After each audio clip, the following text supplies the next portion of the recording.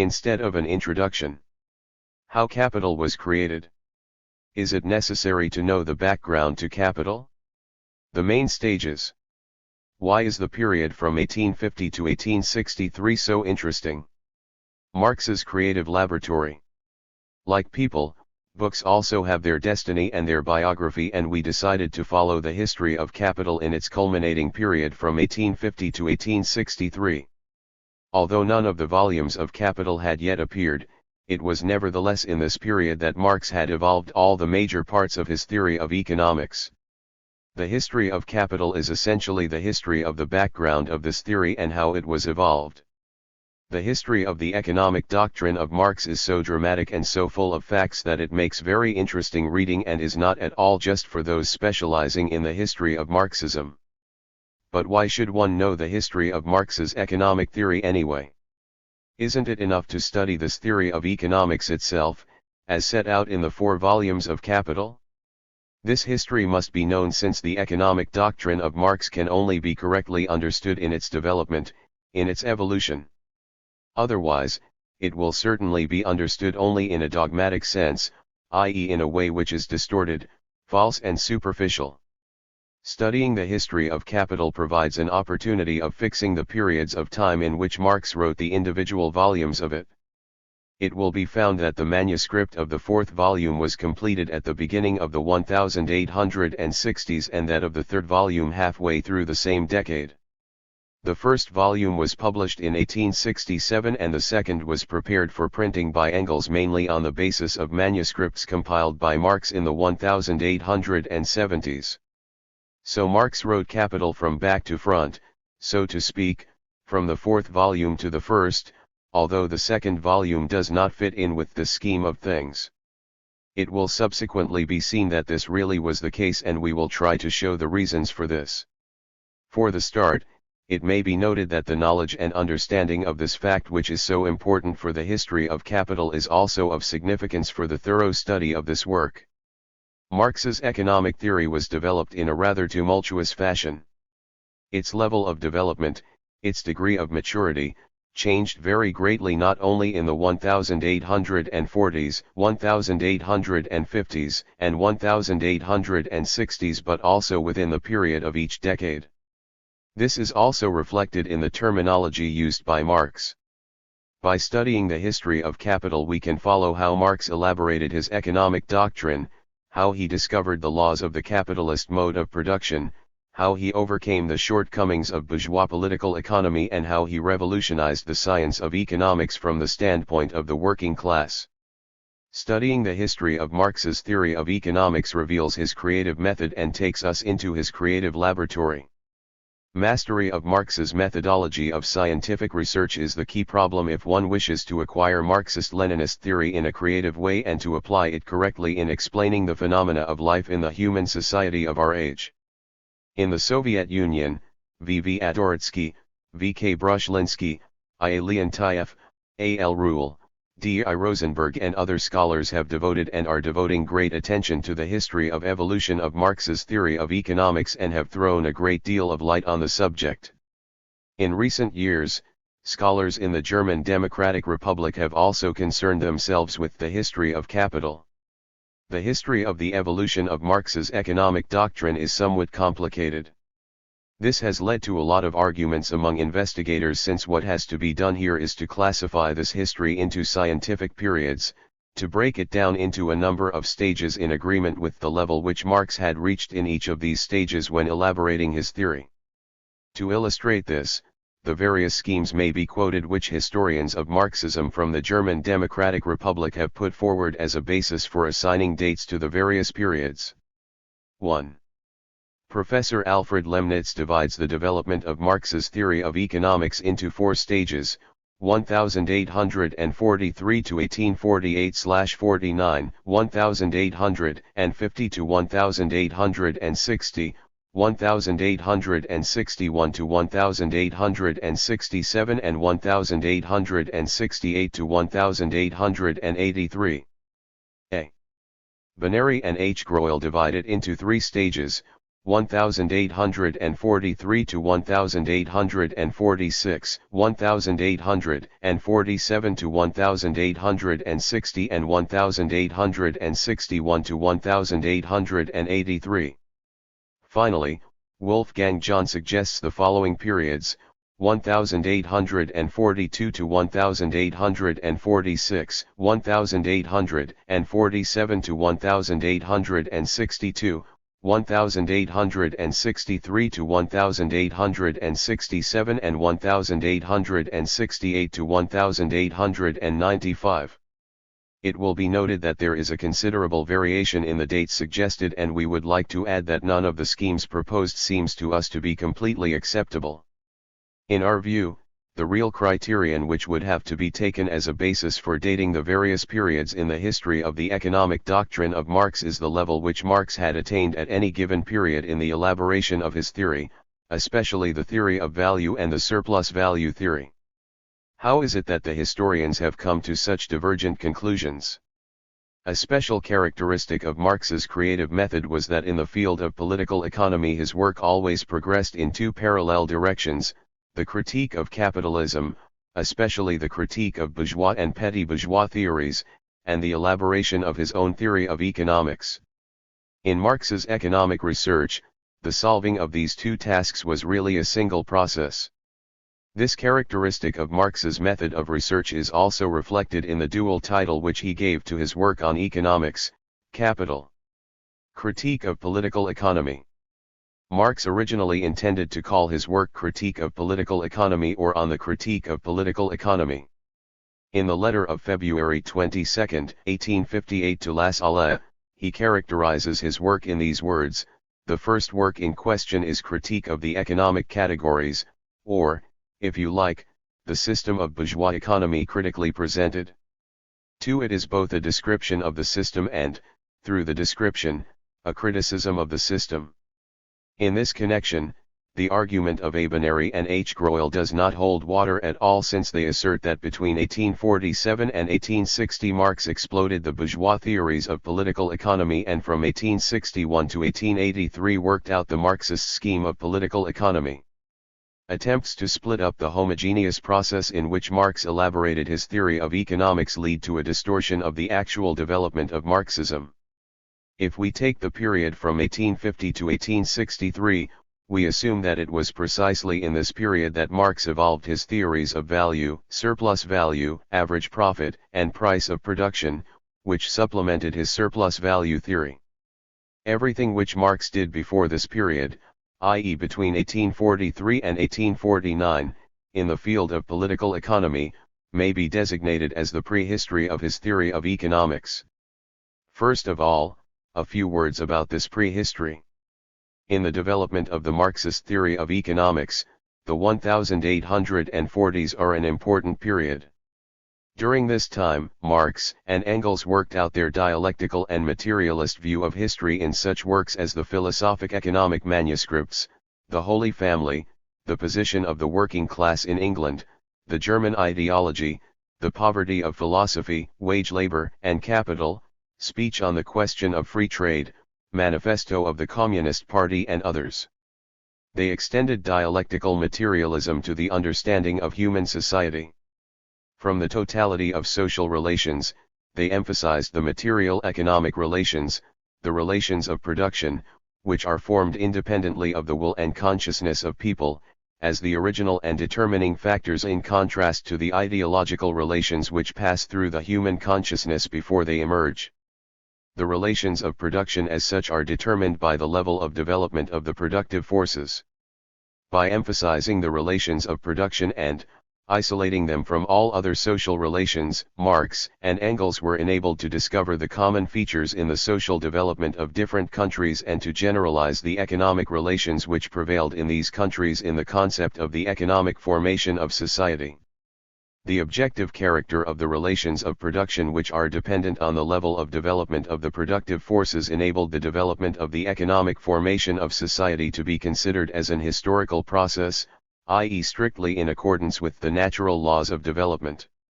As a consequence of this, the science of society was given a scientific foundation for the very first time.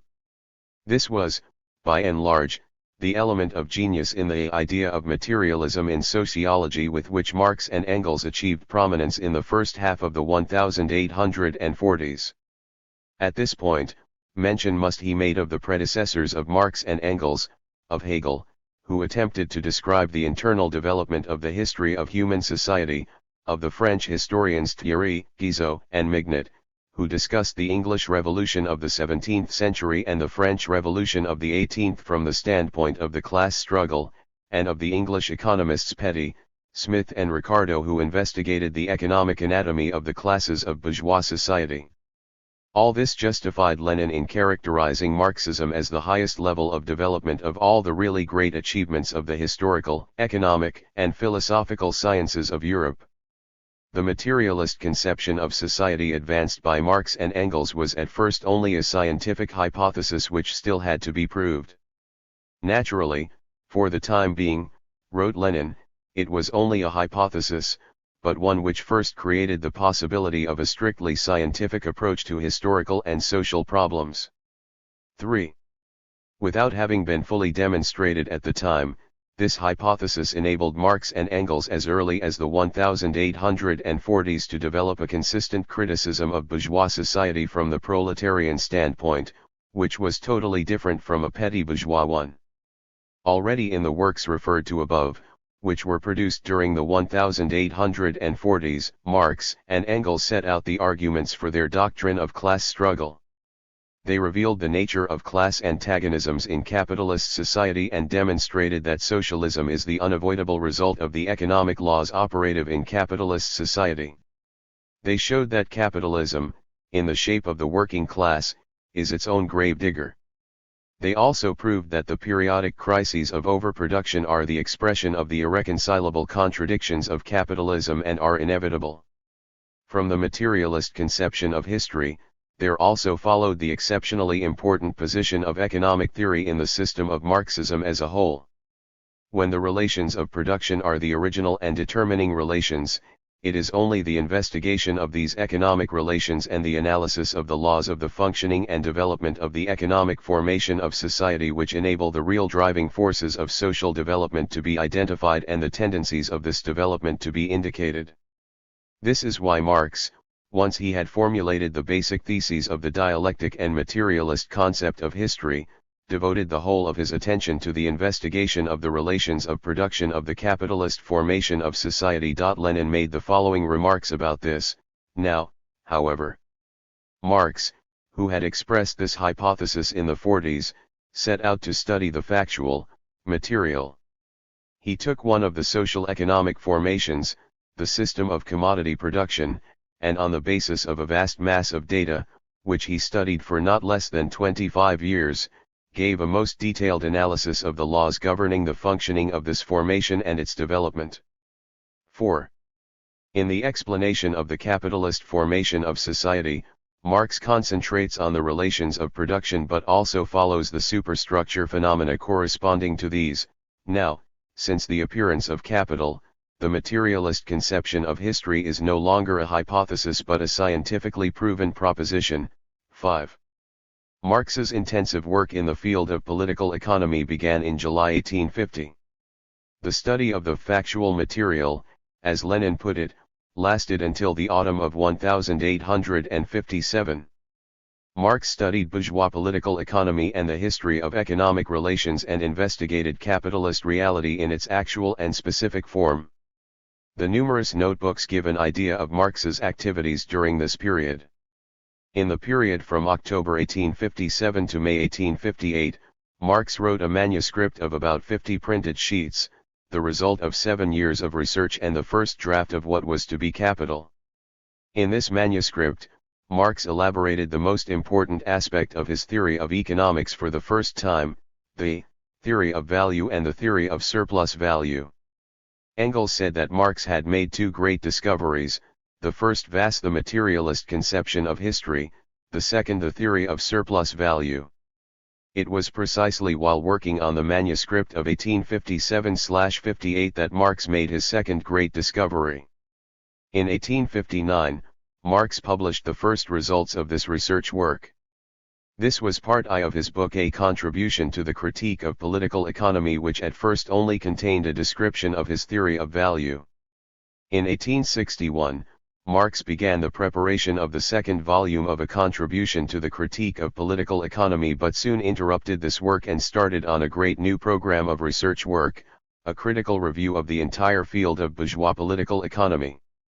The result of this work was the mighty manuscript of 200 printed sheets of 1861/63, which contains the first systematically formulated version of all 4 volumes of Capital.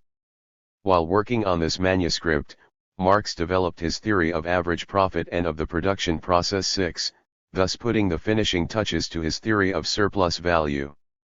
From 1864 to 1865, Marx compiled new versions of the first 3 volumes of Capital and then began to prepare the first volume for printing. While working on his theory of economics, Marx also worked out the structure of the future capital. The elaboration of the structure of capital, as regards both the complicated nature of the task and its significance, can certainly be ranked with Marx's great discoveries in the field of economic theory.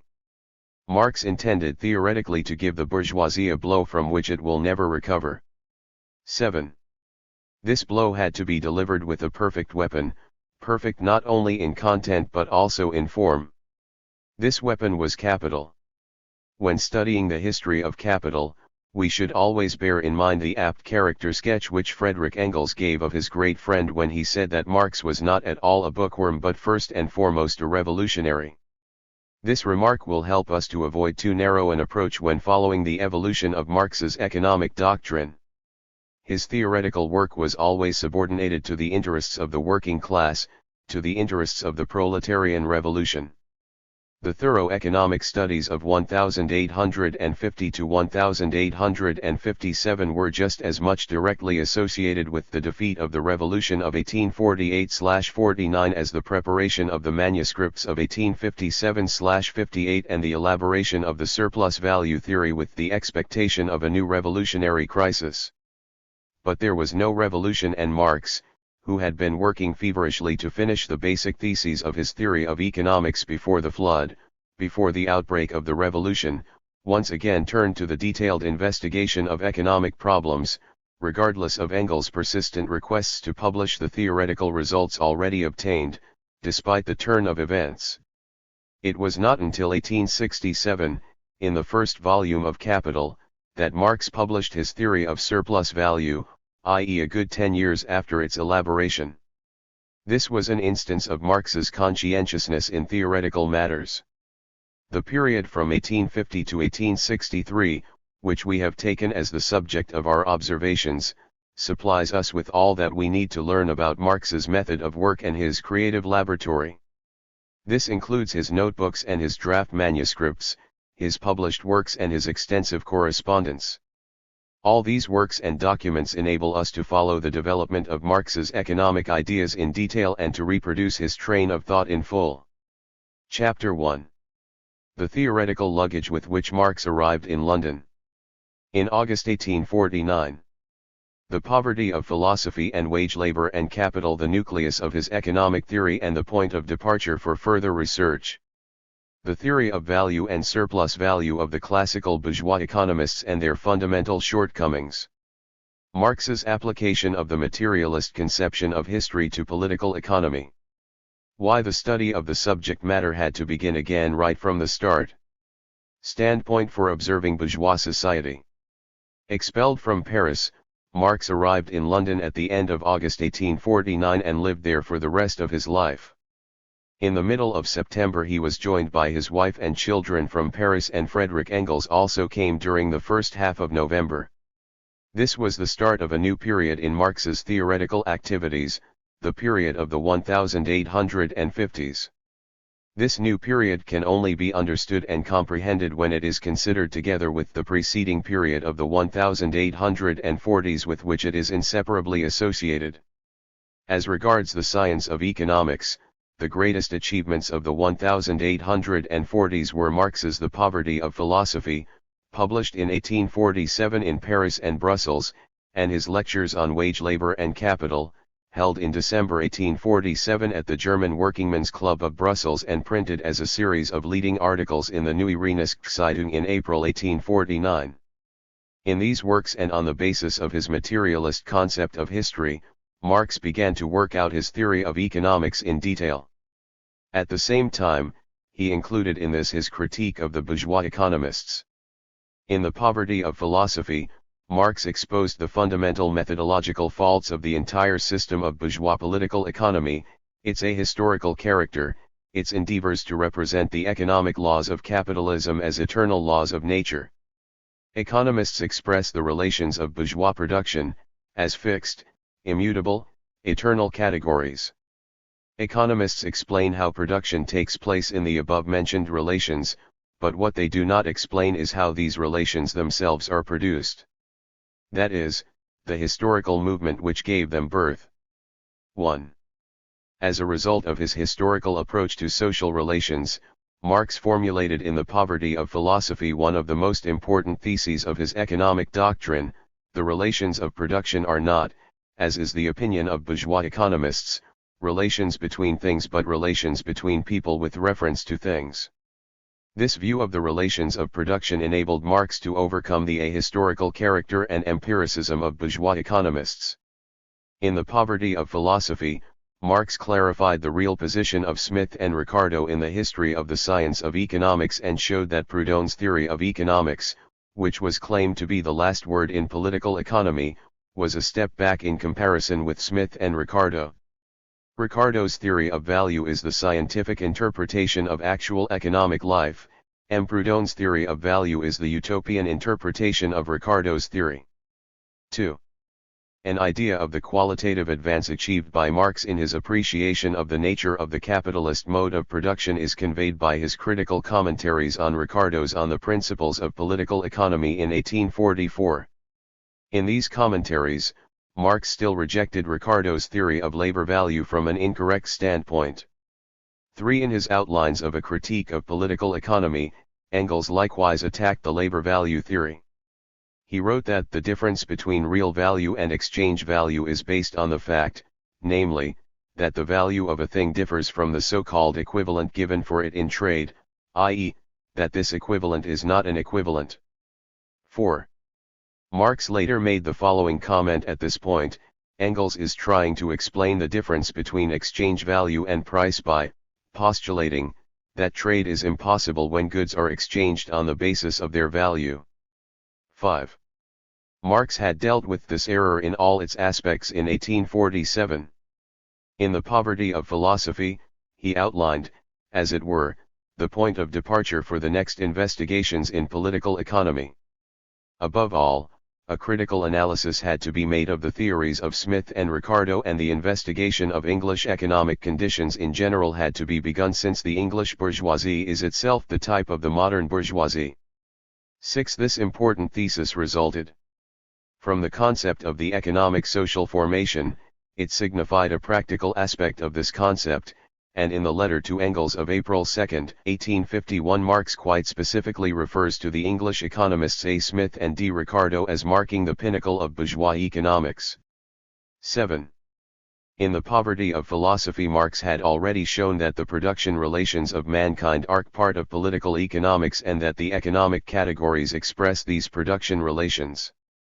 8. Of fundamental significance in this connection was the statement of the primacy of social production, of production relations forming a single entity with the productive forces as compared with the other social relations. The mode of exchange of products depends upon the mode of exchange of the productive forces. Thus, in the history of society, we see that the mode of exchanging products is regulated by the mode of producing them. 9. The question which must now be raised is, to what extent did Marx work out his own theories of value and surplus value in The Poverty of Philosophy and Wage Labor and Capital? But before this is attempted, it is still necessary to examine the value and surplus value theories of the classical bourgeois economists.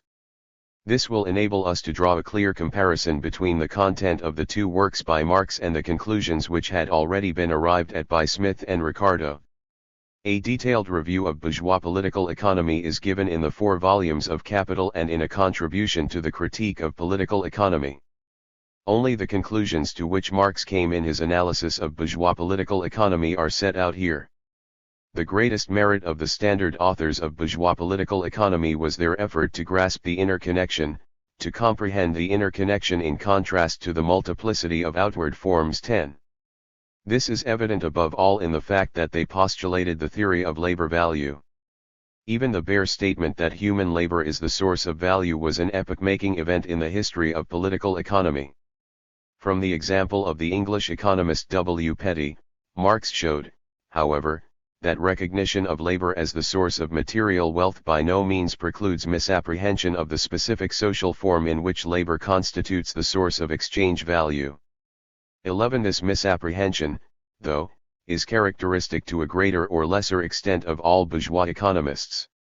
It follows from the apologetic concept of bourgeois political economy, which regards the capitalist mode of production as an eternal natural form of production.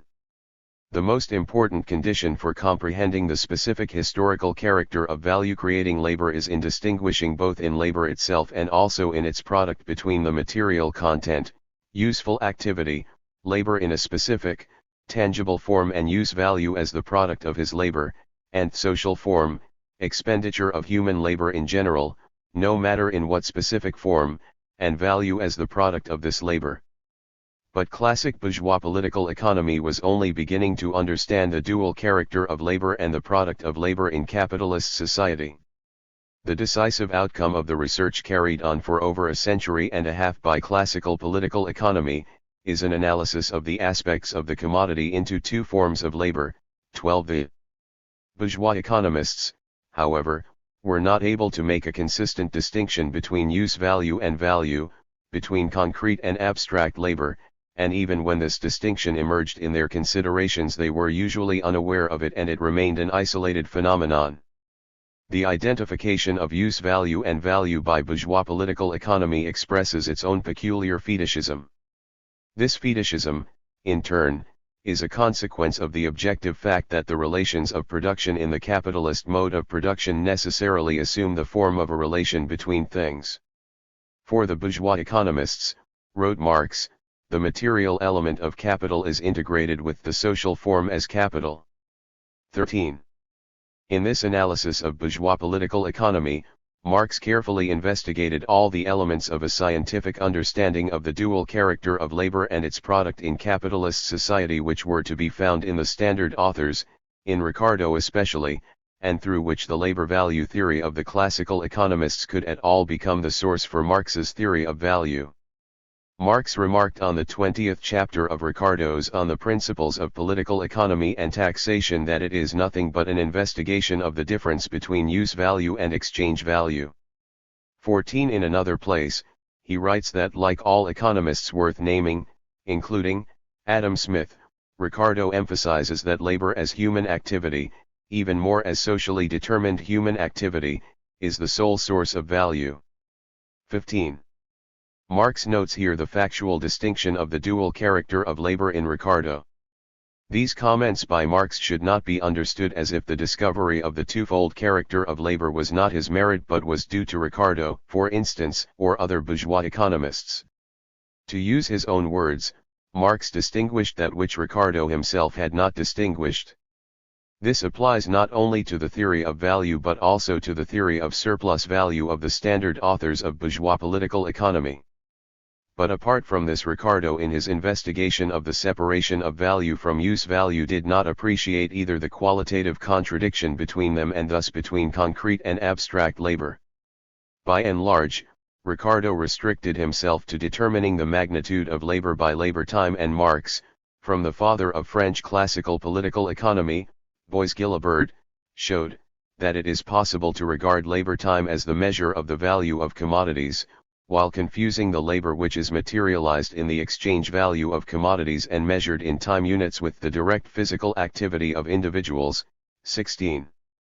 Ricardo did not understand the most important aspect of the theory of labor value, the special character of labor which creates value. The special qualitative nature of labor which produces value is that in capitalist society all labor which is social labor is a link in the system of social production, in the system of the social division of labor, but is not a direct link. On the contrary, under the conditions of private ownership of the means of production, it is directly private labor. Private labor can only express its social nature by abstraction from the concrete form of labor which produces a certain use value, only by representation as abstract labor, as part of the totality of social labor. Concrete private labor is thus reduced to abstract social labor since the product of concrete labor is realized, i.e., is turned into money. Use value therefore appears as the product of abstract labor, as value.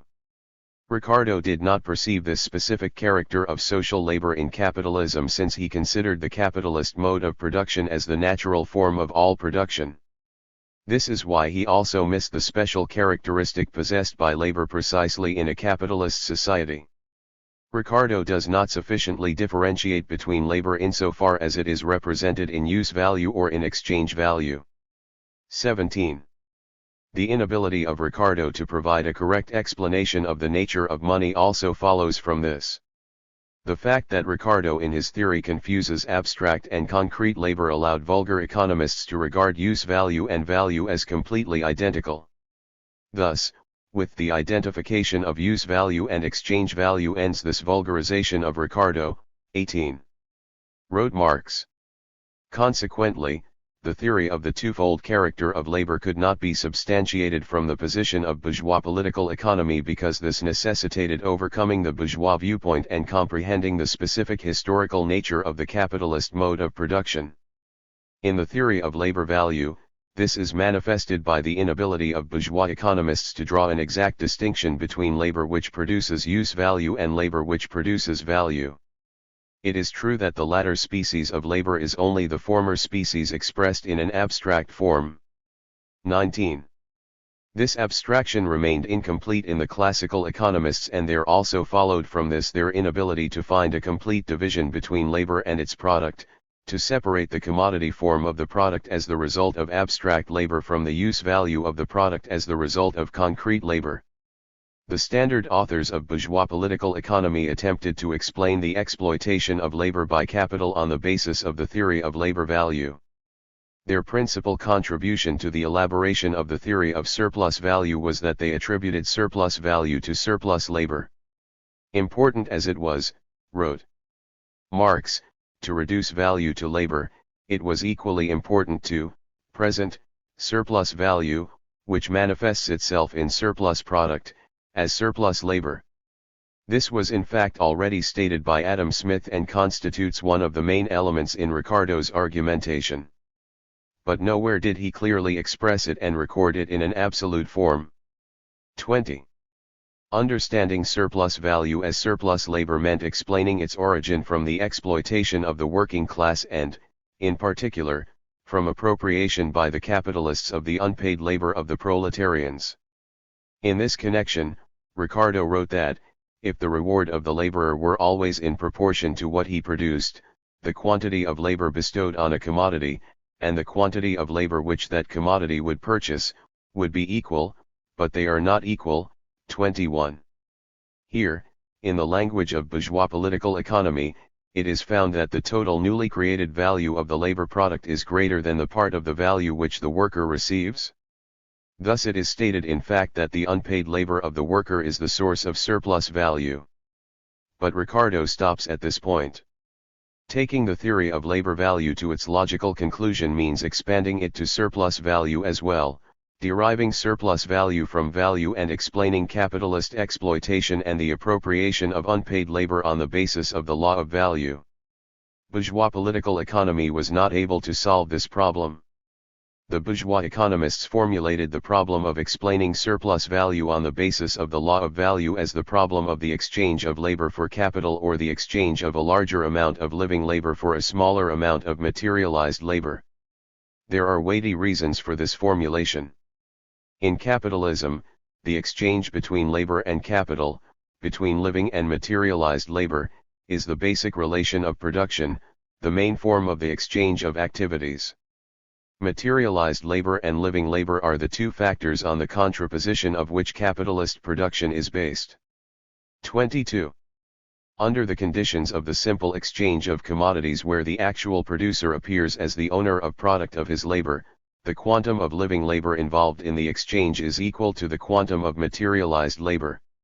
One could also speak here of the selling of labor, which would mean the selling of the labor product. In capitalism, the worker is separated from the conditions of labor and thus neither labor. On the contrary, in the production process the conditions of labor use the worker, nor the labor product are his property. On the commodity market, the capitalist is confronted not by labor but by the worker who sells the only thing he has to sell, namely his labor power, his capacity for work.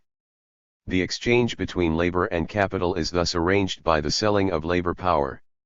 It is likewise impossible to pass directly from labor to capital, that is, from the different races of man directly to the banker or from nature to the steam engine. 23.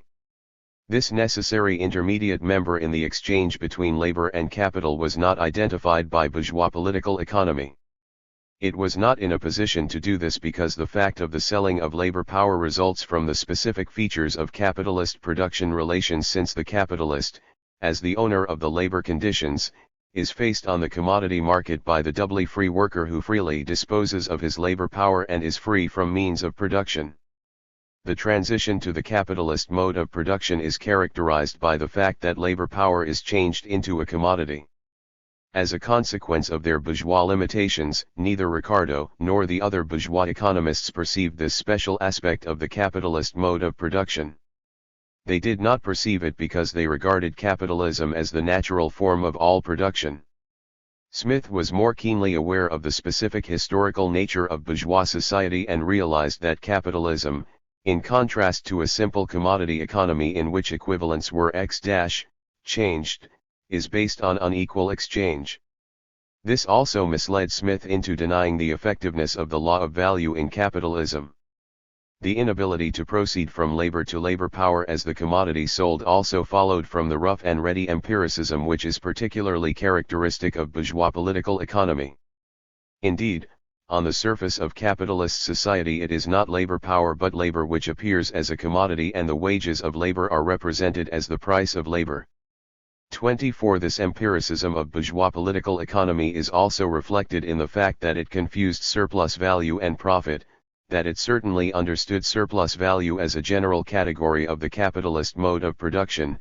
This circumstance was covered by the classical authors when they attributed surplus value, even if this was in the form of profit, to the unpaid surplus labor of the worker, but did not investigate it as a special category in addition to the categories of profit, rent, and interest.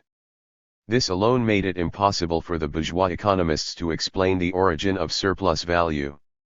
Indeed, the equating of surplus value with profit, average profit, misled the bourgeois economists into identifying the law of surplus value with the law which states that profit is proportional to the magnitude of the capital advanced, in other words, misled them into regarding value and price of production as the same. In this identity, the surplus value appears to be derived from the whole of the capital advanced, as an addition to the price of production but not as a result of the unpaid labor of the worker. This reflects the lack of theoretical understanding for the comprehension of the differences in form of the economic relations, which without exception is characteristic of all bourgeois economists and their clumsy seizure of an interest in material which is empirically available. 25. Furthermore, the analysis of labor power as a commodity assumes that the two factors of the commodity as such, use value mid-value, and the dual character of commodity producing labor have been correctly understood.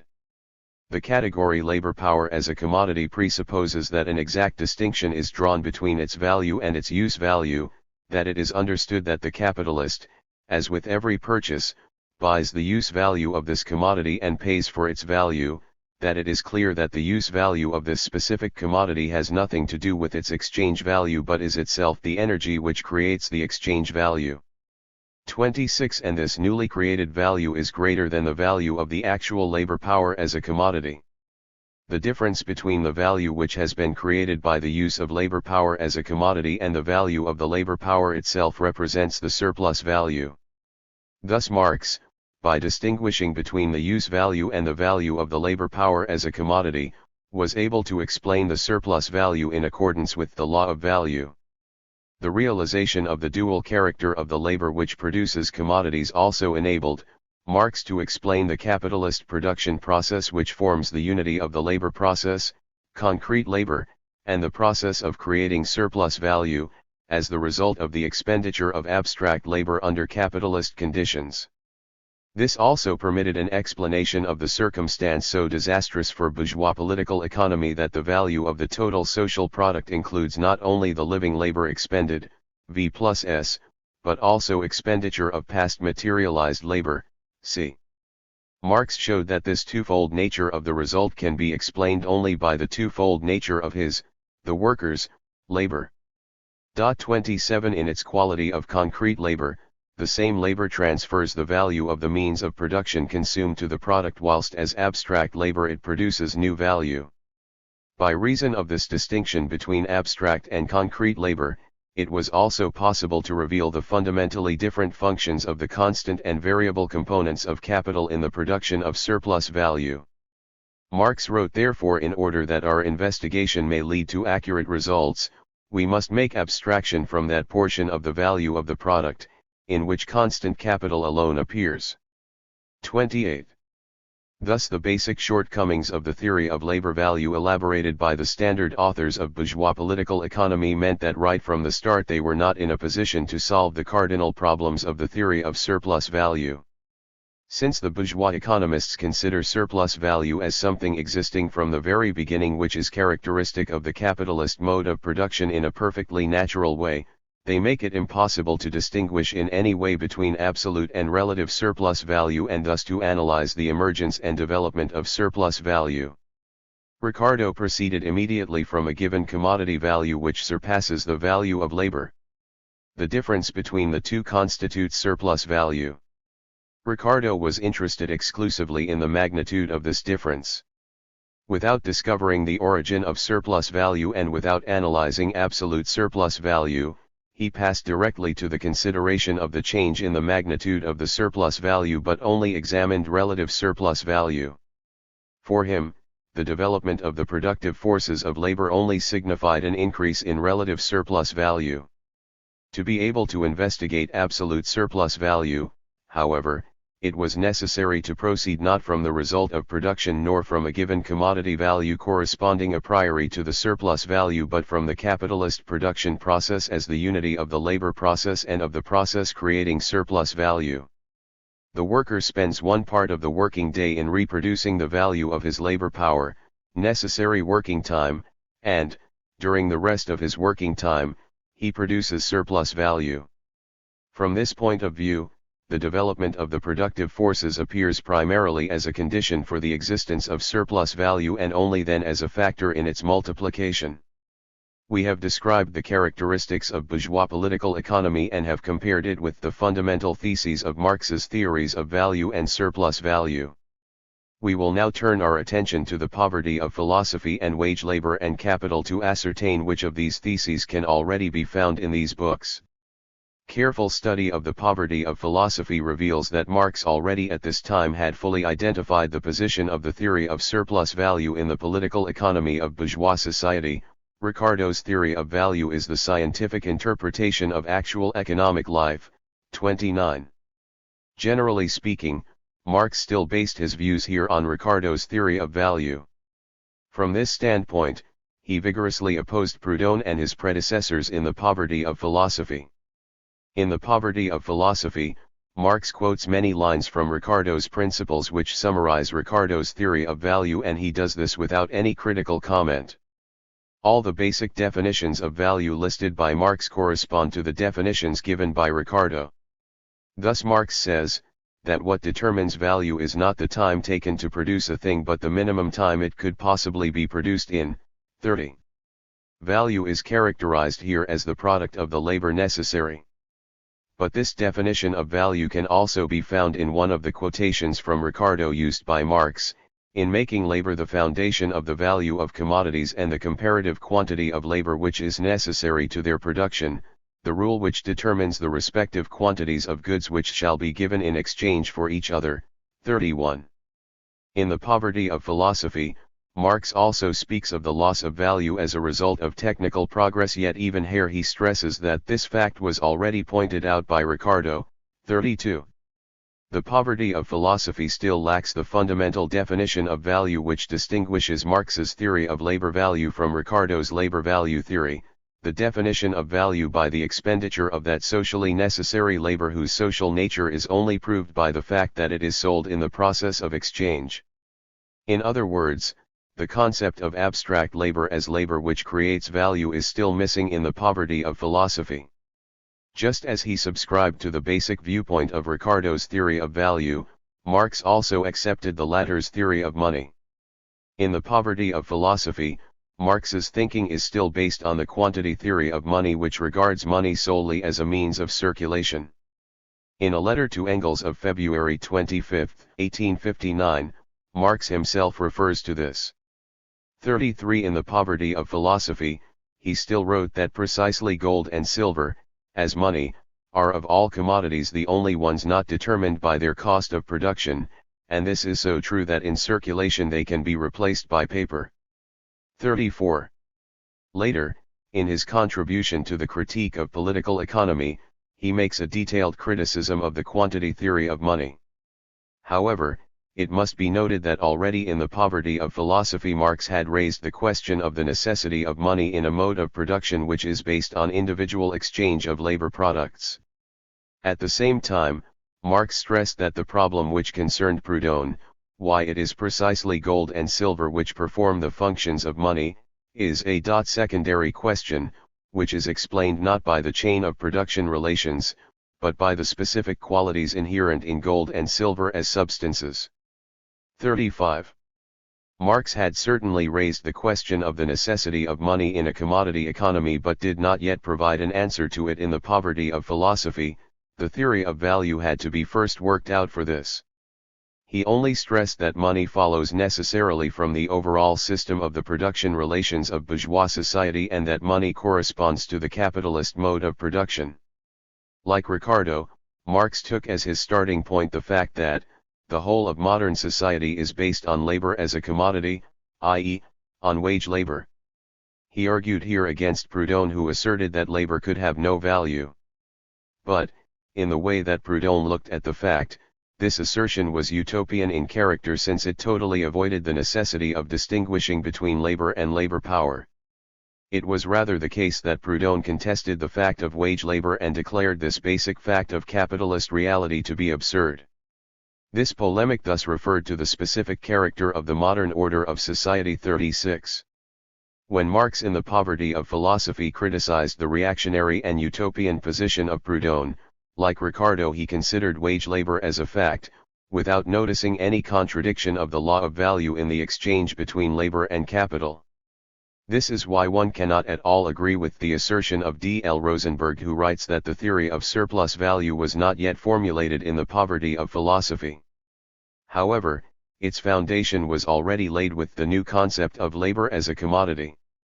It is true that Marx still speaks of the value of labor, but he had already discovered the particular quality of this specific commodity, namely, that it produces value which is greater than its intrinsic value. Furthermore, Marx showed that the capitalist appropriates the surplus in the form of profit without violating the law of value. 37. In the light of all that which has now been said, there can be scarcely any question of a new concept of labor as a commodity in the poverty of philosophy. As regards the circumstance that labor as a commodity produces a value which is greater than its intrinsic value, this had already been perceived by Smith and Ricardo. Marx wrote that Smith had recognized the true origin of surplus value. 38. But neither Smith nor Ricardo were able to show that the surplus value produced by labor as a commodity and appropriated in the shape of profit by the capitalist is produced and appropriated in accordance with the law of value. Indeed, at first sight, the surplus of value contradicts the law of value, but in reality it is in agreement with the exchange of equivalents.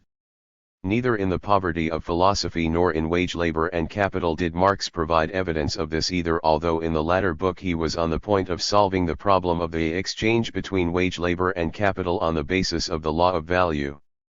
In Wage Labor and Capital, Marx concentrated his attention on an analysis of labor as a commodity and the relations between capital and wage labor. He criticizes the bourgeois political economy, which regards capital not as a social relation but as accumulated labor, as a specific quantity of raw materials, instruments of labor and means of subsistence. Marx stresses that capital is a production relation of bourgeois society. A certain sum of commodities only becomes capital when exchanged for direct, living labor. Through this exchange, this sum maintains and increases itself as a power which belongs to one part of society. The existence of a class which possesses nothing but the ability to work is a necessary presupposition of capital. As a result of the exchange between capital and wage labor, the capitalist acquires labor, the creative force, by which the worker also gives to the accumulative labor a greater value than it previously possessed. 39. We can conclude here that Marx, for the time being still in the terminology of bourgeois political economy, considers that the most important characteristic of labor power as a commodity is its use value, which consists in the ability of the worker to produce a value which is greater than the value of his labor power. Marx is very close at this point to solving the problem of exchange between wage labor and capital. But the actual solution is still missing, and again we cannot share D. I. Rosenberg's view when he writes that the essentials of the theory of surplus value can be found in wage labor and capital. It is shown here that it is precisely on the basis of the law of value and not at all as a consequence of its violation that the profit of capital, surplus value, is achieved. 40. Marx still had to do all this, and, to be able to do it, he had to elaborate, above all, his theory of value. He had to identify the twofold character of commodities, including labor power as a commodity, and the twofold character of commodity-producing labor.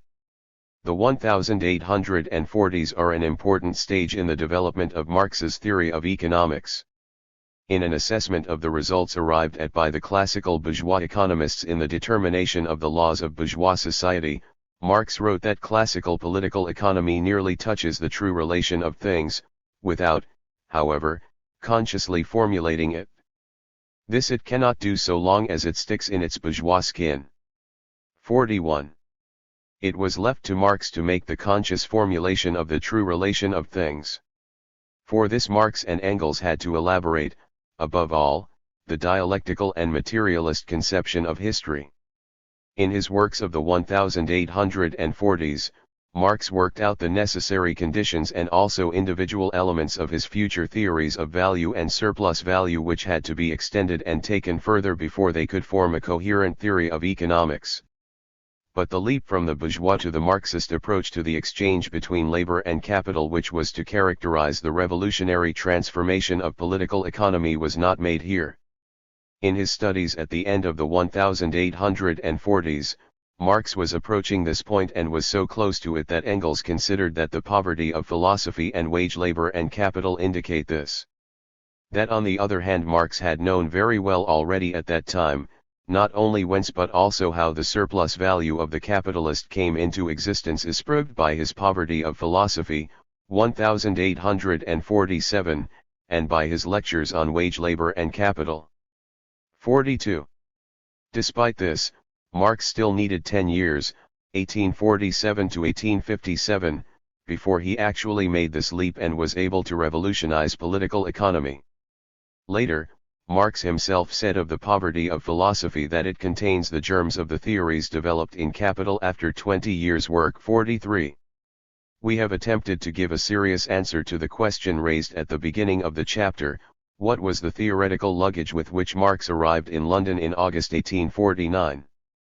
This answer also indicates why an examination of the subject matter had to start from scratch.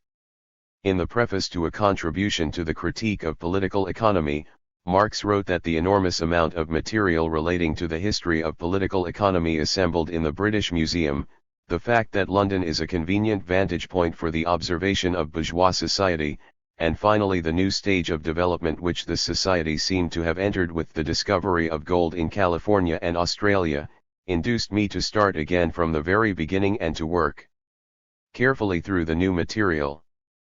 44. These remarks require some explanation. the investigation of the history of political economy always formed a basic part of the economic studies of Marx and was an important means of determining capitalist reality. Engels wrote the following words about this: since in the course of history, as in its literary reflection, the evolution proceeds by and large from the simplest to the more complex relations, the historical development of political economy constituted a natural due, which the critique could take as a point of departure. 45.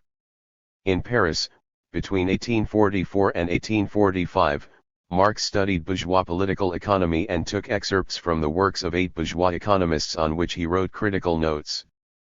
46. Between 1845 and 1847, he carried on this work in Brussels and Manchester and extended considerably the range of the sources he used for his studies. 47. In 1849, Marx came to London, where he had the opportunity to work in the library of the British Museum and to make a systematic study of the history of political economy in general and of English political economy in particular. English Classical Political Economy, William Petty, Adam Smith, David Ricardo, was the ultimate in bourgeois political thinking, which is also why it became one of the sources of Marxism. It is consequently not astonishing that soon after his arrival in London Marx began an extremely thorough study of the history of political economy. The period in London was also fruitful for the development of Marx's theory of economics, because London at that time was the uncontested center of the capitalist world. At that period, the fate of capitalism was decided in England. If, therefore, the crises first produce revolutions on the continent, the foundation for these is, nevertheless, always laid in England, Marx wrote in 1850. On the other hand, the degree to which the continental revolutions react on England is at the same time the thermometer on which is indicated how far these revolutions really call in question the bourgeois conditions of life, or how far they only hit their political formations. 48. The need to continue and extend the investigations of economic matters was also dictated by the struggle which Marx and Engels waged for the foundation of a revolutionary theory of the working class and for the foundation of scientific socialism. The defeat of the revolution of 1848-49 led to the banning of the Neue Rheinische, the only newspaper which at that time represented the standpoint of the working class. The last edition, printed in red, was published on May 19, 1849. Its editors, addressing the workers of Cologne, said of themselves, "Their last word will always and everywhere be, the emancipation of the working class." 49. Following his arrival in London, Marx's first efforts were devoted to establishing a new publication as a continuation of the Neue Rheinische. This publication was the Neue Rheinische Politische-Ökonomische Review. This journal was edited in London and printed in Hamburg.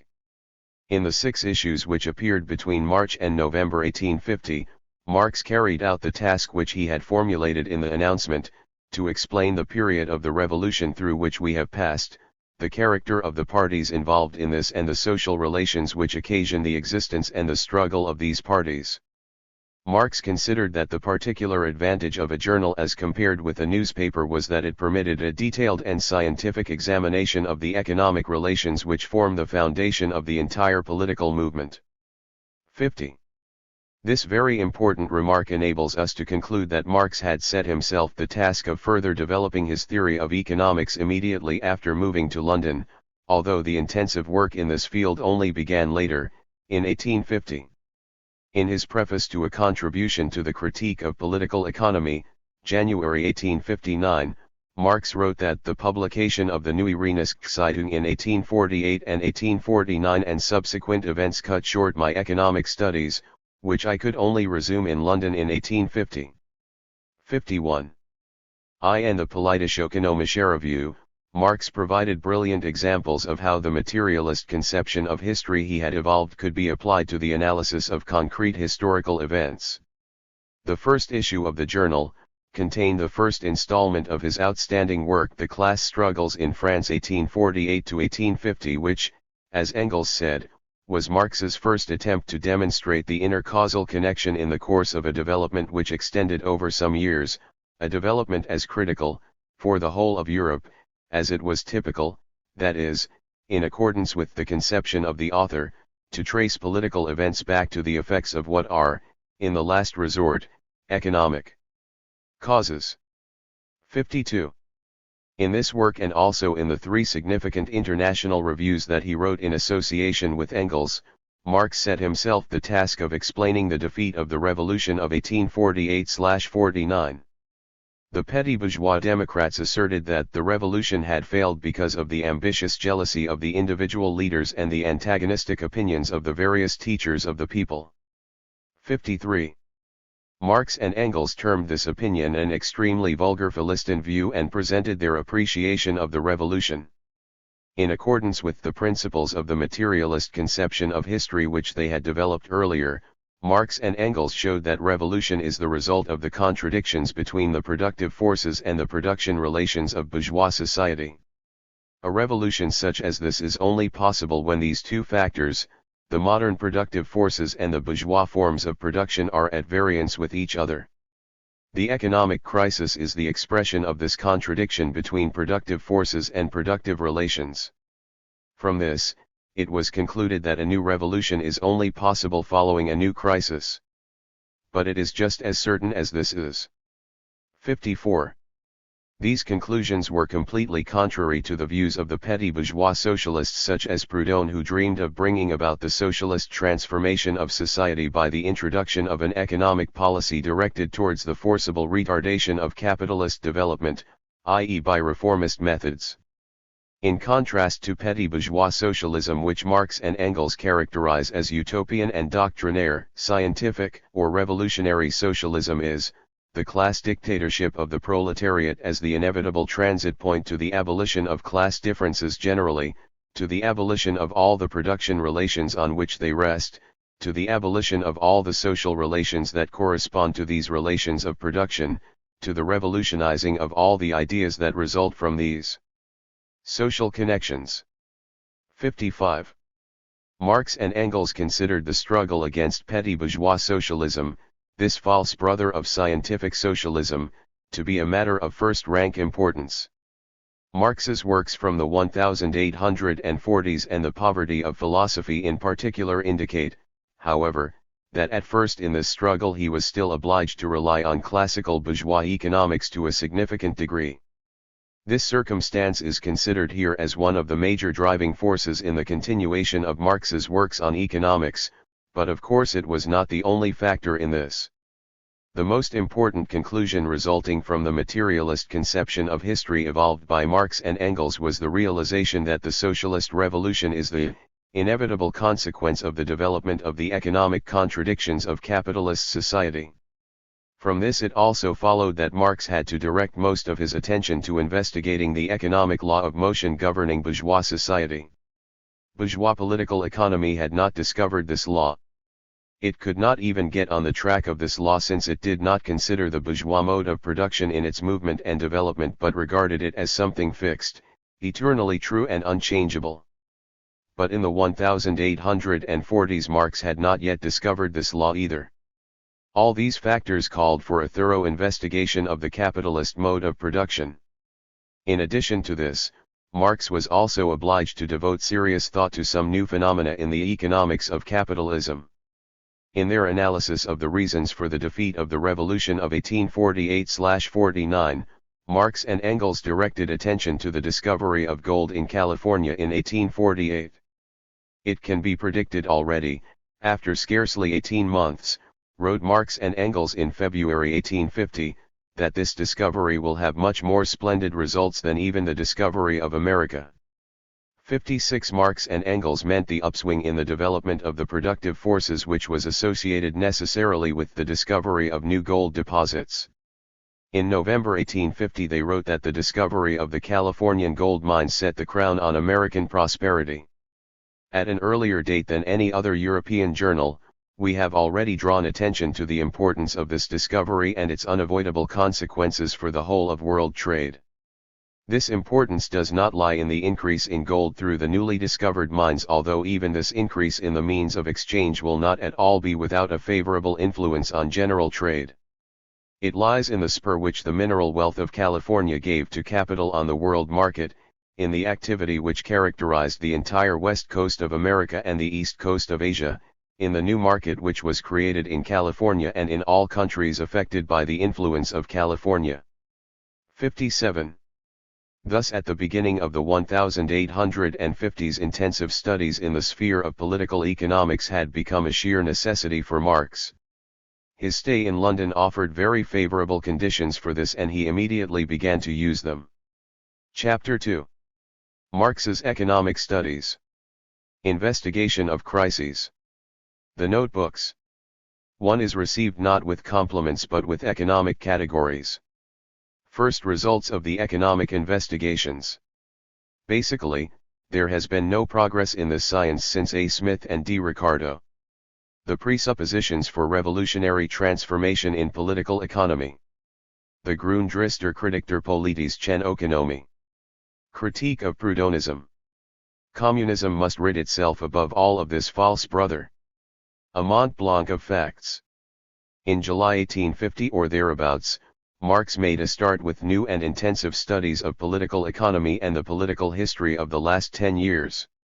For this purpose, he utilized not only the theoretical works of the economists but also specialist literature dealing with the history of prices, the banking system and the economic crises in England and on the continent of Europe. I want to use my time as productively as possible. 1. Marx wrote to Engels at the beginning of December 1850. Already by January 7, 1851 he sent Engels a letter which contained a comprehensive critique of Ricardo's theory of land rent. 2. This letter is evidence that Marx's hard work in the field of economic theory was bringing its first results. Marx's studies were exceptionally wide-ranging and covered all the spheres of the science of economics, from economic theory and history to the concrete economy and economic policy of various capitalist countries. He consequently studied all the aspects of the capitalist mode of production and its superstructure. And when Marx, as he himself admitted, became aware of his lack of factual knowledge in 1842-43, his economic studies during the 1850s resulted in his becoming an expert in questions of economic theory and practice in the true sense of the word. This was stimulated by his long association, 1851 to 1862, with the New York Tribune, a radical American newspaper. Since a considerable part of my contributions consisted of articles dealing with important economic events in Britain and on the continent, remarked Marx, I was compelled to become conversant with practical details which, strictly speaking, lie outside the sphere of political economy. 3. It is enough just to list a few of the headlines of articles by Marx for the New York Tribune and other newspapers to see the range of the economic problems with which Marx concerned himself: pauperism and free trade, the impending slump, Disraeli's budget, trade prosperity, the bleak financial situation, the decrees of the Bank of England, finances, the clergy, and the fight for the 10-hour day, new financial trickery or Gladstone and the pennies, the budget, pounds, shillings, pennies, or class budgets and who profits from them, conversion of the British national debt, tax on newspaper supplements, the East India Company, its history and the results of its activities, Irish tenant right, the working class movement in England, the fight for the 10-hour bill, the financial failure of the government, etc. In these articles and in the letters of the 1850s, Marx paid great attention to the problem of slumps. This was not by chance, since by 1858-59 Marx and Engels had identified a direct link between the occurrence of slumps and the emergence of revolutionary situations. This also explains the enormous interest they showed in the analysis of economic cycles. Après les derniers événements je suis plus convaincu que jamais, wrote Marx on December 27, 1851, qu'il n'y aura pas de révolution sérieuse sans crise commerciale. 4. From the recent events I am more convinced than ever before that there can be no serious revolution without a slump. As early as 1855 Marx predicted the approach of a new economic crisis. As is well known, this was the slump of 1857. The untiring, day in, day out analysis of the state of the capitalist economy bore fruit. As regards the various economic questions which you submitted to me, Marx wrote to La Salle on January 23, 1855, up till now, to my knowledge, there exist neither official nor scientific surveys. It will now certainly rain with works on these questions. In England, the time of the slump is simultaneously that of theoretical investigation. 5. And in actual fact a serious slump occurred in the autumn of 1857. The American slump predicted by us in the November review of 1850 as breaking out in New York is beautiful. 6, wrote Marx. Though myself in such financial distress, I have not felt so cozy since 1849 as in this outbreak. 7. From the middle of October onwards, Marx worked as though crazy, as he put it, on the completion of his economic studies. At the same time, he had collected such a wealth of material on the problem of slumps that, in addition to a whole series of articles for the New York Tribune, he intended to write a special work on this subject. 8. Apart from the interest which the slump as such attracted, however, it also spurred on Marx above all in the rapid elaboration of his theory of economics. It is now appropriate to give a characterization of Marx's theoretical studies during the 1850s, the studies which are of most interest to us here. Mention must first be made here of the numerous notebooks in which Marx wrote down excerpts from the works of bourgeois economists. From August 1850 to June 1853, Marx filled 24 of these notebooks which he himself numbered from I to XXIV. Apart from these 24 notebooks there is also a series of notebooks without numbers. From this period and later, there are also a few notebooks in which Marx collected quotations on certain subjects, to some of which he added a commentary. This was the first processing, as it were, of the material he had collected. These include the notebooks with the headings Notes, containing a collection of quotations on land rent problems, money, credit, crises, 3 books on crises. I have started 3 big books England, Germany, France. 9.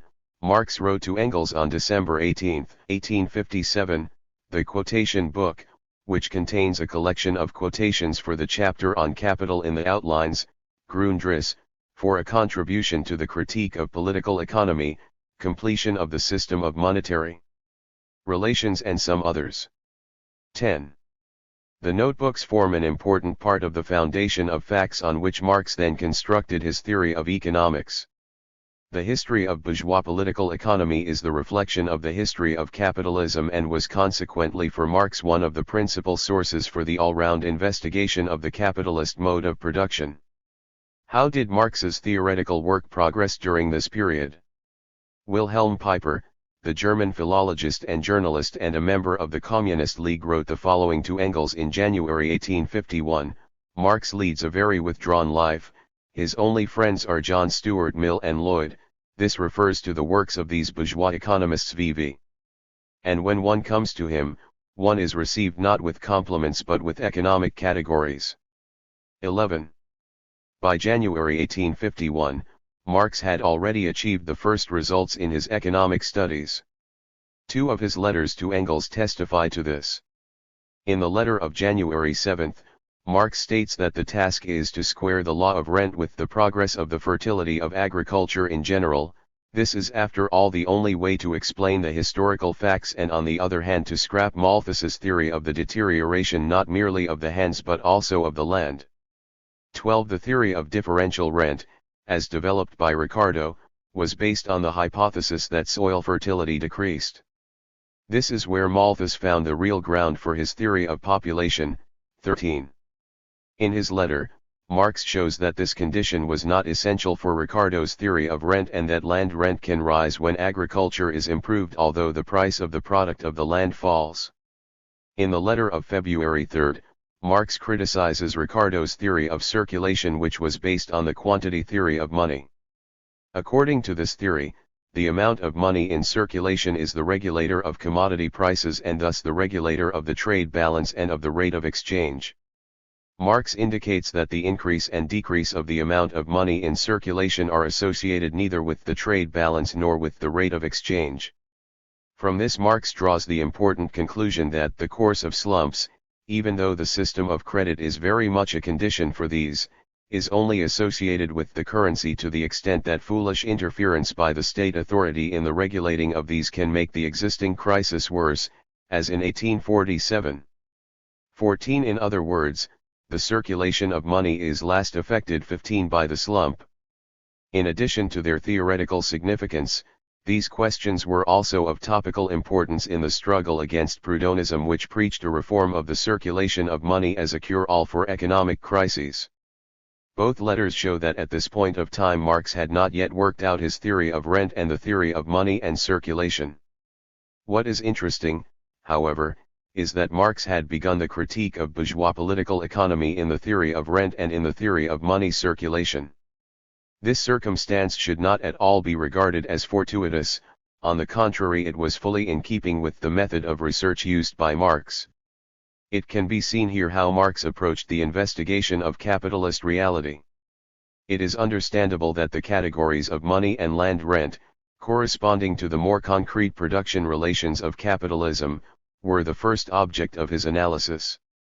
Marx subsequently proceeded to the deeper categories of the capitalist mode of production, to value or surplus value. He took these as the point of departure and followed them in their development to the surface categories: money, profit, average profit, market value, price of production, and land rent. At the beginning of the 1850s, however, Marx was of the opinion that he had already completed most of the work of revolutionizing economy. "I have got to the stage," he wrote to Engels on April 2, 1851, "where I can be finished with the whole economic crap within 5 weeks. 16. When that is done, I will work out the economy at home and plunge into another science at the museum. It is beginning to bore me." Basically, there has been no progress in this science since A. Smith and D. Ricardo, even though much has been done in individual and often supersubtle investigations. 17. "I am glad you are at last finished with the economy," answered Engels. "It really did take too much time, and as long as you have a book in front of you which you think important and haven't read, you don't get round to writing." 18. But Marx still had to travel a hard and harrowing road before he was able to write his immortal Capital. What is important for us here is how accurately Marx assesses the position of Smith and Ricardo in the history of political economy. It must be said, however, that at this period Marx had not yet completely freed himself of a concept of classical bourgeois economics which in a certain sense may be termed as not fully objective. In his correspondence for the New York Daily Tribune, Marx wrote on March 4, 1853 that first, therefore, the population of a country is driven into poverty, and when no more can be sweated out of it, when they are a burden on the country, they are driven away and the sum of the net takings is reckoned out. Such is the doctrine laid down by Ricardo in his celebrated work, The Principles of Political Economy. The annual profits of a capitalist amounting to 2,000, what does it matter to him whether he employs 100 men or 1,000 men? Is not, says Ricardo, the real income of a nation similar? The net real income of a nation, rents and profits, remaining the same, it is no subject of consideration whether it is derived from 10 millions of people or from 12 millions. 19. Immediately following this, Marx quotes a place in Sismondi's Nouveaux Principes d'Économie politique, in which Sismondi likewise criticizes this thesis by Ricardo. Marx then indeed declares that he does not share the view of Sismondi, who attempted to conserve outdated production relations, but he also polemicizes here against Ricardo. In 1862, when working on the theories of surplus value, Marx quotes the same place from Ricardo, but now as an example of the scientific impartiality of Ricardo. 20. The reason why so much space has been devoted to this question here is that the relationship to classical bourgeois economy is also in a certain sense a criterion for the maturity of the economic views of Marx himself. We have seen that Marx at the end of the 1840s had already arrived at an overall correct estimate of bourgeois political economy. In 1852, Marx designated Ricardo as the most classic representative, interpreter, of the bourgeoisie and the most stoical adversary of the proletariat. 21 But the most profound and universal analysis of the opinions of Ricardo is to be found in the theories of surplus value. Thus the ruthlessness of Ricardo was not only scientifically honest but also scientifically necessary for his standpoint. But for this reason it is also of no concern to him at all whether the continued development of the productive forces kills landed property or workers. When this progress devalues the capital of the industrial bourgeoisie, this is just as welcome to him.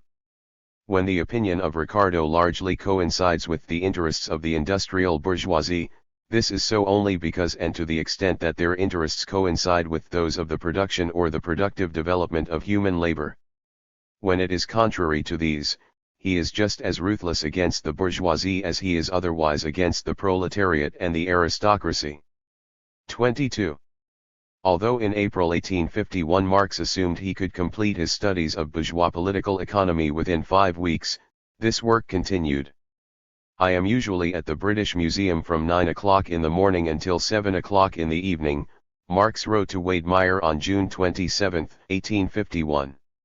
The material which I am working on is so damned involved that despite all my efforts it will not be completed before 6 or 8 weeks. Despite all this and everything the thing will soon be finished. 23. Now when I am fully occupied with the economy, 24. Is how Marx refers to this on August 14. In November 1851, Marx and Engels discuss their plan of publishing economy. 25 In May 1852 Engels informs Marx about the negotiations which are still being held on the publication of this work on economics. 26 In December 1852 Marx's last hopes of finding a publisher in Germany for his economy came to nothing. 27 And, since the economic crisis was slow in developing, Marx also slowed down his economic studies somewhat. Engels nevertheless continued to put pressure on Marx. You should finish your economy, he wrote to him in March 1853. 28 This was the wish of Marx, too. He wrote the following lines to Adolf Class, a member of the Communist League: I still hoped to be one day in such a position that I could spend a few months by myself and complete my economy. It seems I will not manage to do this. 29. It was only in October 1857 that Marx was able to begin the formulation of his political economy, although he had already made 2 attempts in the summer of 1857 to start on the description of his theory of economics, but on both occasions had to break off the work. In July 1857, Marx wrote the uncompleted sketch about the work of the vulgar economists, Bastiat and Carey. Since Marx chose as a headline Harmony's Economics, the title of the book by Bastiat mentioned in the sketch, he concluded that Marx had intended to write a comprehensive review of this book but had then decided it was not worth detailed consideration and had consequently abandoned his original intention. This sketch which Marx has left us goes far beyond the scope of a review. In the avant-propos at the start of the sketch, Marx briefly sets out the state of bourgeois political economy at that time. For the first time, he gives an accurate indication of the limits of classical bourgeois economy, which began at the end of the 17th century with the works of Petit and Boisgilbert and terminated in the first third of the 19th century with the books by Ricardo and Sismondi. As demonstrated by Marx, the later bourgeois economists were either their imitators or reactionary critics of the classical authors. The books by the French economist Bastiat and the American Carey are examples of this reactionary criticism of the standard authors of political economy, especially of Ricardo. Both consider it necessary to demonstrate the harmony of the relations of production where the classical economists naively described their antagonisms. 30.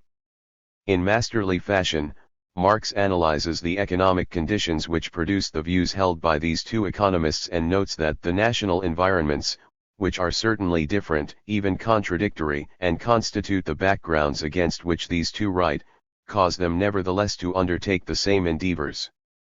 31.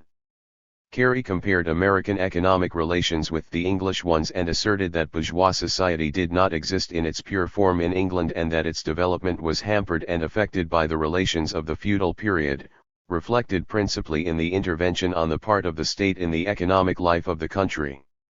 He claimed that from this resulted the antagonisms which split English society and the disharmonies which England brought into the world market.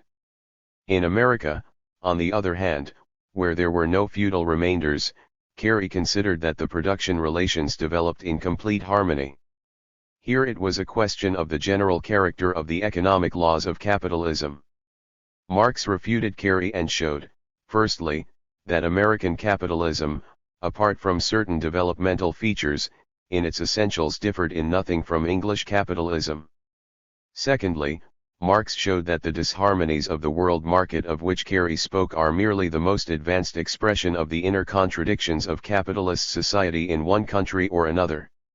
In contrast to Carey, Basquiat explained the antagonism of French bourgeois society by the backward character of economic relations in France and considered that England represented the ideal example of an harmonious capitalist development. In this connection, Basquiat, who as Marx noted, just imagines harmony 32, is on a lower level than Carey. However, in Marx's opinion, both were ahistorical in the same way when they considered capitalist production as the eternal and natural ideal of an harmonious development of society. Marx opposed the views of these two vulgar economists with his doctrine of the economic formation of society, according to which the more highly industrialized capitalist country only shows the image of its own future to the less advanced state. This is why Marx's economic theory, although largely elaborated on the basis of facts from the economic development of England, really does possess a general validity. The other fragment, the famous Introduction to a Contribution to the Critique of Political Economy, was written by Marx at the end of August and the beginning of September 1857. He interrupted his work on the introduction in the middle of September. Marx later wrote these words: "A general introduction, which I had drafted, is omitted, since on further consideration it seems to me confusing to anticipate results which still have to be substantiated, and the reader who really wishes to follow me will have to decide to advance from the particular to the general." 33.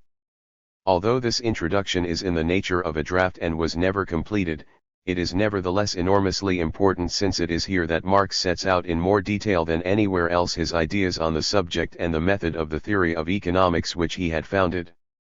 In his observations, Marx takes as his starting point the basic theses of the materialist conception of history, especially the thesis that social production is given primacy. Unlike the bourgeois economists who consider bourgeois production to be eternal and reason about production in general, Marx designates socially determined production, modern bourgeois production, as the subject of his theoretical analysis. Marx carries out a critical investigation of the division of the subject of political economy customary in bourgeois literature into production, distribution, exchange, and consumption, and substantiates in detail the thesis of the primacy of production. He demonstrates that social production is the subject of economic research, and shows that production, distribution, exchange, and consumption are parts of a single whole and that one acts on the other, as is the case in every organic whole. Marx succeeded in explaining an important though paradoxical particularity of classical political economy. The classical economists subscribed to the labor value theory, were theoreticians of production, and nevertheless declared that distribution was the only subject of political economy. As Marx showed, this was because they considered production as eternal and unchangeable, but considered the forms of distribution as being separate from the forms of production, and thus could not take account of them in their change and development. Secondly, in their endeavor to identify the structure of social production, the classical economists instinctively felt that the distribution of the instruments of production and of the members of society among the various spheres of production is an inner moment of production and determines the structure of the latter.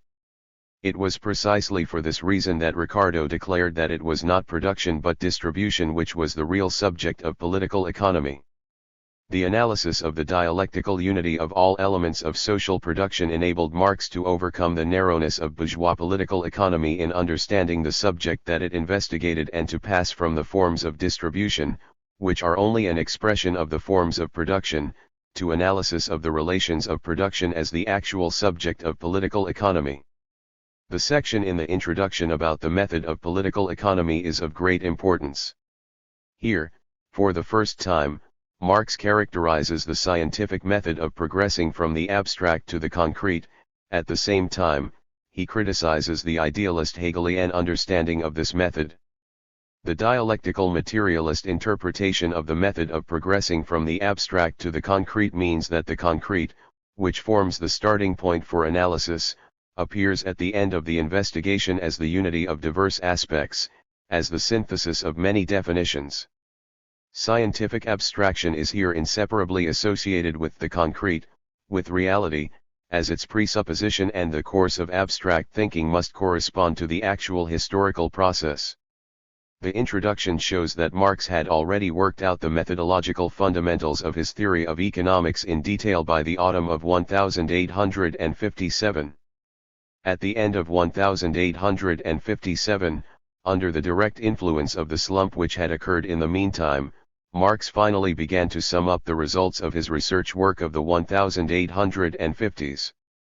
On the December 21, 1857, he wrote to Lassalle that the present commercial crisis has stimulated me to give serious attention now to the formulation of my principles of economy.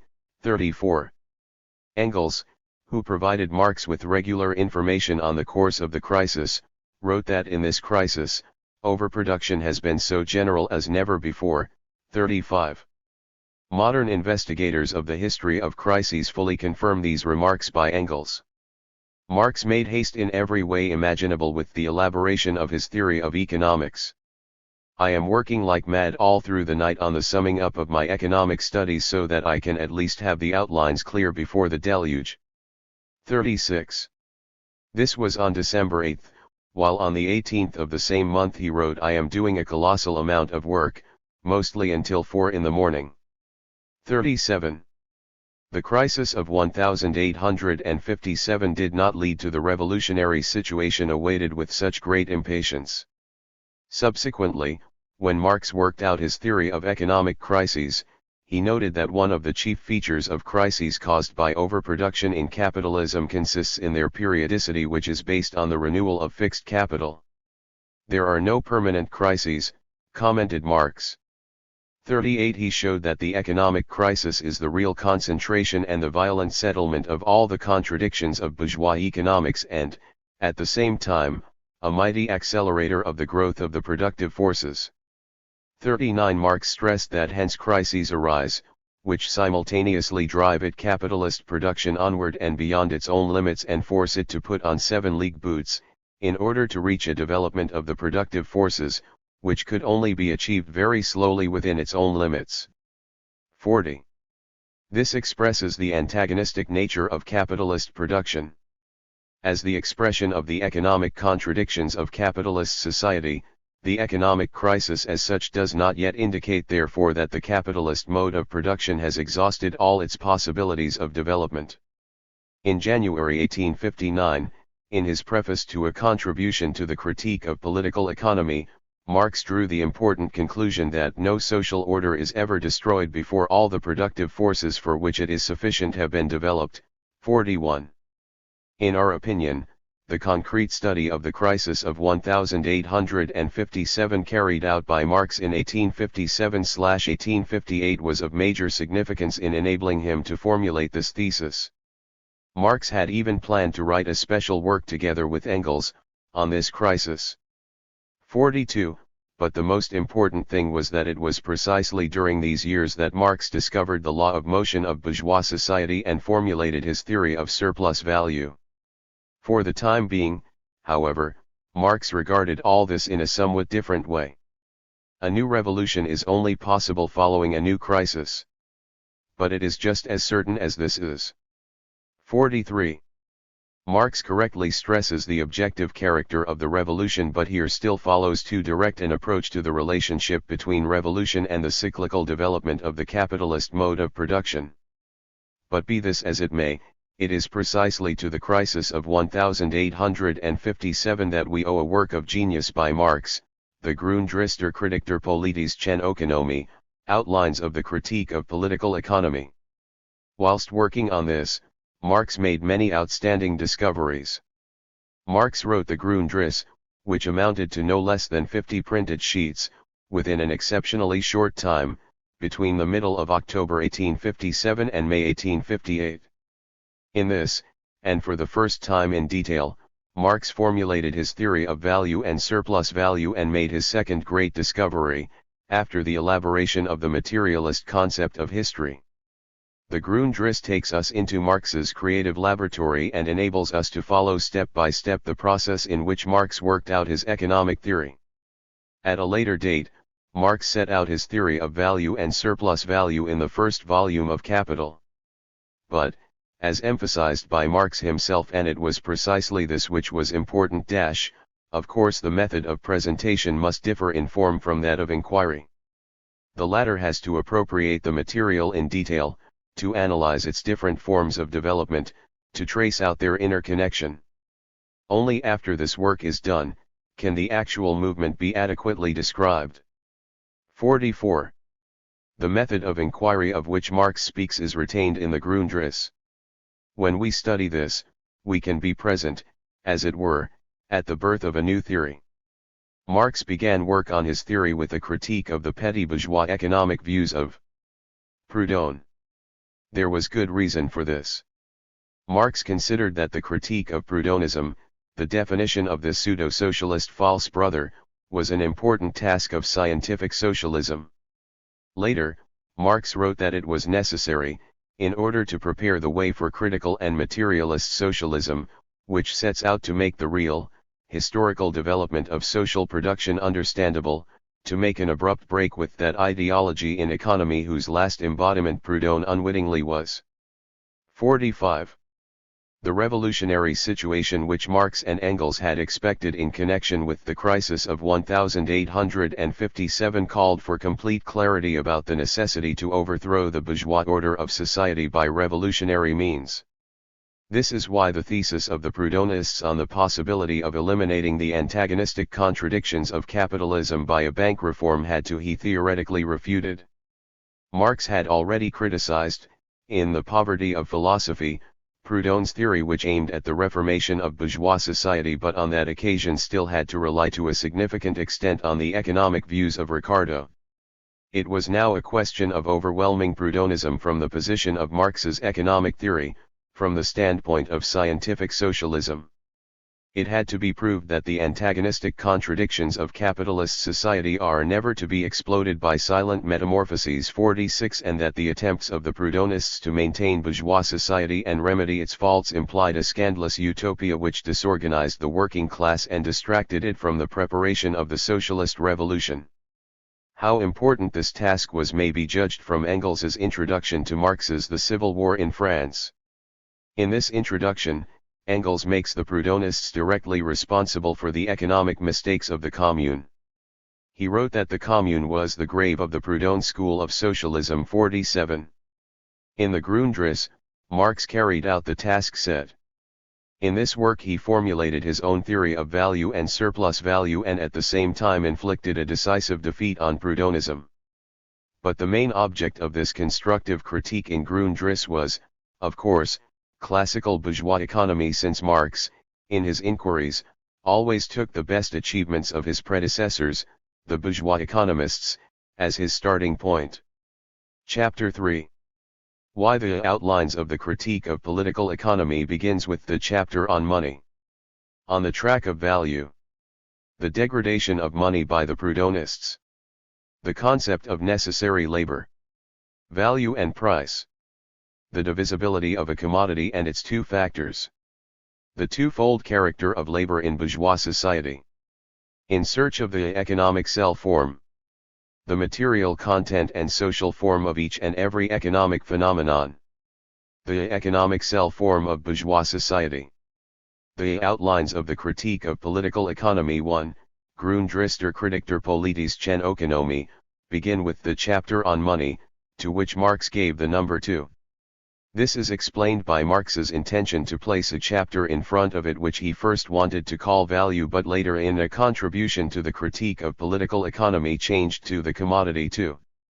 As mentioned already, Marx began work on his theory of value with the critique of Proudhon's theory of money. This circumstance should not be regarded as fortuitous. Here we come across another important feature which distinguishes Marx's method of inquiry from the method of presentation. Money is namely the most precise manifestation of the value of a commodity. In fact, we started from exchange value, or the exchange relation of commodities, in order to get at the value that lies hidden behind it. 3. Money, or the monetary form of value, is the most advanced form of value, the form appropriate for capitalism.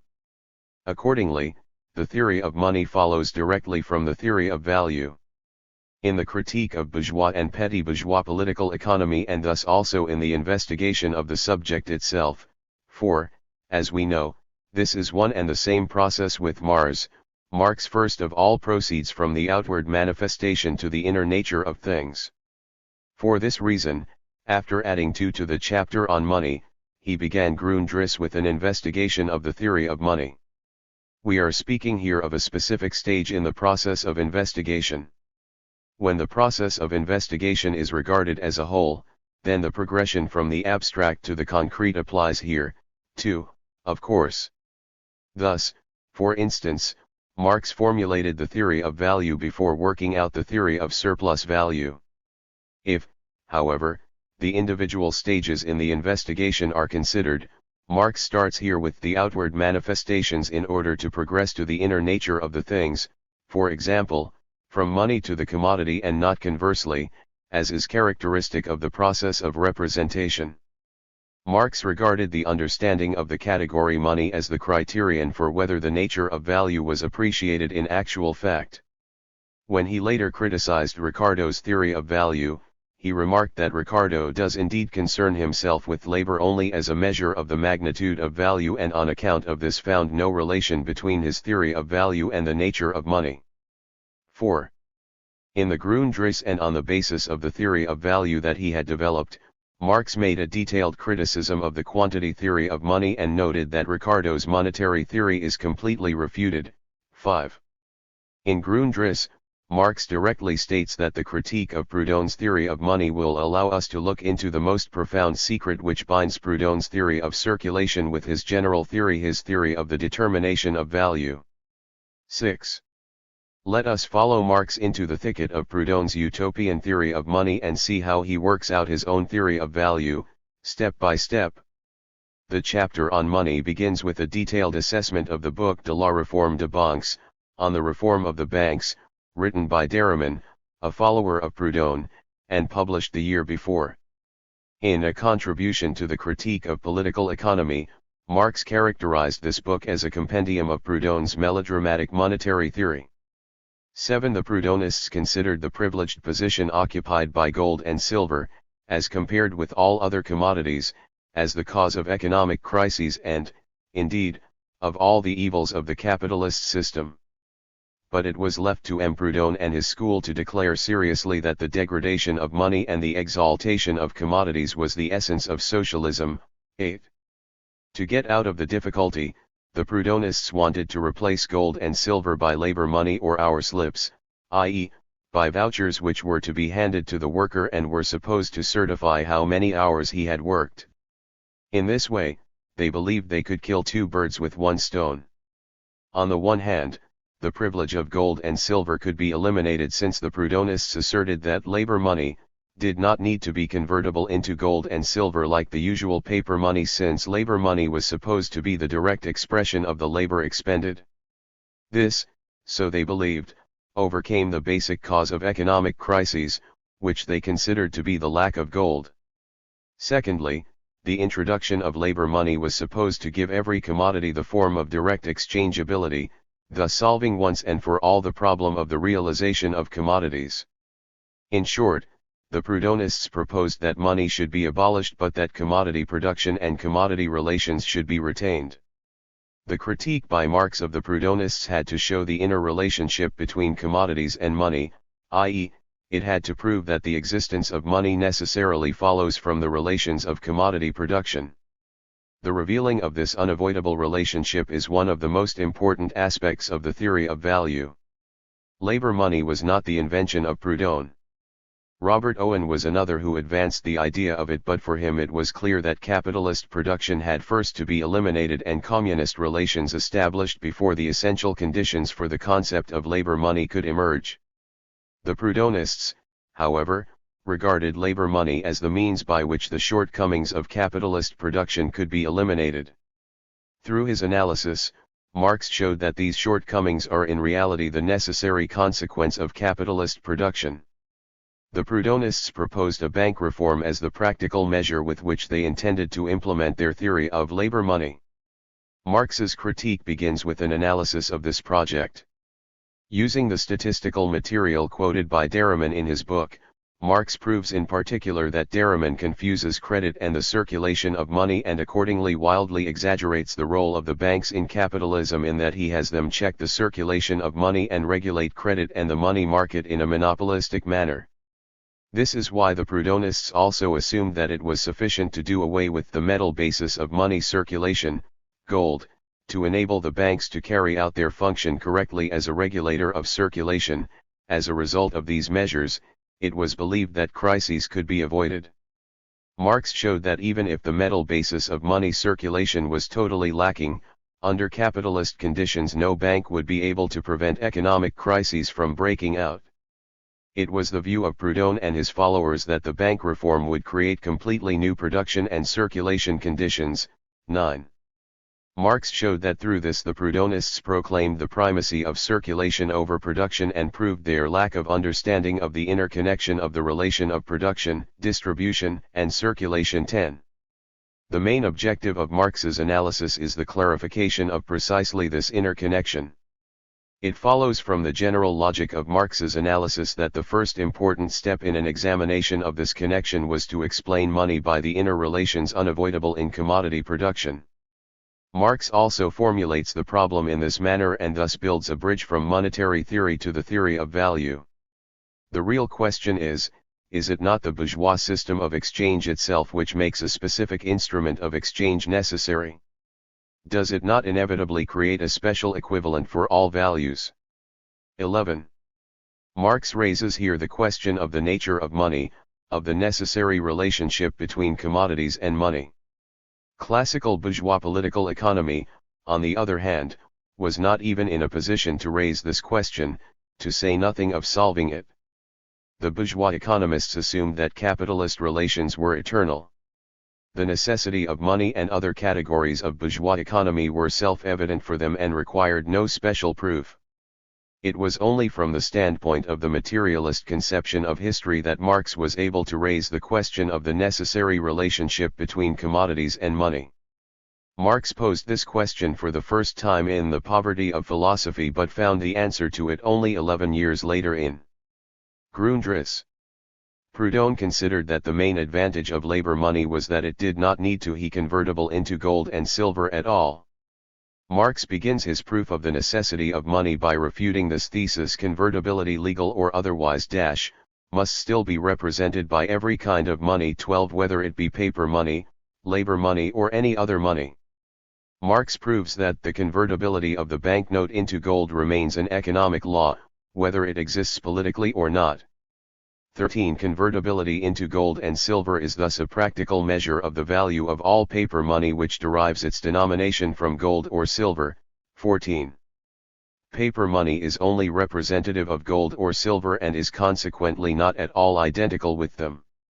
Consequently, if the quantity of paper money issued were to exceed the quantity of gold necessary for circulation, when gold was in circulation, the paper money would be devalued and there could be no question any longer of its previous convertibility. Convertibility, wrote Marx, includes its converse, inconvertibility. 15. We may also add that even money in the form of gold can decline in value, as in periods in which there is a general rise in prices. Having dealt with the problem of the convertibility of paper money, Marx assumes the case when gold is replaced by labor money. If prior to this, the gold coin, for instance, the English sovereign, corresponded to a certain quantity of gold, an hour slip representing a certain sum of expended contemporary labor, would now correspond to this quantity of gold which incorporates past labor. Marx comes to the conclusion that, According to the general economic law, production costs consistently fall, living labor becomes consistently more productive, i.e., the labor time materialized in products consistently depreciates, which would mean that consistent depreciation would be the unavoidable fate of this golden labor money. 16. The past labor time, as a constant magnitude, contained in a certain quantity of gold would consistently rise as compared with the present living labor time represented in the hour slip. There would be no change in this situation even if labor money were to take the place of paper money based on gold.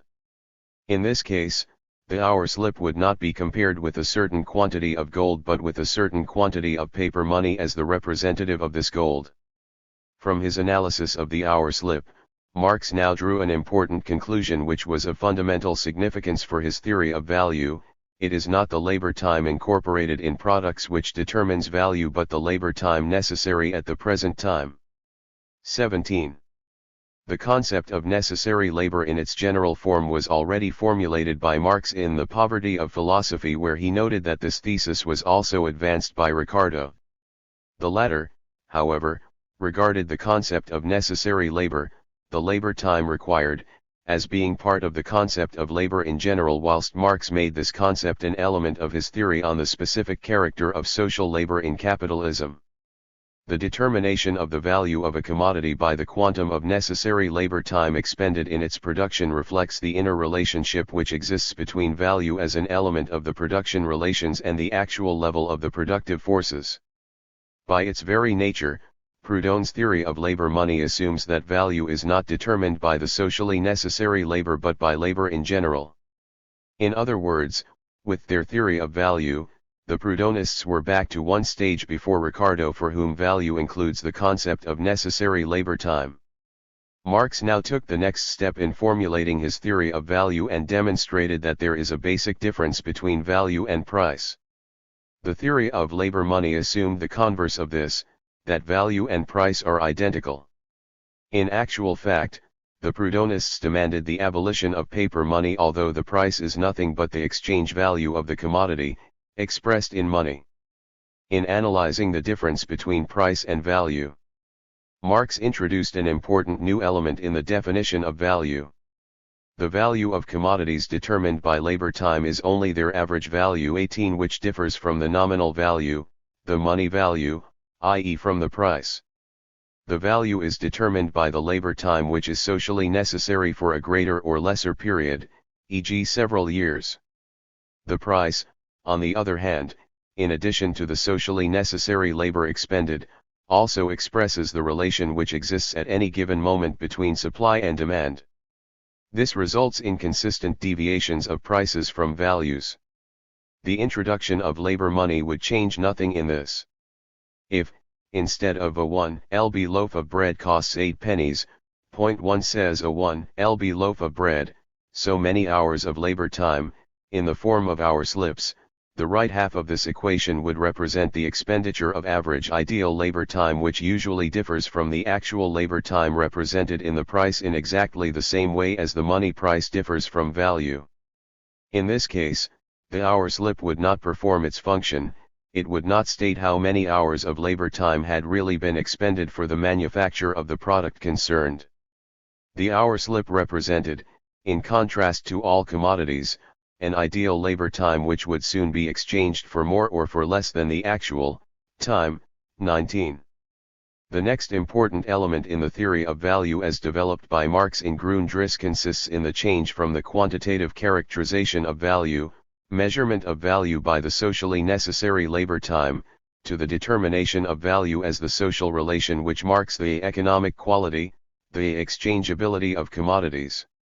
In this connection, Marx formulates for the first time one of the fundamental theses of his theory of value: as values, all commodities are qualitatively equal and only quantitatively different.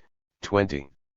It is precisely this qualitative uniformity which enables them to be exchanged for each other in certain quantitative proportions. With this thesis, Marx firstly comes to the analysis of the two factors of commodities. He divided commodities into use value, and secondly to the conclusion that duplication of commodities, actual in the exchange process, ideal before the exchange, as commodity and money is necessary.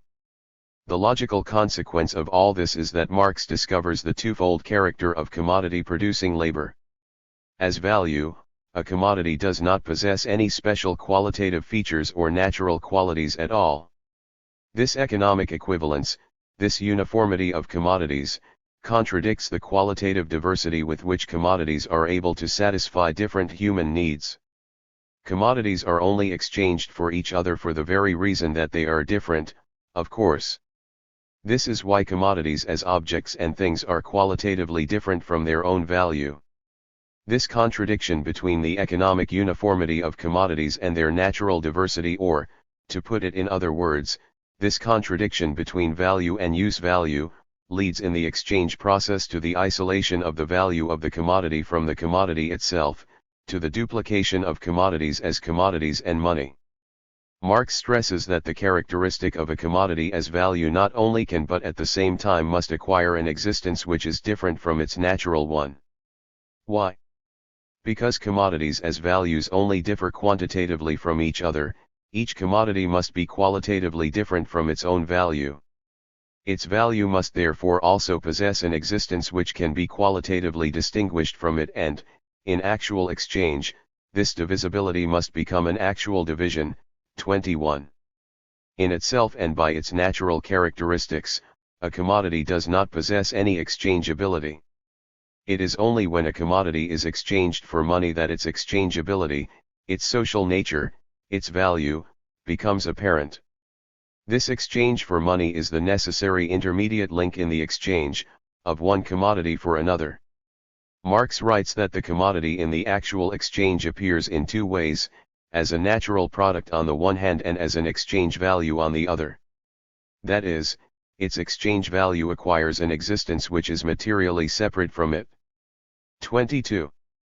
The inner contradiction of commodities, the contradiction between the qualitative uniformity of the commodities as values and their natural diversity as use values, is thus outwardly solved in the process of exchange in the duplication of commodities as commodities and money, in the fact that the value of the commodity acquires an independent existence in a special commodity, in money.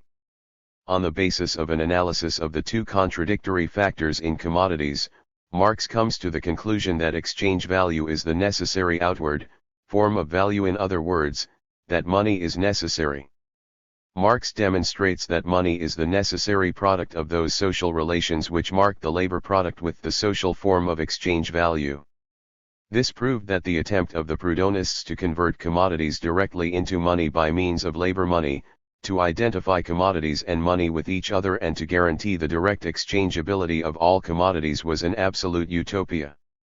Marx also notes that money, which is the solution of the contradiction between use value and value of commodities, intensifies all the contradictions of commodity production at the same time and raises them to a new level.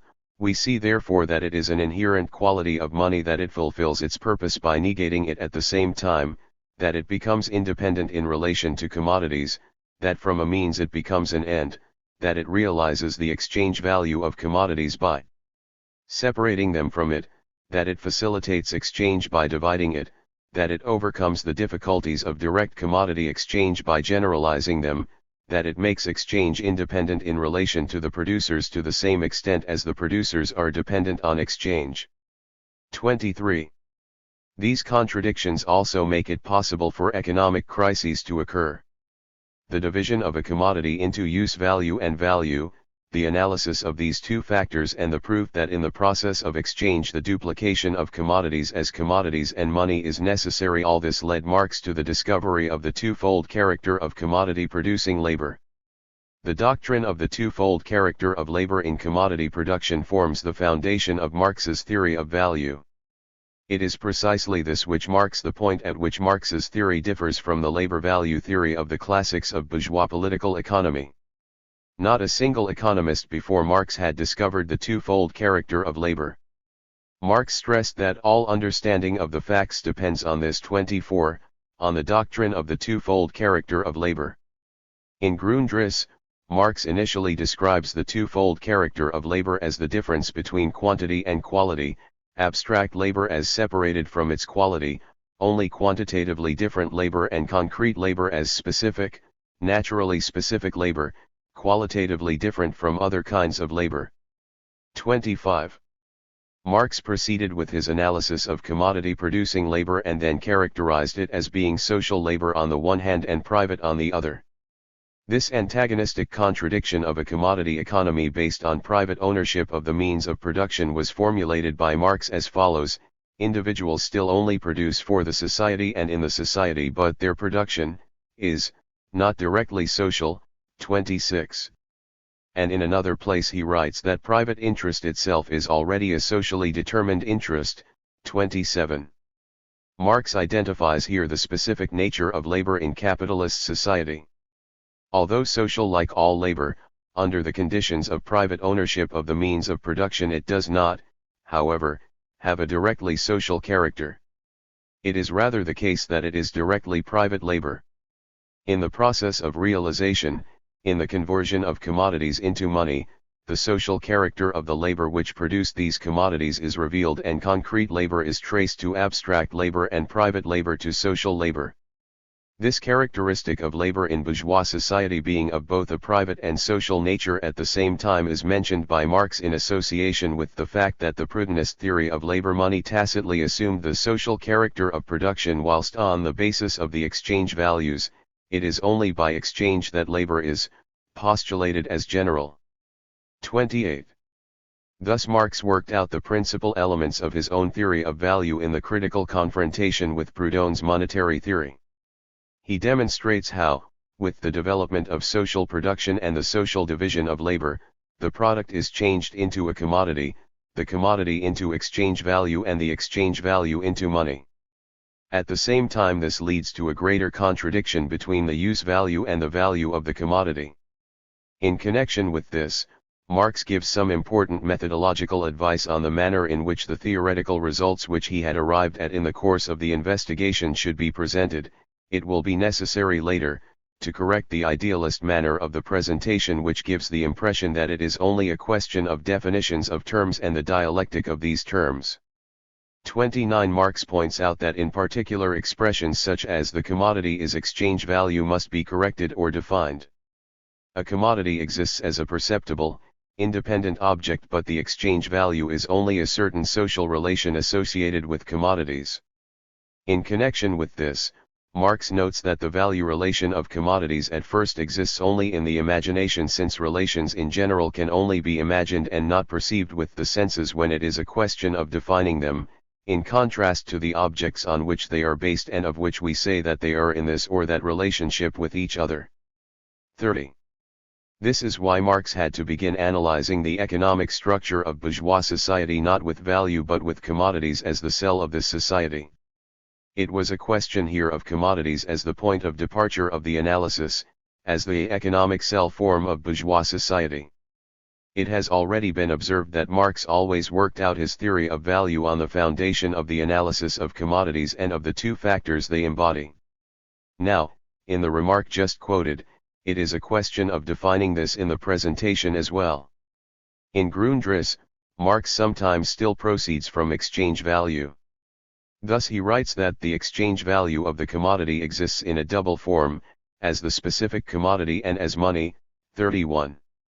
In the later presentation, Marx always starts from the commodity as the vehicle of value. The first category in which bourgeois wealth is represented is that of commodities. 32. In Grundriss, the first chapter was to have been called Value, but in a contribution to the critique of political economy the title then used was The Commodity. Of course, this is not at all merely a formal change. It expresses above all the materialist character of the dialectic and economic theory of Marx. He takes as his starting point the simplest relation of reality, commodity economy, the exchange of labor products. Material commodities are, of course, the medium of this relation. In this connection, Marx later wrote that with me neither value nor exchange value are subjects but the commodity is. 33. Political economy takes the category of commodity as the starting point of its analysis, since the point where this history begins must also be the starting point of the train of thought. 34. Marx's analysis of the commodity as the economic cell form of bourgeois society forms the basis for the methodologically important thesis that a distinction must be drawn between the social form and the material content of every single economic phenomenon. Under no circumstances may abstractions be made from this social form in the investigation of economic phenomena. The economic categories as the reflection of economic phenomena cannot be derived from the material content but only from the production relations which are precisely the social form of the economic phenomena. It was characteristic of bourgeois political economy that it abstracted from the antagonistic form of bourgeois society and regarded the laws of this production as natural and dominating in all formations. It was precisely the circumstance which prevented it from discovering the economic cell form of bourgeois society and from analyzing it. The problem of the economic cell form of bourgeois society is the question of the starting point for proceeding from the abstract to the concrete. The initial position of bourgeois economists who considered the capitalist mode of production to be eternal and natural misled them into abstracting from the social form of the commodity, from value as a socially determined form, and discussing only the magnitude of value. Yet it is just this form of value of the labor product, writes Marx, which is not only the most abstract but is also the most universal form, taken by the product in bourgeois production, and stamps that production as a particular species of social production, and thereby gives it its special historical character. 35 In its investigations, bourgeois political economy did not advance so far that it was in a position to divide up the commodity and separate its social envelope from its material content. Thus it was unable to take the social form of the commodity, the value form of the product of labor as Marx did as the point of departure for analyzing the capitalist economic system, for proceeding from the abstract to the concrete, for passing from the category of the commodity to the categories of money, capital, and so on. At the same time, however, Marx showed that the social envelope of the labor product under conditions of commodity production, i.e., the value form of the labor product, is the limit which may not be crossed by the process of scientific abstraction, otherwise it would be precisely from the basic characteristics of the mode of production in question that one would abstract. In short, the value form of the labor product is the point at which to begin if the intention is to set up the structure of the political economy of the capitalist mode of production. When Marx in his theory of value divided the commodity, separated the social form of the commodity from its physical content and drew a distinction between use value and between the magnitude of the value and its form, he created the essential condition for overcoming the commodity fetishism of bourgeois political economy for which use value and value had grown together. On the surface of bourgeois society this is indeed the case, but for the bourgeois economists the social characteristics of the things in general had grown together with these things themselves.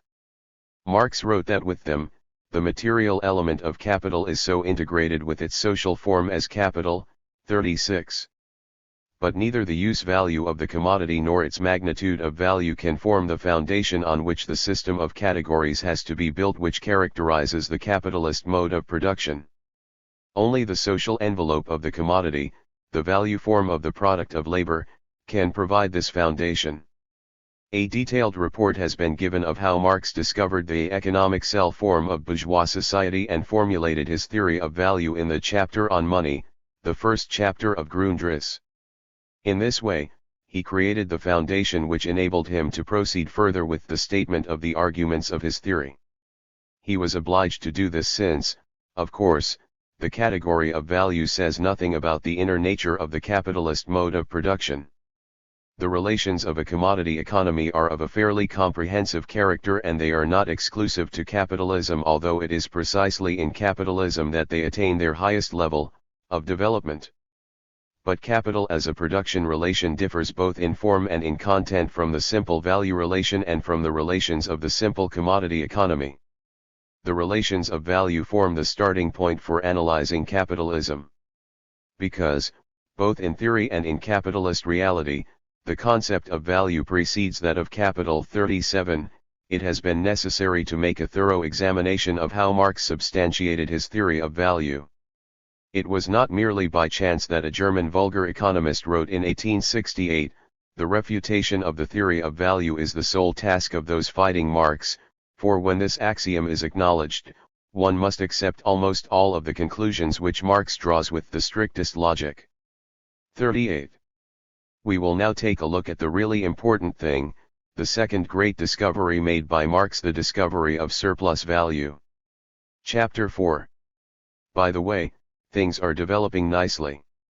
From value to surplus value. The analysis of exchange between labor and capital. Labor power as a commodity. The mechanism of capitalist exploitation.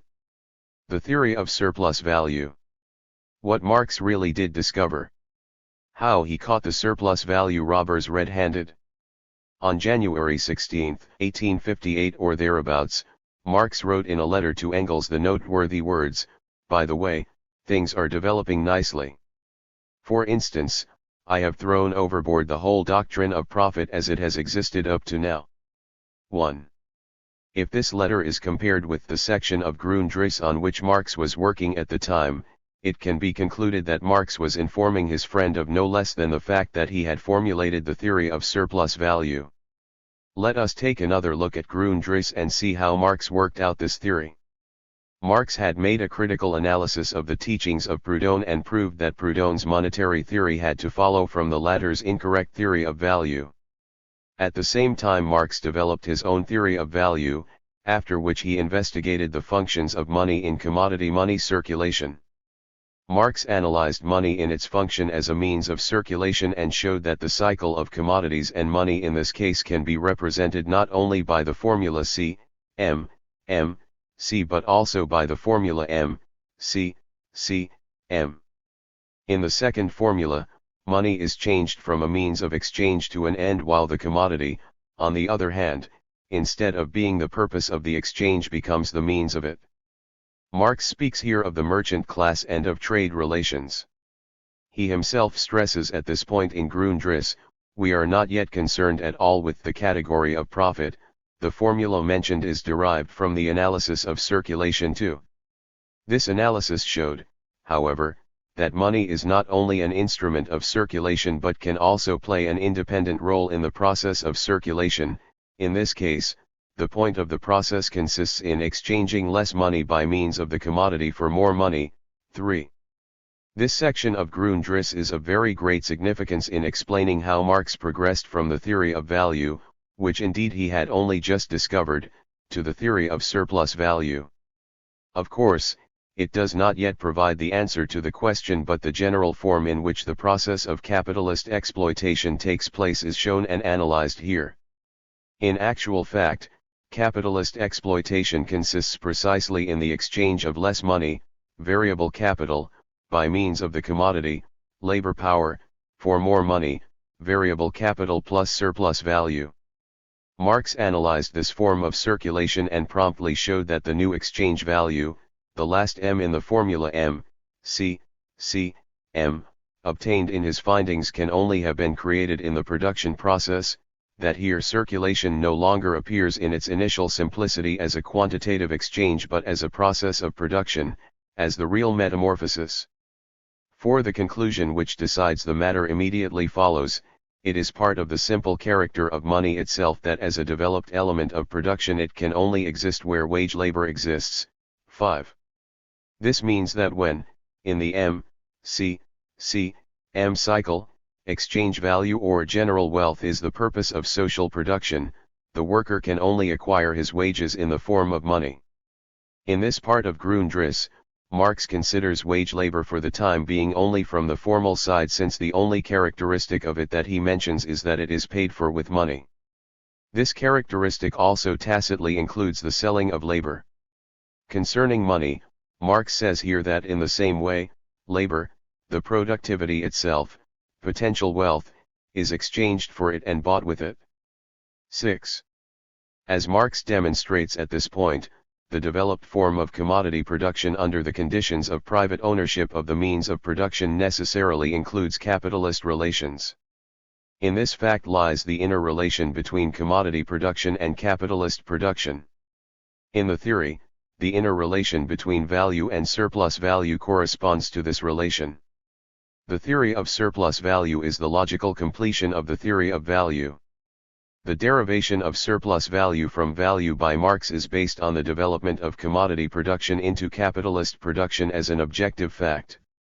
The developmental tendencies of commodity production and exchange value necessarily lead to the separation of labor and property, so that labor will produce property owned by another and property will command labor owned by another. 7. In these concluding lines of the chapter on money, the central problem of the theory of surplus value is already formulated in a completely specific manner, the necessity to explain surplus value on the basis of the law of value. This problem was solved by Marx in the next chapter of Grundrisse, in the chapter on capital.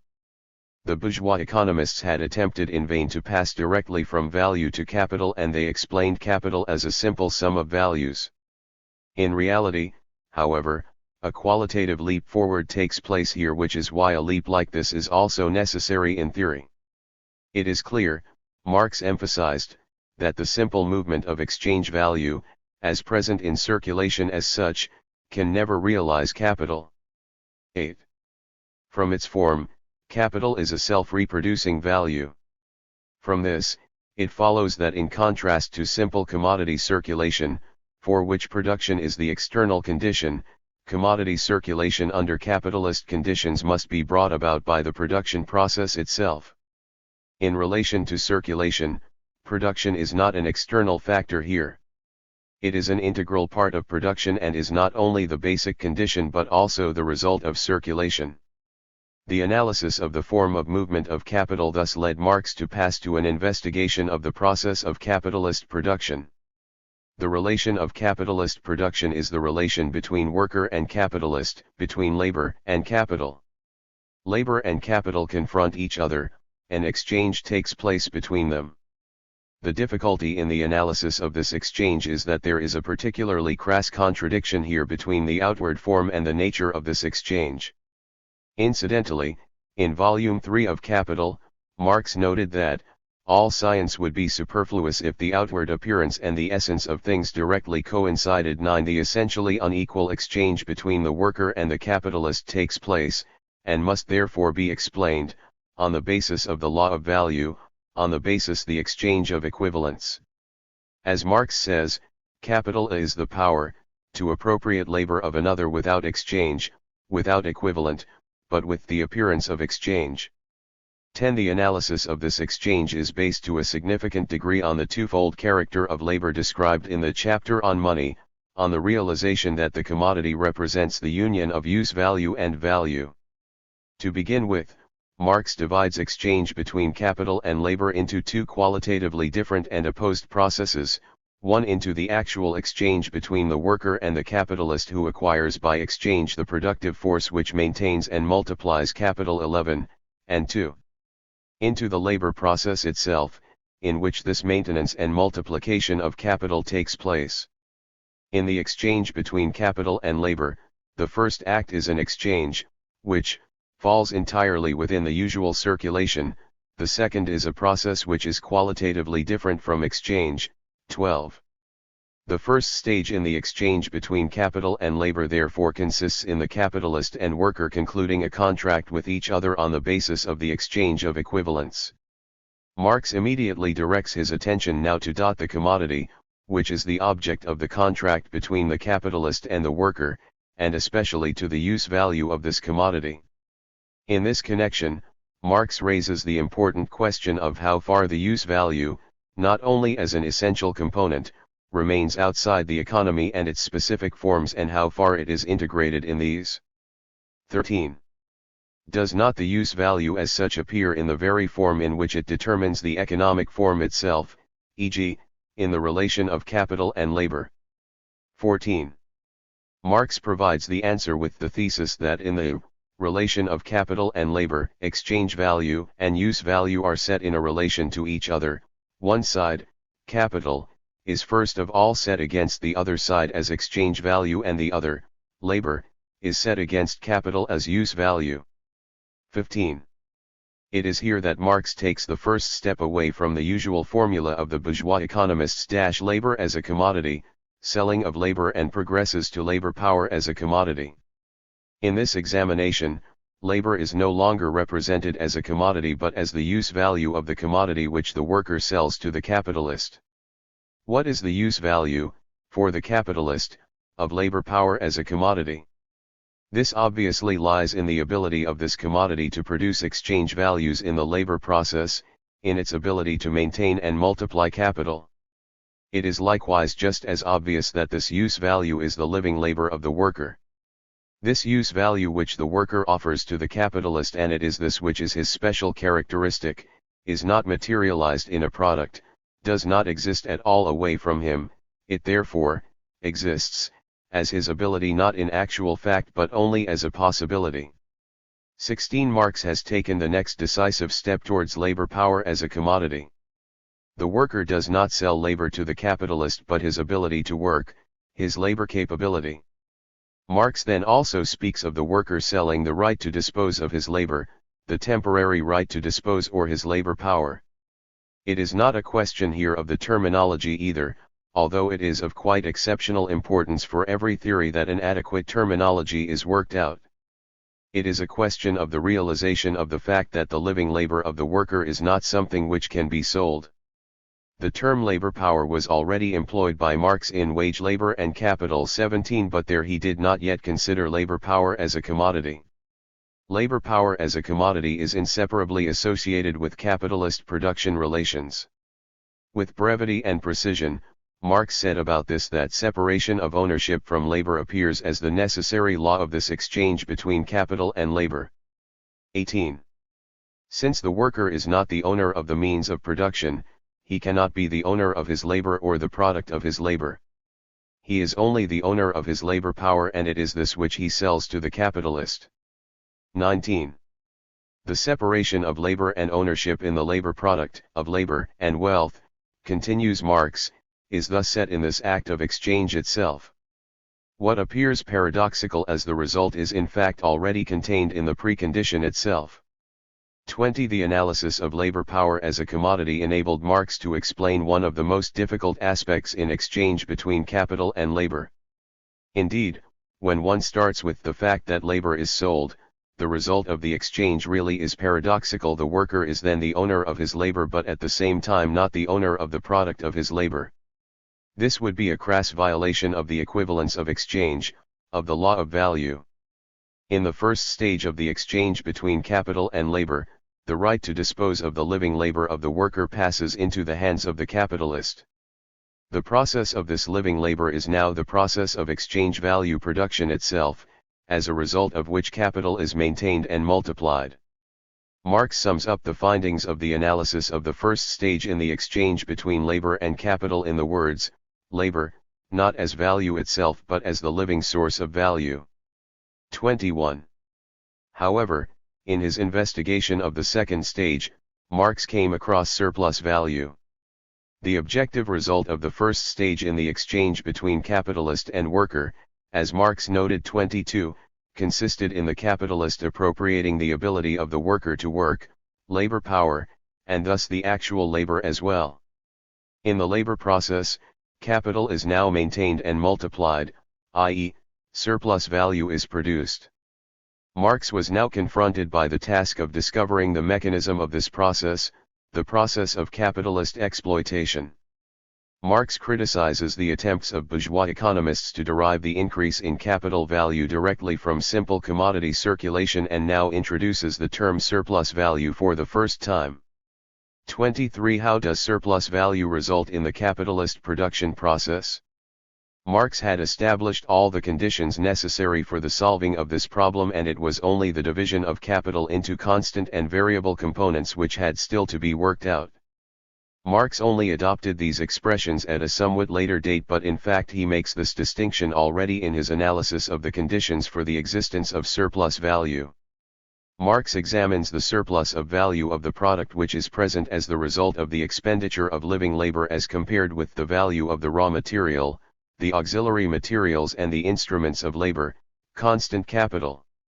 He raises the question of the relationship of the value which the capitalist pays to the worker in the form of wages, variable capital, to the value which the living labor creates in the production process. Obviously, Surplus value only exists when the first value is less than the second. The capitalist mode of production establishes the necessary conditions for meeting this requirement. The capitalist relations of production on which the exchange between labor and capital, the selling of labor power to the capitalist, is based necessarily leads to the worker disposing of his labor. The labor of the worker and thus the labor product as well belong to the capitalist. The worker exchanges his value-producing activity for a predetermined value, regardless of the result of his activity. 24. The capitalist relations of production therefore include, from the standpoint of the law of value, the exchange of equivalents, the possibility that the value which results through the expenditure of living labor exceeds the value of the labor power, i.e., they permit the existence of surplus value.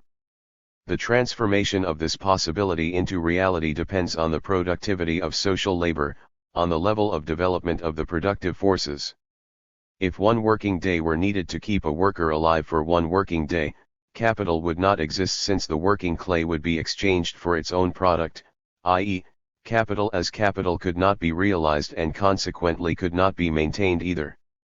If, on the other hand, for instance, only half a working day is needed to keep a worker alive for a whole working day, then the surplus value of the product results by itself. Since the capitalist has only paid for half a working day in the price and receives a whole day in materialized form in the product. 25. However, the capitalist mode of production is characterized precisely by the fact that the development of the productive forces attains a level at which productive labor is represented as labor which produces surplus value. Marx writes about capital in the following words: as the never-ending driving force of enrichment, it therefore strives for the never-ending multiplication of the productive forces of labor and calls them into being. 26. In this connection, he also develops the concepts of absolute and relative surplus value in Grundriss and discovers the discordant tendency of capital, the tendency to extend the working day and at the same time to reduce the working time necessary. When the absolute surplus value is considered, it appears as determined by the absolute extension of the working day beyond the working time necessary. In the second form of surplus value, however, as relative surplus value, which appears as the development of the productive force of the workers, in relation to the working day as a reduction of the necessary working time and in relation to the population as a reduction of the necessary working population, in this form there directly appears the industrial and distinctively historical character of the mode of production based on capital. The tendency of capital is to combine the absolute with the relative surplus value, i.e., the greatest expansion of the working day with the greatest number of simultaneous working days, at the same time with the reduction of the necessary working time to the minimum. 27. In Grundriss, Marx solved the problem of the exchange between labor and capital on the basis of the law of value and thus established the foundations of his theory of surplus value, which forms the cornerstone of his entire economic doctrine. In Marx theory, surplus value appears as the necessary result of capitalist production relations, representing the essential basis of these relations. It determines the other categories and relations of capitalist society and implies the law of motion of the capitalist mode of production, the inevitability of its downfall and its replacement by communism. Within bourgeois society, on the basis of exchange value, writes Marx in Grundriss, there are produced both trade and production relations which are just like mines with which to blow it up. If we did not find in society, as it is, the material production conditions and the trade relations corresponding to them for a classless society in a veiled form, all attempts to blow it up would be quixotism. 28. These remarkable words agree with the conclusion concerning the expropriation of the expropriators drawn by Marx in the course of the further development of his theory and formulated in the 24th chapter of the first volume of Capital. 29. The discovery of surplus value was the greatest revolutionary event in the science of economics. It enabled Marx, for the first time in the history of political economy, to uncover and scientifically explain the mechanism of capitalist exploitation. In the vigorous language of Vladimir Mayakovsky, Marx caught the surplus value robbers red-handed. 30. Marx was the first in the history of the science of economics to show that the acquisition by the capitalist class of the surplus value created by the workers is the basis of the capitalist mode of production and takes place in complete agreement with its inner laws, especially with the law of value. Insofar as capitalist exploitation follows from the nature of capitalist production relations as such, the direct result of this is that no liberation at all of the working class is possible within the capitalist order of society. The expropriated masses have no other prospect of obtaining possession than to transfer the means of production to society in a revolutionary way, i.e., to make them the common property of the entire nation. 31. The socialist revolution is consequently not just possible but also necessary. This is the decisive conclusion which follows from Marx's theory of surplus value. Thus the scientific hypothesis advanced in the 1840s became a scientifically substantiated thesis by the end of the 1850s. The discovery of the category of surplus value should not be regarded as merely the discovery of the appropriate term. This was what the bourgeois economists did, however, who wanted to discredit Marx's theory and ascribe its merits to the Ricardo socialists, for example. Some Soviet researchers take the view that the term surplus value was invented by Marx. 32. This view cannot be shared at all. The term surplus value was already employed by the Ricardo socialist William Thompson in his book An Inquiry into the Principles of the Distribution of Wealth Most Conducive to Human Happiness, 1824. 33. As was shown by F. Engels in the article on Lawyer's Socialism which he wrote in association with K. Kosky, Thompson used this term to designate the surplus profit which the capitalist who used machines obtained in comparison with the craftsman whose work was done by hand. In addition to the term surplus value, Thompson also used the expression additional value which he applied to the whole of the value newly created, V plus M. Engels also drew attention to the fact that the expression plus value for every increase in value which costs the owner of the goods nothing has been customary from time immemorial in normal business circles in France. 34. It is also of interest that Marx, long before the publication of Capital, made use of the term surplus value a few times in one of his early articles, written in October 1842. On that occasion he used it in the sense of additional value, of fines by which the owner of woodland was compensated for thefts of timber. 35. The fact that Marx introduced the term surplus value to designate the corresponding category was naturally of considerable importance for the elaboration of the theory of surplus value itself. Engels wrote about the significance of terminology in the development of science as follows: every new aspect of a science involves a revolution in the technical terms of that science. Political economy has generally been content to take, just as they were, the terms of commercial and industrial life, and to operate with them, entirely failing to see that by so doing, it confined itself within the narrow circle of ideas expressed by those terms. Thus, though perfectly aware that both profit and rent are but subdivisions, fragments of that unpaid part of the product which the laborer has to supply to his employer, its first appropriator, though not its ultimate exclusive owner, yet even classical political economy never went beyond the received notions of profit and rent, never examined this unpaid part of the product, called by Marx surplus product, in its integrity as a whole, and therefore never arrived at a clear comprehension either of its origin and nature, or of the laws that regulate the subsequent distribution of its value. 36. That the term surplus value is not to be found with the bourgeois economists is demonstrated by the fact already mentioned that bourgeois political economy was unable to identify the category of surplus value as a special category of the capitalist mode of production. Marx showed what confusion had been caused in economic theory by the circumstance that the bourgeois economists, or their opponents who were influenced by Ricardian theory, in practice understood surplus value under the categories of profit or interest. Thus the author of an anonymous pamphlet which appeared in 1821 and was directed against bourgeois political economy made an important advance on Ricardo 37, as Marx stressed, in attributing surplus value to surplus labor. Whatever may be due to the capitalist, quotes Marx from the pamphlet, he can only receive the surplus labor of the laborer, for the laborer must live. 38. In the pamphlet, however, the category of surplus value is designated as capital interest, to distinguish it from the interest for loaned capital, profit, etc., and this alone leads to undesirable contradictions. 39 on the part of the author and suffices to make him relapse into economic slang. 40. By the level of the rent in general, Rodbertus, a German bourgeois economist, actually understood the profit rate and puzzled over the difference between surplus value and its special forms. But, as Marx noted, he races past the correct answer, because for him, right from the start, it is a question of the interpretation of a specific phenomenon, land rent, and not of the discovery of the general law. 41. Consequently, the introduction of the term surplus value into scientific usage was of enormous importance for the development of political economy.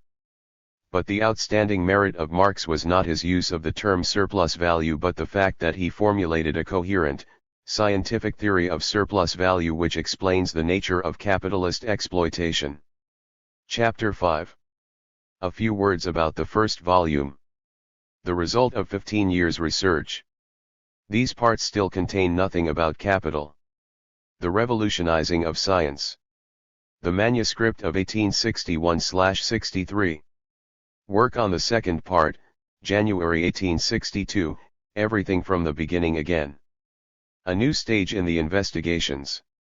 The inner categories and their metamorphosed forms. The necessity for the completion of the theory of surplus value. The theory of profit in Grundriss. The theory of average profit and, of production price in the manuscript of 1861/63. A statement by Engels. Why the second volume of A Contribution to the Critique of Political Economy was not published. In May 1858, Marx completed the work on Grundriss which we attempted to analyze in the preceding chapters and, on January 26, 1859 he sent the Berlin publisher, Duncker, the manuscript of the first part of A Contribution to the Critique of Political Economy. The book appeared in the summer of 1859. A special chapter has not been devoted to this work by Marx here for the simple reason that the first part of A Contribution to the Critique of Political Economy only contains the chapter on the commodity and the chapter on money.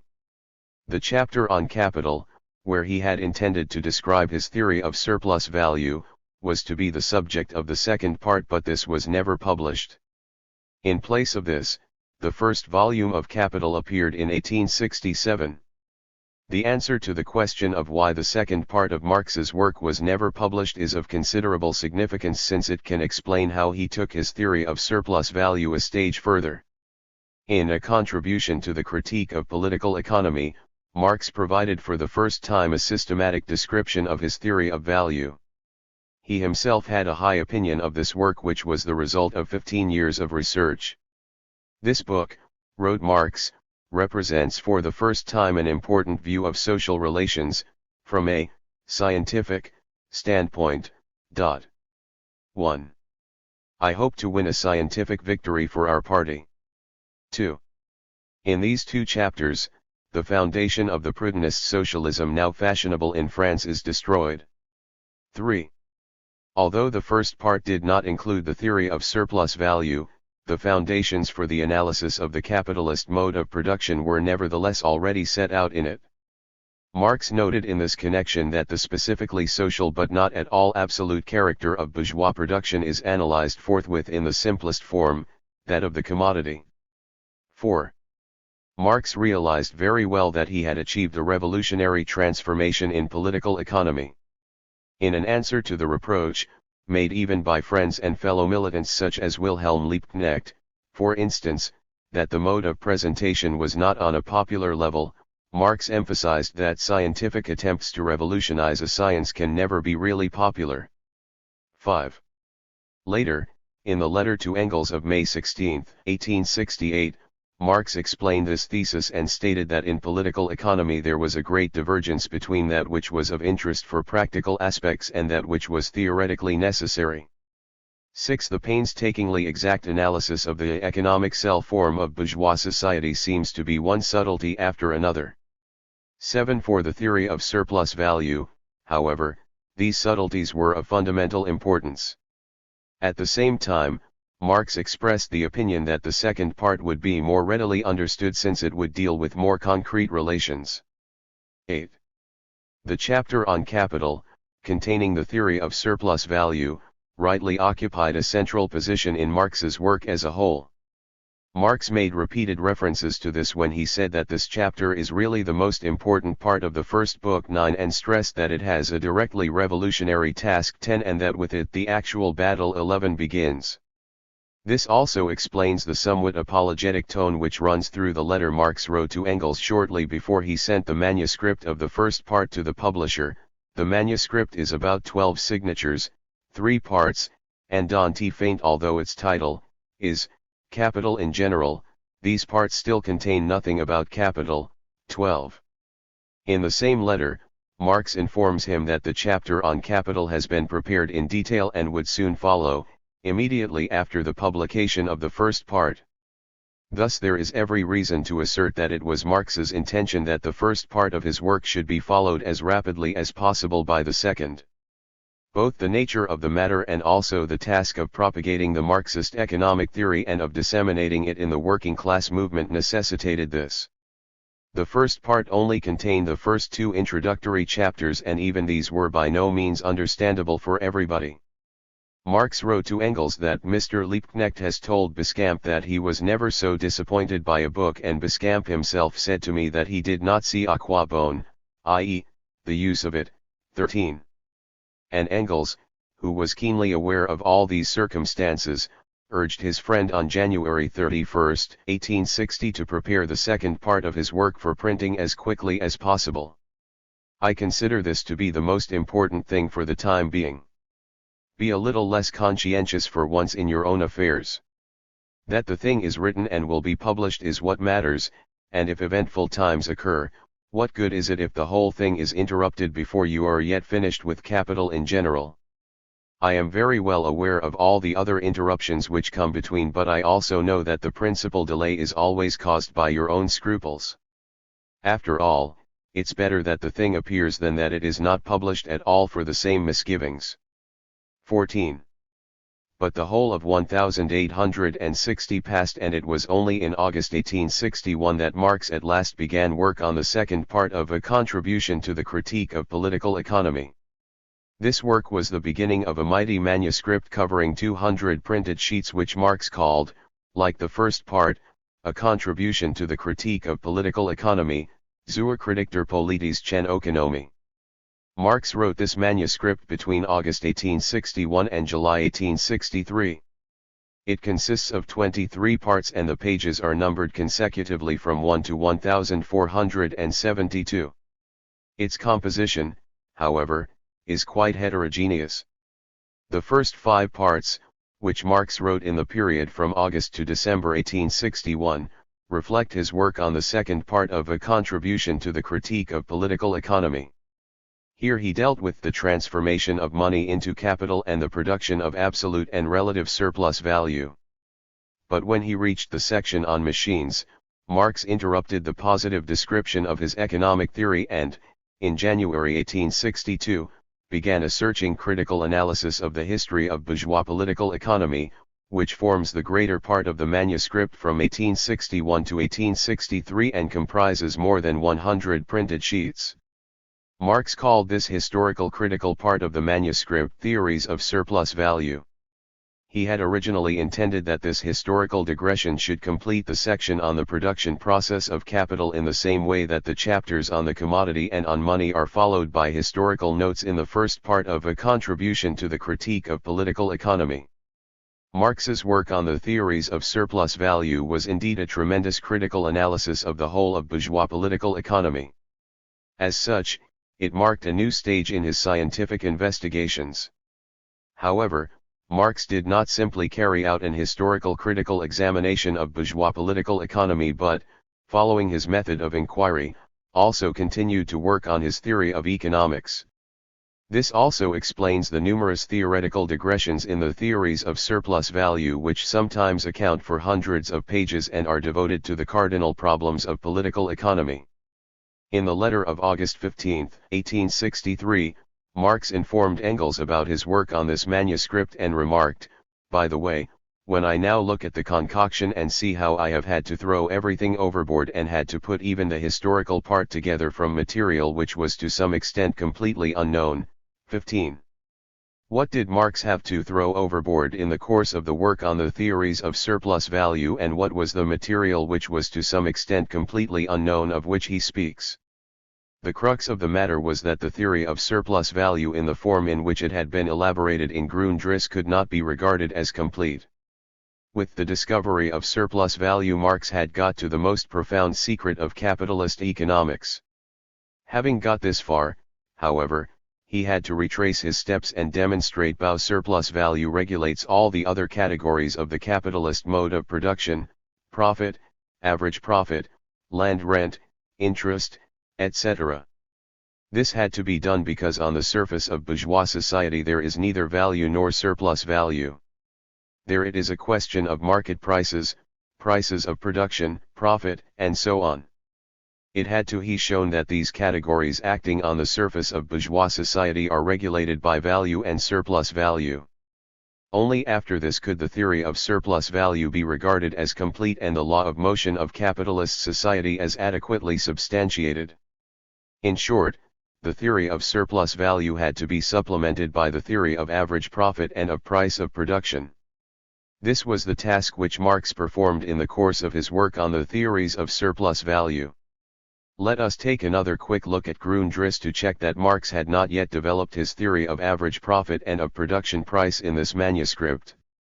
Some Soviet scholars take the contrary view. L. A. Leontiev writes in a book on Grundrisse that the most important theses of the doctrine of the rate of profit and of price of production which are developed in the third volume of Capital had already been elaborated in Grundrisse. 16. We take the view that this was not the case, and we will try to show why. It is sufficient to note here that the basic theses of the doctrine of profit rate and production price were not developed for the first time by Marx in the third volume of Capital, 1865, as asserted by L. A. Leontiev in his book, but in the theories of surplus value, 1862. What is to be found in Grundrisse about this? To begin with, it can be stated that Marx in Grundrisse advances his theory of profit as the metamorphosed form of surplus value on the basis of the distinction he makes there between variable and constant capital. Marx notes that the category of surplus value is missing in the bourgeois economists and writes, "Au fond, strictly speaking, surplus value insofar as it is indeed the basis of profit but is still distinguished from the commonly so-called profit has never been developed." 17. In an analysis of the theory of Ricardo, Marx said that the difference between profit and surplus value does not exist for him. 18. Marx also noted the errors and contradictions which follow from this in the bourgeois economists, that profit is not understood as a self-derivative, secondary form of surplus value. 19. He explains that in its direct form profit is nothing but the sum of the surplus value expressed in proportion to the total value of the capital. The profit of the capitalist class can ever be greater than the sum of the surplus value. 20. In Grundrisse, Marx formulates two laws which are apparent in this transformation of surplus value into the shape of profit. The first is that the profit rate is always less than the rate of surplus value, the second states that the profit rate decreases. 21. Marx also propounds in Grundrisse the laws of the change in the profit rate and in the rate of surplus value. The greater the growth, in the relative surplus value, the greater the drop in the rate of profit. 22. In Grundrisse, Marx worked out in detail the law of the tendency of the profit rate to fall and characterized it as the most important law of modern political economy, which despite its simplicity has never been understood up till now and even less has been consciously expressed. 23. The consequence of this law is that beyond a certain point, the development of the productive forces is a barrier for capital. This means that the capital relation is a barrier for the development of the productive forces of labor. The growing unsuitability of the productive development of society for its prevailing production relations is expressed in the slashing contradictions, crises, and convulsions. 24. The highest development of productive power together with greatest expansion of existing wealth will coincide with depreciation of capital, degradation of the laborer, and a most straitened exhaustion of his vital powers. These regularly recurring catastrophes lead to their repetition on a higher scale, and finally to its, i.e., capital, violent overthrow. 25. It is thus evident that Marx, in Grundriss, did not stop at the discovery of surplus value but proceeded with the explanation of forms, metamorphosed on the basis of surplus value, which take effect on the surface of capitalist society. Above all, he developed the theory of profit but did not come to a halt here either. In Grundriss, Marx notes a fact of fundamental significance. Since the organic composition of capital differs in the individual branches, the proportions of surplus labor, i.e., the individual rates of profit, are also unequal. Equal surplus value, i.e., an equal relation of surplus labor and necessary labor, being assumed, profit can thus be unequal and must be unequal in relation to the magnitude of the capital. 26. The same profit rate for capital investments of the same magnitude would only be possible if the whole of the surplus value were distributed in proportion to the magnitude of the capital sums invested. Marx draws attention to the fact that a distribution of this kind does take place in various branches as a result of competition between the capitalists. In one branch prices fall below the value, in another they rise above it. 27. However, the capitalists can divide among themselves nothing but surplus value. 28. Marx emphasizes that the distribution of the surplus value among the capital sums, the calculation of the total surplus value among the individual capital sums, is a secondary economic operation. 29. The material quoted here justifies the assertion that Marx in Grundriss comes very close to the discovery of the law of average profit and of production price. He comes to the conclusion that unequal individual profit rates necessarily exist in the different branches of production and that profits must be redistributed at a general profit rate as a result of the competition between different branches. The general profit rate is established by the redistribution of the surplus value produced in all branches of capitalist production in proportion to the magnitude of the invested capital. Commodities are sold at prices which differ from their value, i.e., from the facts as such, at production prices which in one branch are above and in another below the value of the commodities. Marx is very close to the theory of price of production here but does not yet comprehend it in its full significance. This is also the reason why the theory of average profit and of price of production is not taken further in Grundriss. Price of production as a category does not appear in Grundriss either. 30. The production price here is not yet developed as a metamorphosed form of value. To be able to do that, Marx had first to show that competition within a particular branch transforms the individual value into the market value and how the competition between different branches changes market values into prices of production. In capitalism, the center around which market prices fluctuate is no longer the value but the price of production. It is precisely this fundamental distinction in price formation which occurs with the transition from a simple commodity economy to capitalist production which is not yet explained by Marx in Grundriss. It is at a later date, between 1861 and 1863, that Marx deals with this problem exhaustively in the course of his work on theories of surplus value.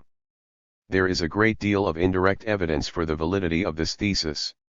At the end of the first chapter of A Contribution to the Critique of Political Economy, Marx lists the basic problems of political economy but does not include average profit or price of production. The problem of land rent, which is closely connected with the question of price of production, is merely reduced here to, how does the exchange value of natural forces arise? 31. In the letter to La Sala of March 11, 1858, Marx speaks about the contradiction between Ricardo's profit and labor value theories. I believe I have cleared up the matter. 32, is what he writes. The same contradiction is also discussed at the end of the first chapter of A Contribution to the Critique of Political Economy. 33. Obviously, It is a question here of the first of the two contradictions in Ricardo's theory which subsequently resulted in the downfall of the Ricardian school of bourgeois political economy, as noted by F. Engels in the foreword to the second volume of Capital. This contradiction consisted in the inability of Ricardo and his followers to bring exchange between labor and capital into harmony with the law of value and to explain the production of surplus value with the exchange of equivalents as a basic condition. But neither in the letter mentioned nor at the end of the first chapter of A Contribution to the Critique of Political Economy is there any mention of the second contradiction in Ricardo's theory, of its inability to explain average profit and price of production within the framework of the law of value. Instead of giving this explanation, Ricardo and his school, like A. Smith, identified value with the price of production.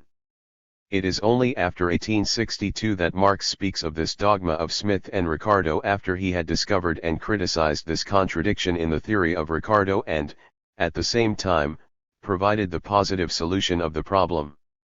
34. Marx mentions the law of average profit and of the price of production for the first time in Theories of Surplus Value, to be exact, in the chapter devoted to A. Smith. Yes, as I shall prove below, even the average price of commodities, this is how Marx often refers to price of production in the manuscript of 1861/63 VV, is always different from their value. 35.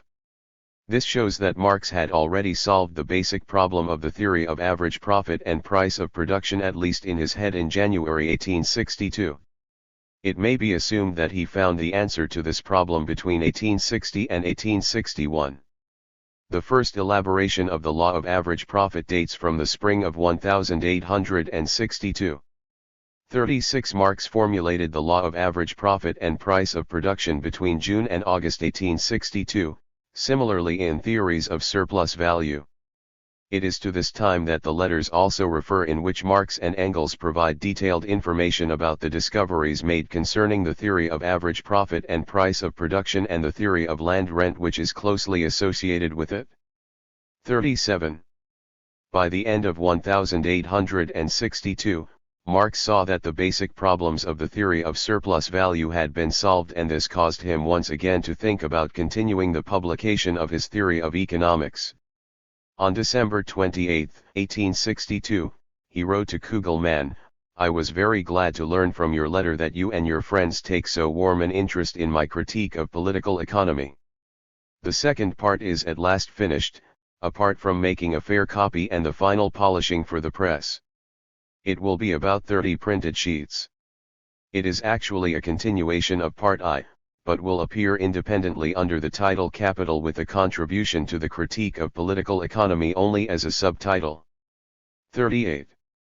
The fair copy and the final polishing for the press alone still took more than 4 years and the 30 printed sheets referred to were consequently transformed into the 4 volumes of Capital.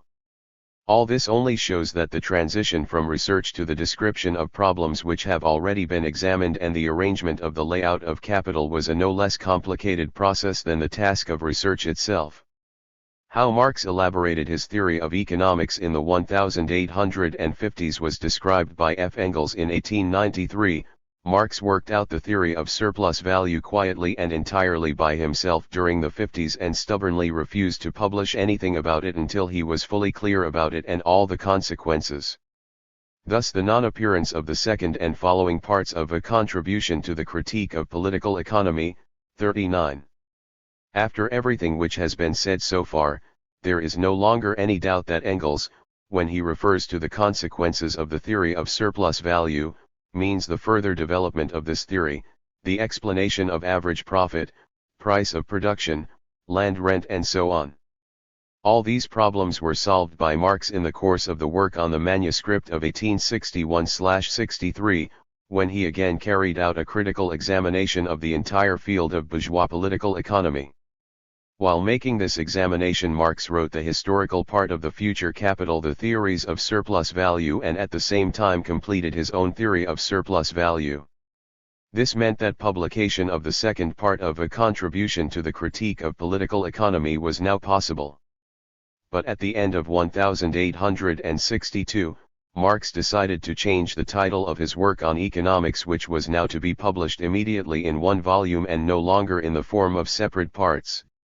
The critical analysis of bourgeois political economy in Theories of Surplus Value is a brilliant illustration of Marx's method of economic research. When Marx investigated bourgeois political economy, he did not demand at all from this or that bourgeois political economist that he should take the standpoint of the working class. Thus Marx defended Ricardo, who was accused by his sentimental opponents of sacrificing the interests of the workers to the interests of production and of wanting production for the sake of production.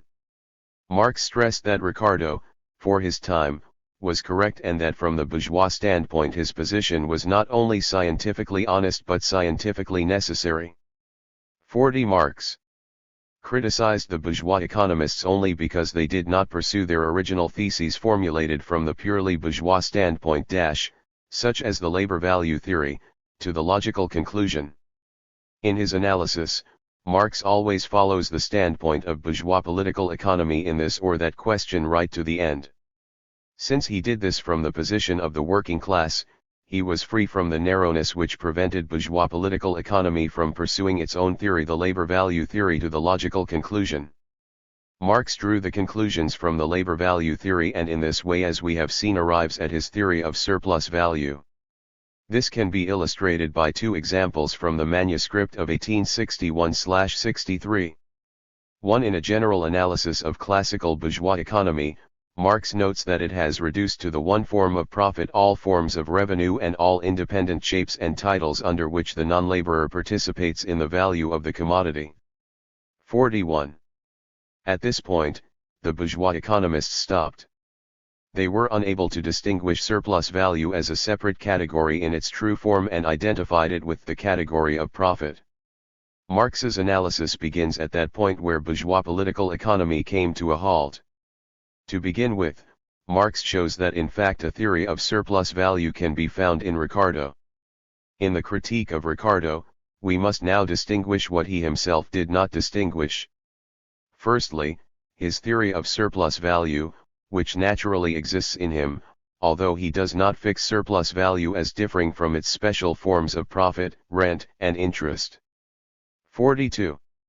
At another place, Marx declares that where Ricardo in his remarks abstracts from constant capital, i.e., where profit is shown as a product of variable capital, he is in fact talking about surplus value.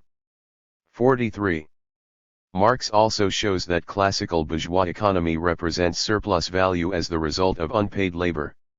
In the classical authors, says Marx, profit, however, is reduced to surplus value since the value of the whole commodity is reduced to labor, the amount of paid labor embodied in the commodity constitutes wages, consequently the surplus over and above it constitutes unpaid labor. 44. But to determine the surplus value it was first of all necessary to determine the value of labor, a term coined by the bourgeois economists, for the surplus value appears as a surplus above and beyond the value of labor. In Ricardo's theory, the value is determined by the food necessary for the maintenance of the workers and the reproduction of their kind. But why was the value of labor determined in precisely this way?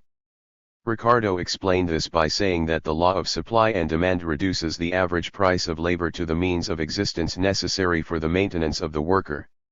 He determines here the value, in a basic point of the system as a whole, by supply and demand. 45, i.e., Ricardo really disassociates himself from the theory of labor value. Marx analyzed the theory of the standard authors in this decisive question and remarked that Ricardo, instead of labor, should have spoken of labor power. But this would have represented capital as the real conditions of work confronting the worker as an independent power. And capital would have immediately been represented as a specific social relation. Thus for Ricardo it is distinguished only as accumulated labor from immediate labor. And, it, is something merely factual, merely an element in the labor process, from which the relation of labor and capital, wages and profit, can never be developed. 46. Here we have a model example of Marx's constructive critical approach. In the confrontation with Ricardo, Marx developed his own theory of labor power as a commodity which, as noted before, had already been elaborated in Grundriss. 2. Marx analyzes the dogma of Smith and Ricardo, which states that value and price of production are identical, and shows that in Ricardo there is in actual fact a distinction between these two terms. It is curious, says Marx, how Ricardo at the end almost touches on what is correct with the word but does not take it further. 47. Marx quotes the places in Ricardo's book in which there is in fact a distinction between value and price of production, a distinction which Ricardo himself did not grasp and did not develop, and then goes on to give his own answer to the problem, formulating his theory of average profit and of the price of production. 48. From these examples, it is clearly evident that Marx worked out the political economy of the working class by overcoming the limitations of bourgeois economic theory. Now, after everything which has been said, we can turn our attention to the main part of the manuscript of 1861-63, the theories of surplus value, and follow the process in which Marx elaborated his theory of average profit and price of production and his theory of land rent. Chapter 6. Market value and its law of motion. The false social value. The discovery of production price. Two kinds of competition and the twofold movement of the equalization of prices. The method of scientific abstraction in Marx's investigations. From value to price of production. We turn now to the parts of theories of surplus value in which Marx worked out the theory of average profit and price of production. We shall see how Marx, step by step, progressed from value to market value and from this to the price of production. In theories of surplus value, Marx characterizes value as a specific social form of human activity, labor. 1. The social character of labor is quite definitely stressed here. As values, says Marx, commodities are social magnitudes, that is to say, something absolutely different from their properties as things. As values, they constitute only relations of men in their productive activity. 2. When value-creating labor is characterized in the qualitative respect as social labor, its quantitative distinctness automatically follows from this. It consists in the fact that commodities only contain that quantum of labor or labor time which is socially necessary to produce them. To be able to progress from value to price of production, Marx first of all had to specify the concept of value for the conditions of the capitalist mode of production, since under these conditions value continues to develop. Marx noted that thus the full potential of this quite simple category does not emerge historically in the most advanced phases of society. 3. Indeed, only in capitalism does the commodity form of the labor product become generalized, only here does it become the basis of the mode of production itself. Even labor power becomes a commodity. Thus in capital, writes Marx, the independent existence of value is raised to a higher power than in money. 4. This is why it is precisely from the conditions of capitalist production that Marx develops the law of value. 5. Marx shows that commodities, as products of capitalist production, differ considerably from the commodities produced in a simple commodity economy. The product of private labor appears in the capitalist mode of production as part of the total social production, not just because it is some part of the total quantity of goods. This was also the case before the predominance of capitalist production relations. In capitalism, each individual commodity represents a definite portion of capital and of the surplus value created by it. 6. In capitalism, social division of labor develops to such an extent that the mass of labor products enter the production process as commodities, as articles of trade, and emerge again from it as commodities. This establishes a close connection between all branches of capitalist production. To realize the whole of the surplus value created in the production process and embodied in the commodities, the whole mass of the commodities of the branch in question must be sold at a social value corresponding to the value of the capital advanced in this branch plus the surplus value. It is necessary here that all the commodities of the branch should be sold at this value. If only some of the commodities are sold, this means in actual fact that each commodity is sold at less than its value and that consequently the surplus value is not realized, or not in full, in the branch in question. It may even be that the capital advanced cannot be fully replaced.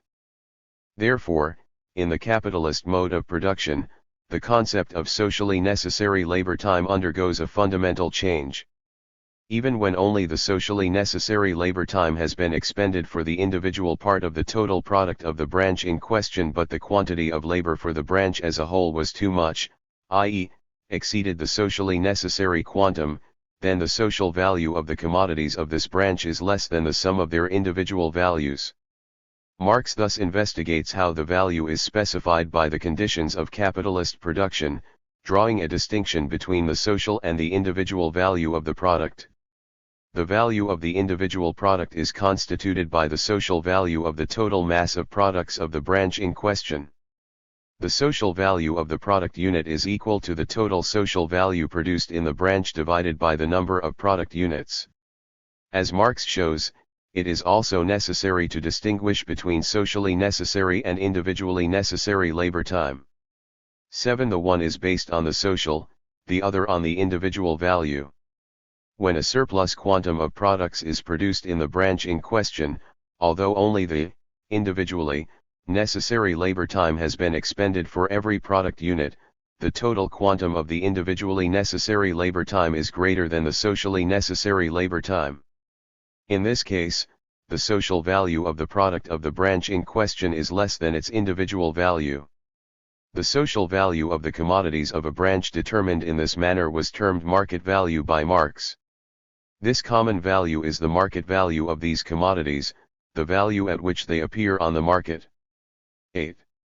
Marx stresses above all the social character of market value. Market value is the product of specifically capitalist conditions, the result of capitalist competition within the branch in question.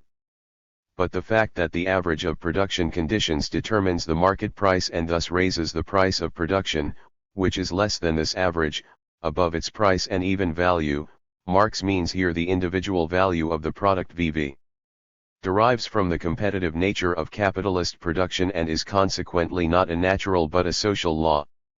9.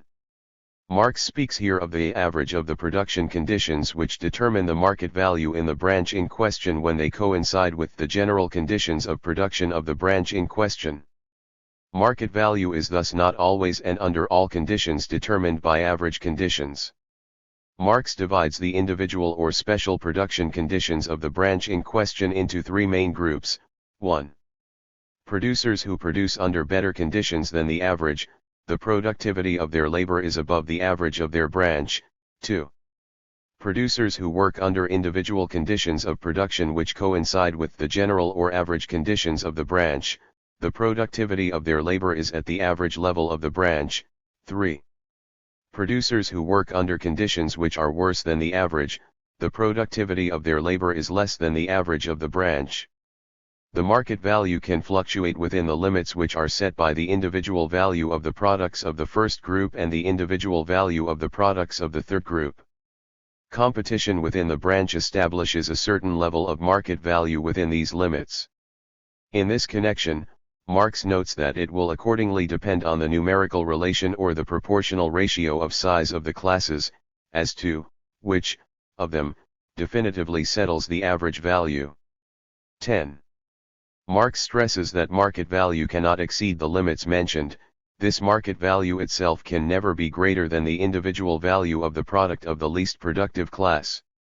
If it were higher, this would only show that the market price is higher than the market value. The market value, however, must represent real value. 11. It is, of course, clear that market value can never be less than the individual value of the most productive class either. The limits within which market value can fluctuate are determined by the determination of market value itself, since market value is determined by the total of the social labor time which the total of commodities of this particular social production sphere requires. 12. Within which limits does the total social labor time vary? If it is assumed that all the capitalists of the branch in question belong to the third group, then the total social labor time is equal to the sum of the individual labor times which all the capitalists have expended. This is the maximum total amount of social labor time which is possible at all. Conversely, If all the capitalists of the branch in question belong to the first group, the total social labor time is at the minimum level and is equal to the sum of the individual labor times which the capitalists of this group have expended. In the normal state of affairs where all three groups of capitalists exist in the branch of production in question, the total social labor time is somewhere between the minimum and the maximum levels. It then depends on the share of the one or other group of capitalists in the total product of the sphere of production as to whether the total labor time tends towards its minimum or maximum figure. From Marx's definition of market value, it follows that the magnitude of total socially necessary labor time and thus the magnitude of market value also depend on the specific importance of the particular branch in the system of social production as a whole. When average production conditions predominate in the branch in question but the total quantity of products exceeds the socially necessary time which has been allocated to this branch in the system of social production, the market value of the products is not measured by the average but by the best production conditions, irrespective of the fact that the majority of products of the branch have been produced under average conditions. But be that as it may, the market value can only vary within the same limits as the individual value of the products of the branch in question. Market value, Marx emphasized, cannot be higher than itself. 13. The difference between market value and individual value accordingly does not at all imply a violation of the law of value. It can never follow from the value being independently determined by the labor quantum which is used in this sphere in general. 14. Having defined in this way market value and the limits within which it can fluctuate, Marx analyzes competition within a branch of production. This competition establishes the standard market value for the branch in question and enables capitalists belonging to the first group to achieve a surplus profit, an extra surplus value. Under the conditions of free competition, this surplus profit is of a temporary, transient character. It disappears as soon as the backward groups of capitalists succeed in introducing new technical developments, in improving production conditions, in overcoming their backwardness and thus in drawing level with the capitalists of the first group. But the fact that the extra surplus value is transient in nature does not mean that it disappears as such. It is only that now it is no longer the prerogative of the individual capitalist but of all the capitalists. In other words, there is a constant change in the composition of the three main groups of producers mentioned above. Under the conditions of totally unrestricted competition, it is possible for every capitalist to achieve surplus profit. The struggle for this surplus profit is the chief driving force of competition within each sphere of production. The capitalists of the first group have the best conditions for the competitive struggle within the branch. They have the highest labor productivity and dominate the market from which they force out the products of other capitalists since the market value tends towards the individual value of the first group. From all this there follows an important characteristic of market value: it is not a factor in the redistribution of value and surplus value, it represents the value actually produced, but produced under capitalist conditions with all the contradictions which result therefrom. Under the conditions of capitalist competition, the social character of value can be expressed solely by the fact that a uniform market value emerges for commodities of the same kind. As is shown by Marx, this necessarily follows from the fact that market value in capitalism is not infrequently of false social value. In the third volume of Capital, Marx writes that, this is determination by market value as it asserts itself on the basis of capitalist production through competition, the latter creates a false social value. 15. In the capitalist mode of production, the market value of the product is dissociated from the labor time actually contained in it. Social value, market value, becomes distinct from individual value. This results from the fact that the contradictions inherent in capitalism between abstract and concrete labor, between value and use value, have developed further. Marx illustrates the process in which the false social value is formed by two examples. 16. Assuming that there are four groups of capitalists with different production conditions in the branch in question, let us say that the second group supplies 60% of all the products of the branch, which is why it will also determine market value. With the aid of the following table, Marx now explains how market value is established. Number of product units. Individual value of product unit. Market value of product unit. Individual value of total product. Market value of total product. 1. 60. 30. 60. 30. 12. 30. 30. 360. 360.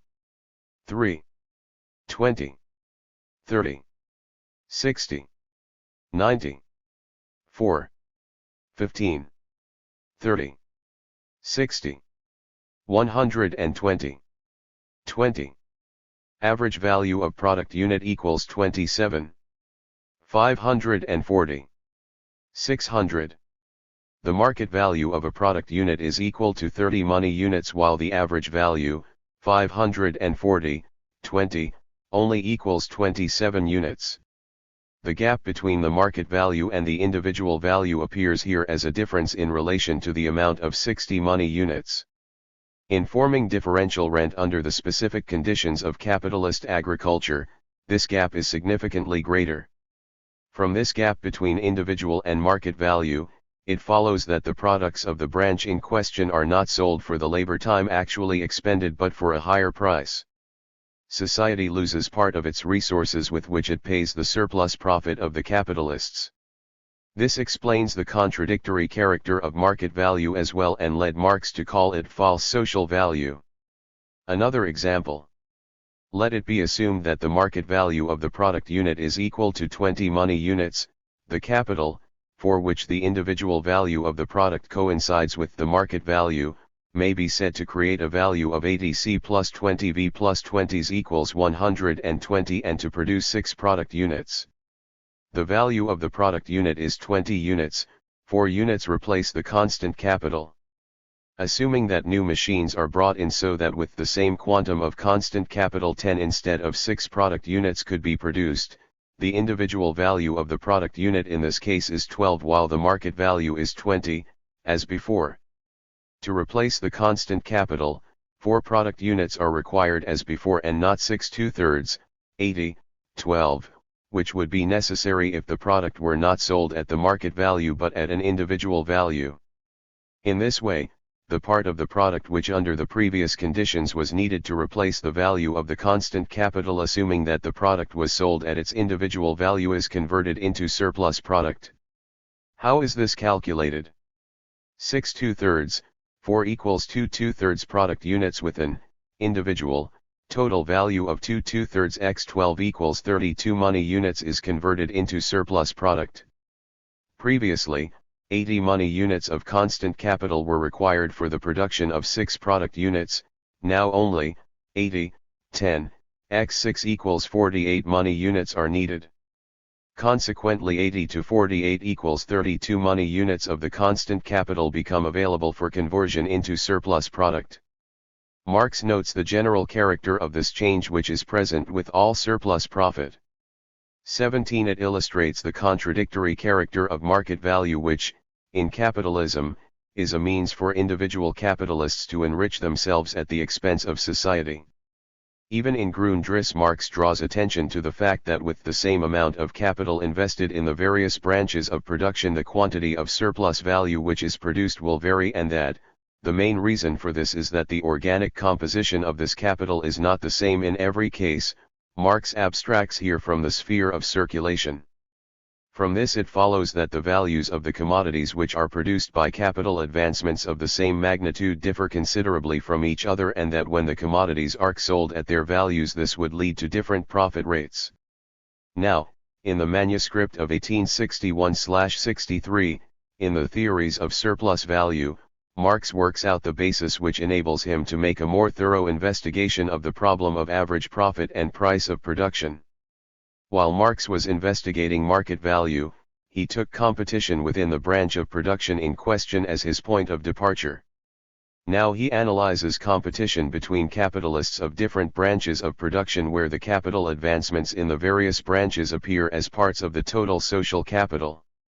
The share of the capital of a particular branch in total surplus value, its profit, is regulated by its share in total capital. This regulating process follows from the competition between capitalists of the different branches of production and affects a redistribution of the surplus value already produced. Marx writes that it is the endeavor of the capitalists, but this endeavor is the competition, to distribute among themselves the quantum of unpaid labor which they squeeze out of the working class, not in the ratio in which a particular capital directly produces surplus labor but in the ratio, firstly, in which this particular capital forms an aliquot part of total capital, secondly, in the ratio in which the total capital itself produces surplus labor. 18.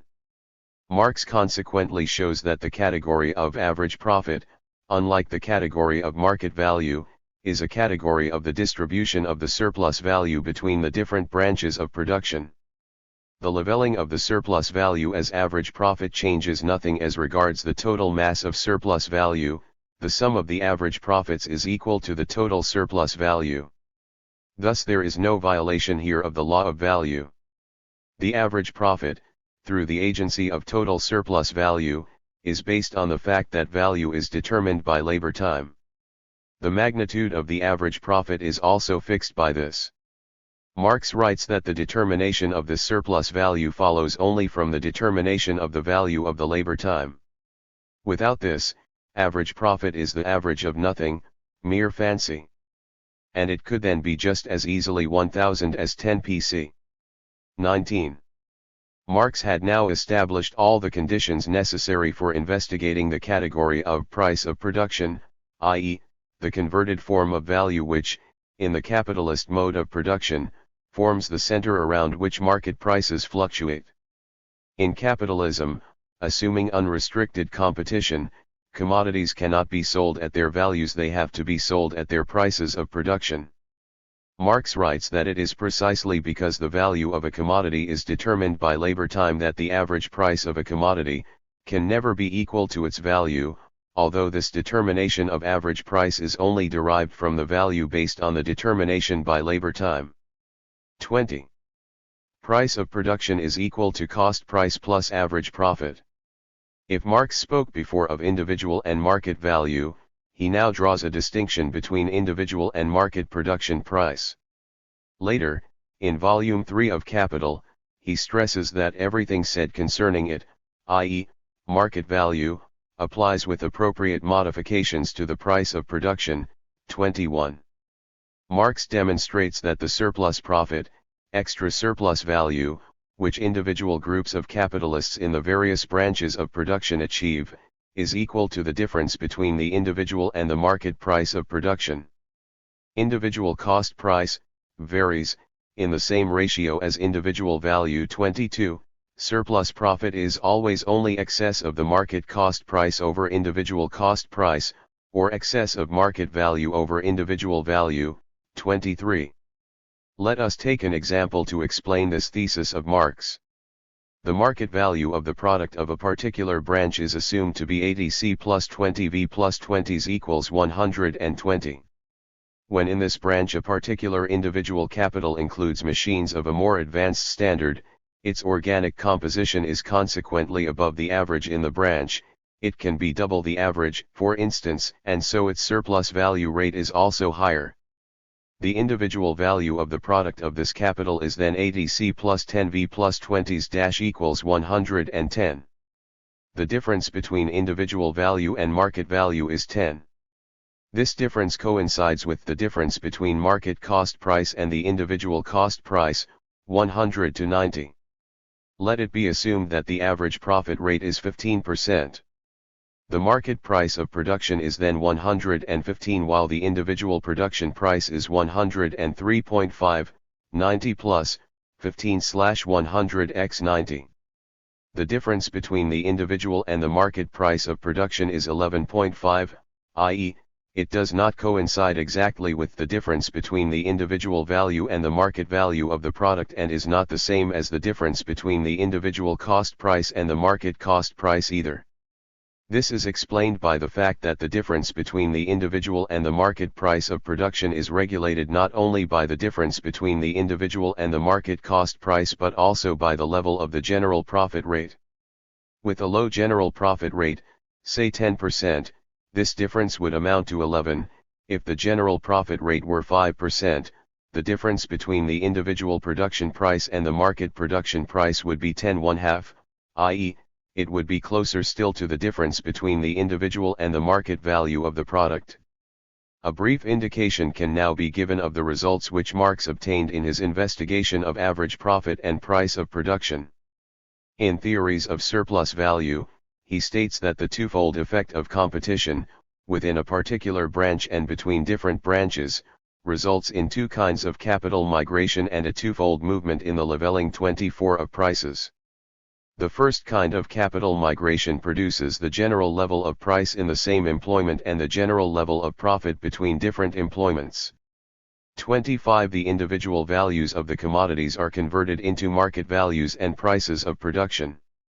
These movements should not be conceived as though the individual values were first converted into market values and that then market value was converted into market price of production. Competition within the various branches and competition between them acts simultaneously. The most important consequence of this simultaneous action is that the values are converted into prices of production. So that a correct analysis of these relations can be made, Marx first examines competition within the various branches and then between them. This clearly shows that competition within the individual branches converts the individual values into market value and that competition between the various branches, on the other hand, converts individual values into individual prices of production and market value into the market price of production. The overall result of the twofold action of competition is that the values are converted into prices of production, but this is not the total effect. The second kind of capital migration, which is likewise the result of the twofold action of competition and was called a surface movement 26 by Marx, causes market prices. Marx terms them real market prices 27 because they are the prices which actually exist on the surface on the commodity market, to be leveled out with the prices of production which now form the center around which market prices fluctuate. In its totality, the effect of this migration of capital is that it converts the values into prices of production and levels out deviations of the market prices from the prices of production under the concrete conditions of capitalist competition, so that the total mass of the social labor time is distributed according to social need among the different spheres of production. 28.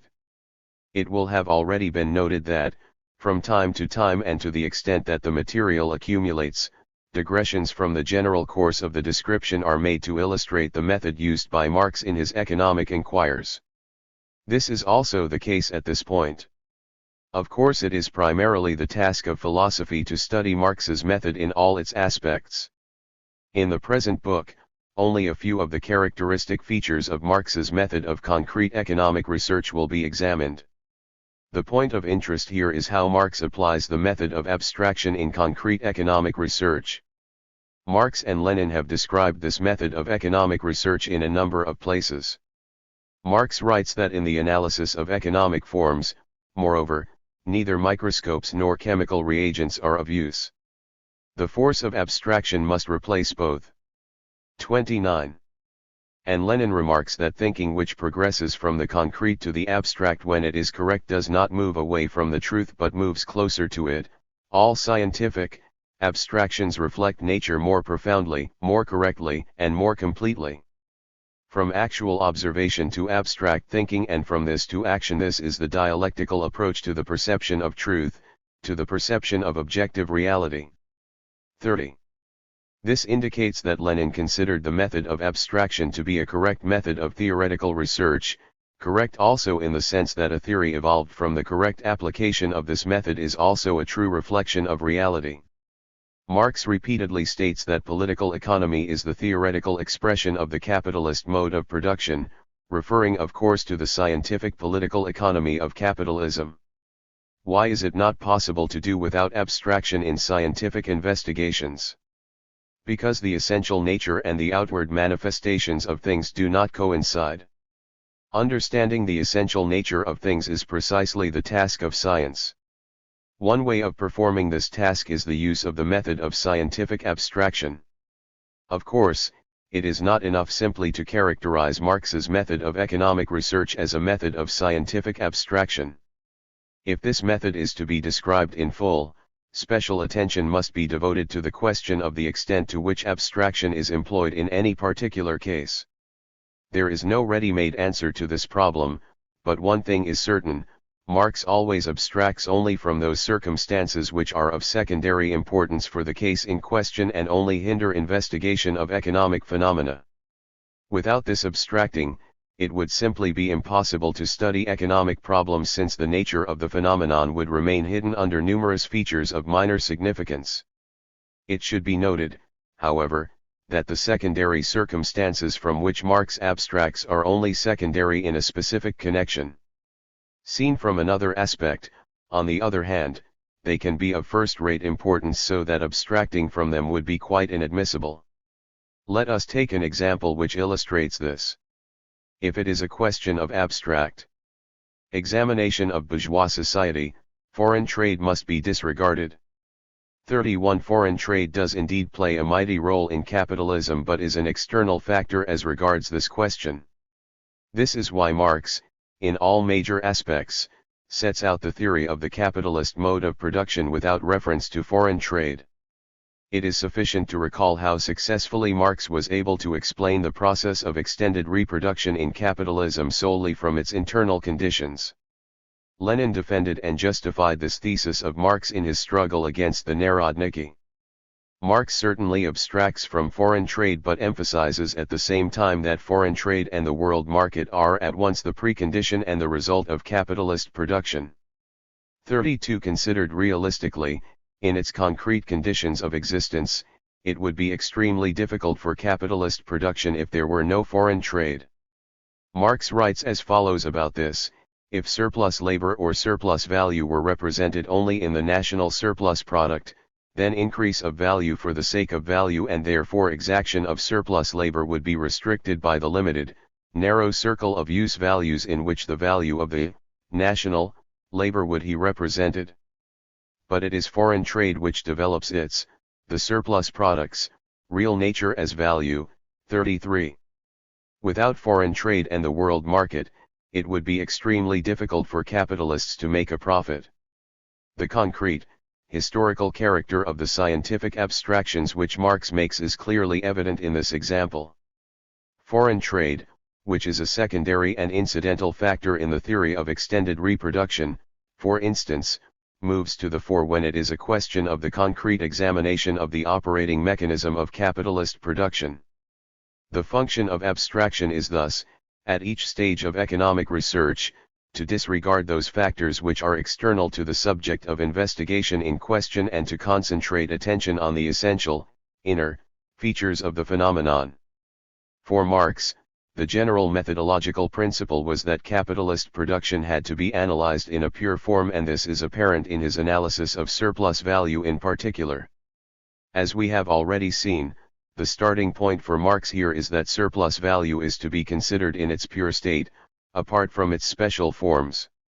Like many natural laws as well, all economic laws and categories, and indeed all social laws, take effect in real life as tendencies.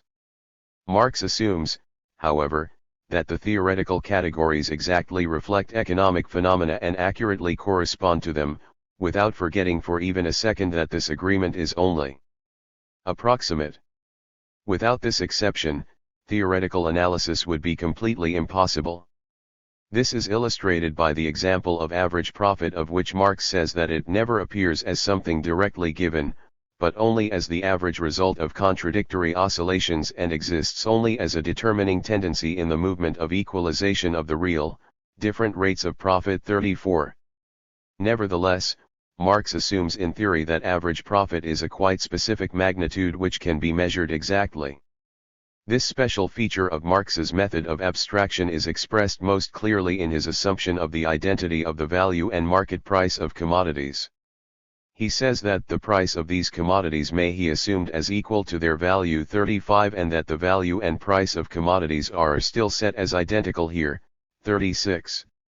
This here applies not only to the theories of surplus value but also to the first 3 volumes of Capital.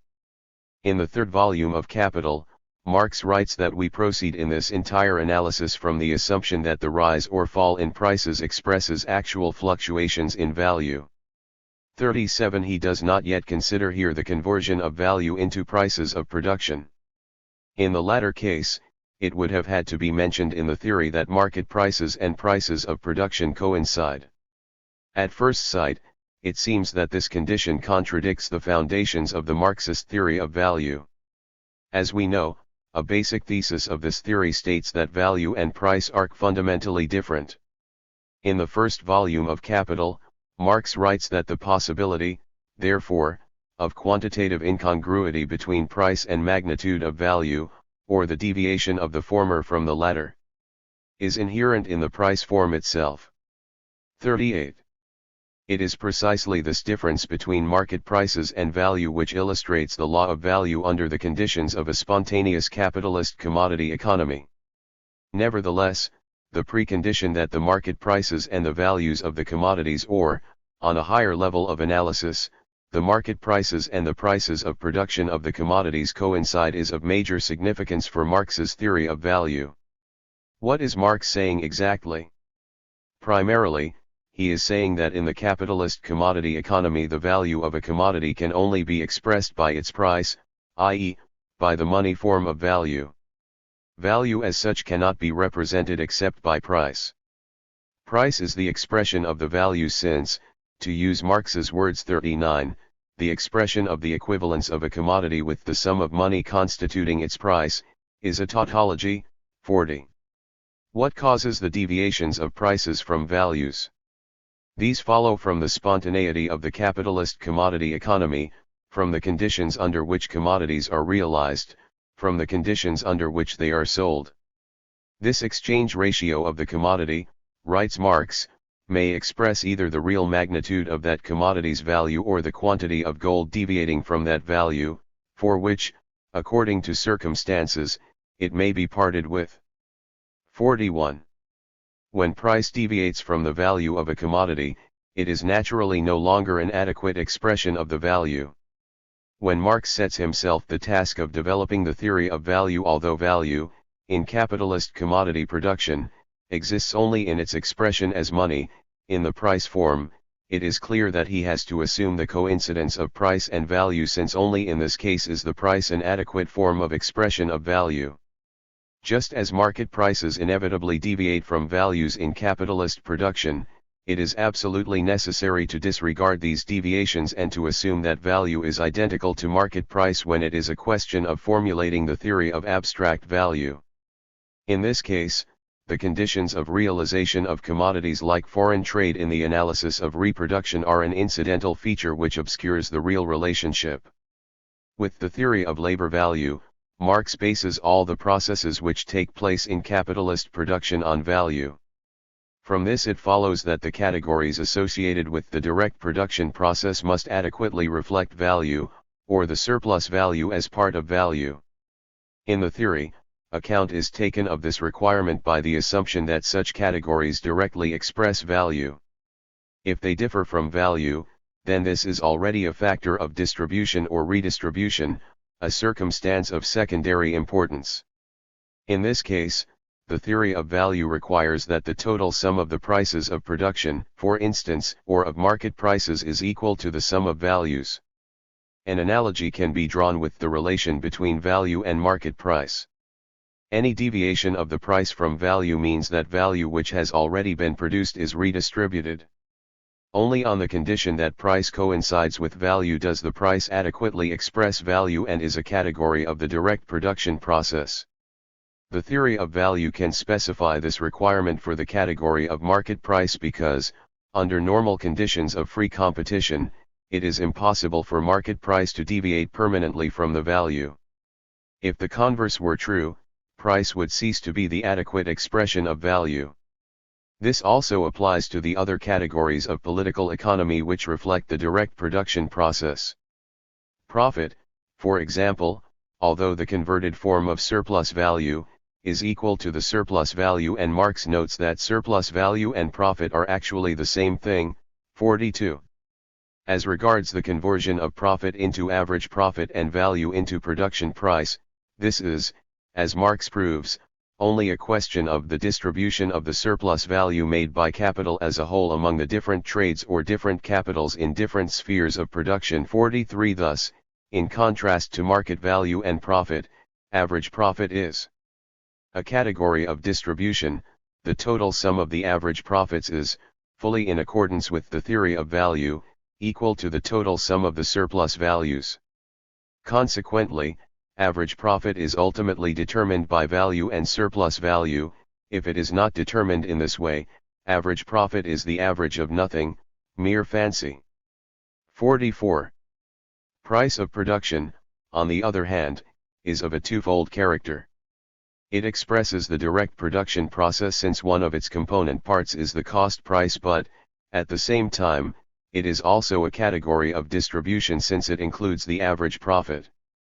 The same applies to the relation between profit and surplus value. Here it becomes apparent that distribution is only another aspect of production, which is why exactly the same categories express both the production and also the distribution relations. There is, however, a considerable difference between the categories of market price, market value and profit on the one hand and the categories of average profit and production price on the other. Assuming normal conditions of competition, market price is usually equal to value and profit equal to surplus value. Average profit and production price, however, are only the same as surplus value and value in exceptional cases. As a rule, they deviate from surplus value and from value. This also characterizes them as categories of distribution. Two quotations of very great methodological interest from Grundrisse may supplement these remarks: the fact that in practice, both as a general tendency and directly by means of price, capital seeks to cheat necessary labor by reducing it to below its level, both its natural level and that at a certain state of society, is not relevant here. We have to assume everywhere here that the economically justified labor wage is paid, i.e., the wage determined by the general laws of economics. The contradictions must follow here from the general relations themselves, not from the swindles of individual capitalists. What further shape this takes in reality belongs to the doctrine of wages. 45. The second quotation reads as follows: in the determination of price, as we shall see from profit as well, fraud, mutual swindle, is added to this. The one can gain in exchange what the other loses, they can distribute only the surplus profit among themselves. 46. The condition that market prices are equal to values appears here as one of the most important requirements of Marx's theory of economics. The antagonistic contradiction between the working class and the class of capitalists does not follow from the capitalist cheating the worker by selling him commodities at prices which are above their value, although this swindle too is widespread in capitalist reality. The antagonism between labor and capital derives from the surplus value which the capitalist appropriates for himself without equivalent and, as Marx shows, despite this in strict accord with the law of the exchange of equivalents, with the law or value. The profit of the capitalists is also based on surplus value. The profit which results from the fact that the market prices of the commodities do not coincide with their values signifies only a redistribution of surplus value. In analyzing the reproduction process, Marx abstracts from the disproportions associated with the capitalist form of this process. In capitalist reality, however, proportional production is naturally never exactly the case. 47. Nevertheless, in his investigations Marx assumes that proportional production does take place in capitalism. In this entire inquiry it is naturally always assumed that commodities are sold and sold at their values. 48. Realization as the main question of the theory of reproduction is therefore not a roughly understood problem of sales, as can be understood from the remarks made by Marx just quoted. In the theory of reproduction, it is much more a question of how all the component parts of the product in their natural form and in a value form are to be replaced and how the mutual agreement between the component parts of the total social product can be established. In his analysis of the process whereby average profit and production price are formed, Marx abstracts from the fact that the working day is not equally long in the different branches of production. 49. If account is taken of these differences, it must also be accepted that the masses of surplus value in the different branches are not the same either. The task, however, is to demonstrate what influence the different organic compositions have on the mass of surplus value produced in the individual branches. This is why one must abstract from all the other factors which likewise have an effect on the magnitude of the surplus value achieved in the branch in question. In the theory of surplus value and of profit, Marx also abstracts from profit on alienation. But the real profit which the capitalists achieve in actual fact is largely profit on alienation. 50. But in this case only the total profit is redistributed among individual capitalists, which is why profit on alienation must be disregarded in the examination of the profit derived from the creation of surplus value. Chapter 7. What did Marx have to prove? Rent as an illustration of the difference between value and price of production. The theory of capitalist monopoly. Monopoly price and the theory of value. The breaking of monopoly in capitalist agriculture. Examples of scientific abstraction in the theory of rent. The completion of the theory of surplus value.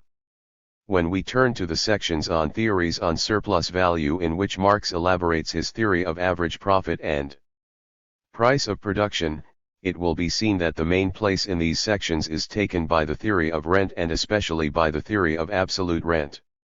This is because land rent plays a very special part in the economic theory of Marx. This is because the theory of absolute rent is primarily an inference from the theory of average profit and price of production and thus forms, as it were, the touchstone for the correctness of the latter. Marx's theory of average profit and price of production is based on the fundamental fact that value and price of production do not directly coincide and that only the sum of the prices of production is equal to the sum of the values. The difference between value and price of production of agricultural products is absolute rent. Ricardo's theory of average profit and price of production is based, in contrast, on the assumption that value and price of production are identical. Thus, in contradiction with the facts, Ricardo denies the existence of absolute rent. In actual fact, if the price of agricultural products were also to yield an absolute rent in addition to the average profit, this price would then exceed the price of production and, according to the dogma which asserts the identity of value and price of production, the value as well. The result of this would be that the same quantum of labor in agriculture would create greater value than in industry, which would be an obvious violation of the law of value. Consequently, the value of commodities would not be determined by the quantum of labor which they contain. The whole foundation of economics would be overturned by this. 1. In the view of Ricardo, since absolute land rent was impossible and only differential rent could exist, this confirms the general validity of the law of value.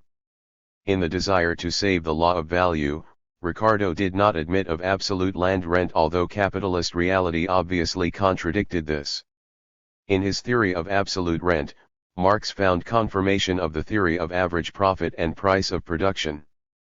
At the same time, the theory of absolute rent is evidence that the initial thesis of Smith and Ricardo, which asserts the identity of value and production price, is incorrect. The function performed by the theory of rent in the substantiation of the theory of average profit and production price is described by Marx in a letter to Engels of August 9, 1862 in the following words: "The only thing I have got to prove theoretically is the possibility of absolute rent, without violating the law of value." This is the point around which the theoretical controversy has turned from the days of the physiocrats up till now. Ricardo denies this possibility, I affirm it. I maintain at the same time that his denial is based upon a theoretically false dogma taken over from Adam Smith, the assumed identity of cost prices and values of commodities. 2. Marx defines absolute rent as the difference between value and price of production and thus demonstrates that the law of average profit and price of production operates on the basis of the law of value and therefore does not contradict this at all, which was what the standard authors of bourgeois political economy believed.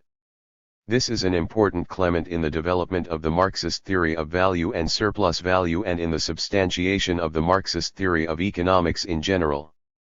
All this explains why Marx, in Theories of Surplus Value, concentrated his attention on the problem of absolute rent, while in the third volume of Capital it is principally a question of differential rent. In the third volume of Capital, Marx presents land rent as one of the derived forms of surplus value. He begins with differential rent, which is an adequate expression of the capitalist mode of production, while absolute rent and the class of landowners based on it appear as superfluous from the standpoint of capitalist production. The particular structure of Theories of Surplus Value, in which the specific problems of the theory of rent are linked with general questions of the theory of value and surplus value, of average profit and price of production, accordingly results from the task assigned to the theory of rent in substantiating Marx's economic theory in general. An analogy can be drawn here with the theory of money. The theory of money performs the same function in substantiating the theory of value as the theory of rent in substantiating the theory of average profit and price of production.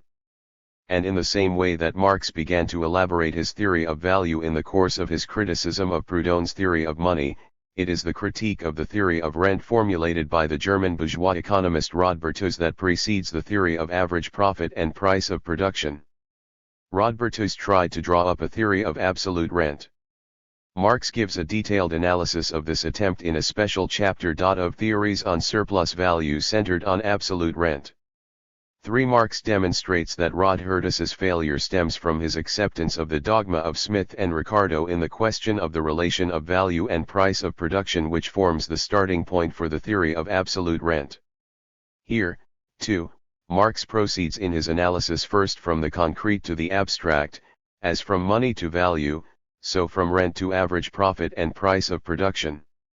The theory of average profit and price of production assumes in its general, abstract, form that there are no obstacles at all to free competition in either of its forms.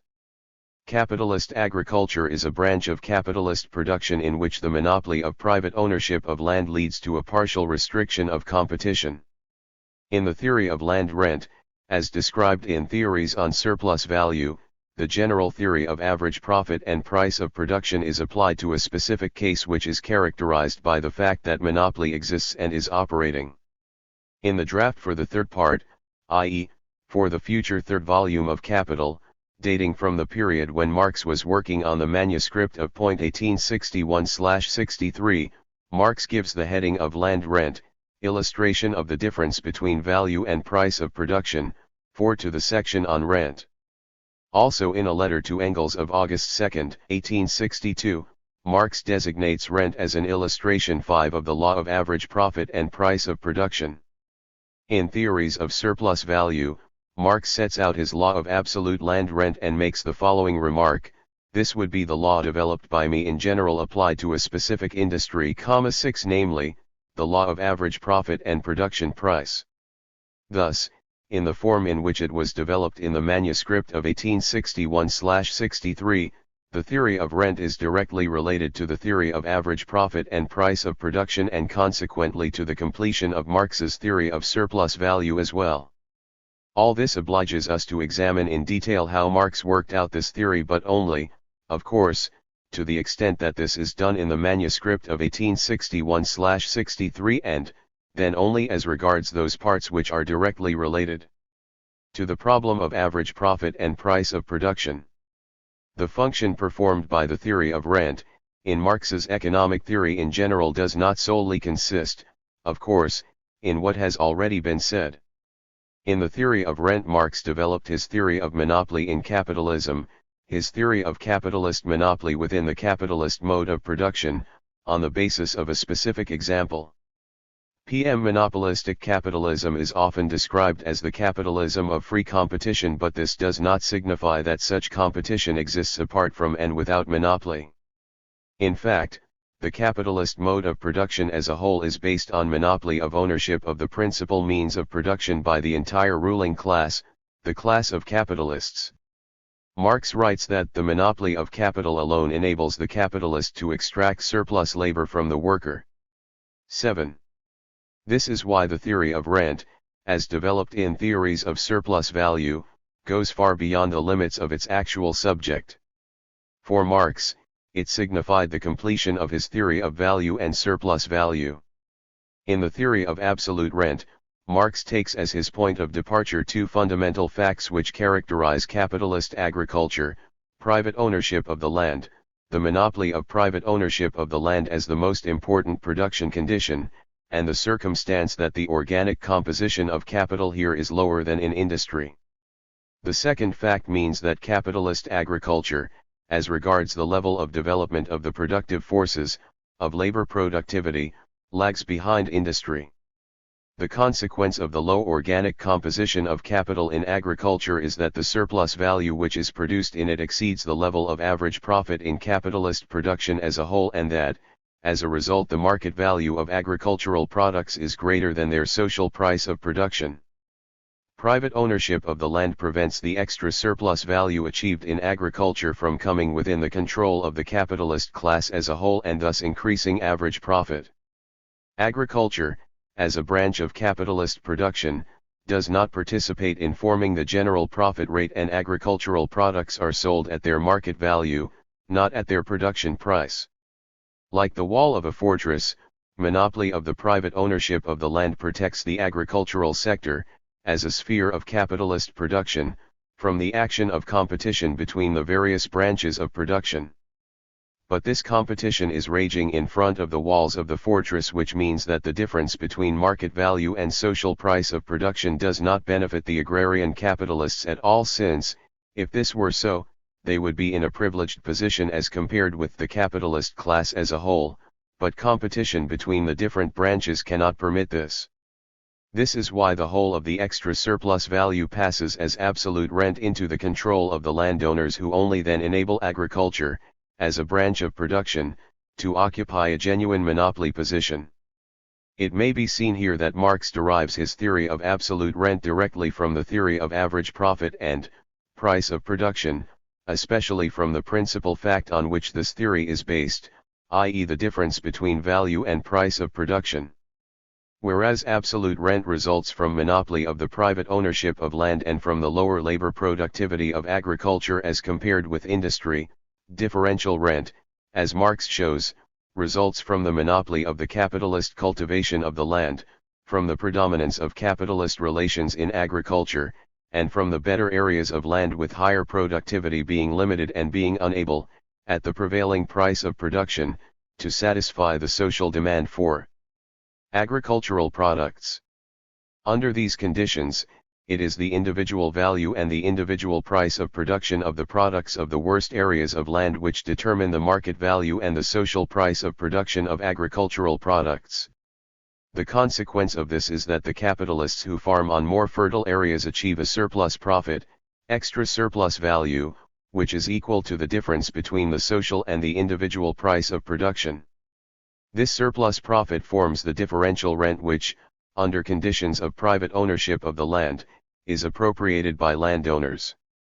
From Marx's theory of rent it follows that both the absolute and the differential rent as well result from the labor of the agricultural worker. With absolute rent this is obvious, since it originates from the surplus of the value of the product obtained in agriculture by way of its price of production. Absolute rent, writes Marx, derives from the fact that agricultural capital, in relation to the constant part of capital, sets a greater quantity of labor in motion than does average capital in non-agricultural industry. 8. Differential rent, on the other hand, results from the higher productivity of agricultural workers on more fertile areas of land. In connection with this, Marx notes that the work of the laborer working on more fertile soil is more productive than that of a man working on less fertile soil. The surplus value contained in the additional amount of his product, the greater relative productivity of his labor, or the differential surplus labor performed by him, is pocketed by the landlord. 9. Marx reveals here the essential difference between absolute rent and differential rent. Whereas absolute rent is due to the lower productivity of agriculture as a branch of the economy in comparison with industry, differential rent reflects the greater productivity of some capital advancements in agriculture in comparison with other capital advancements in the same branch of production.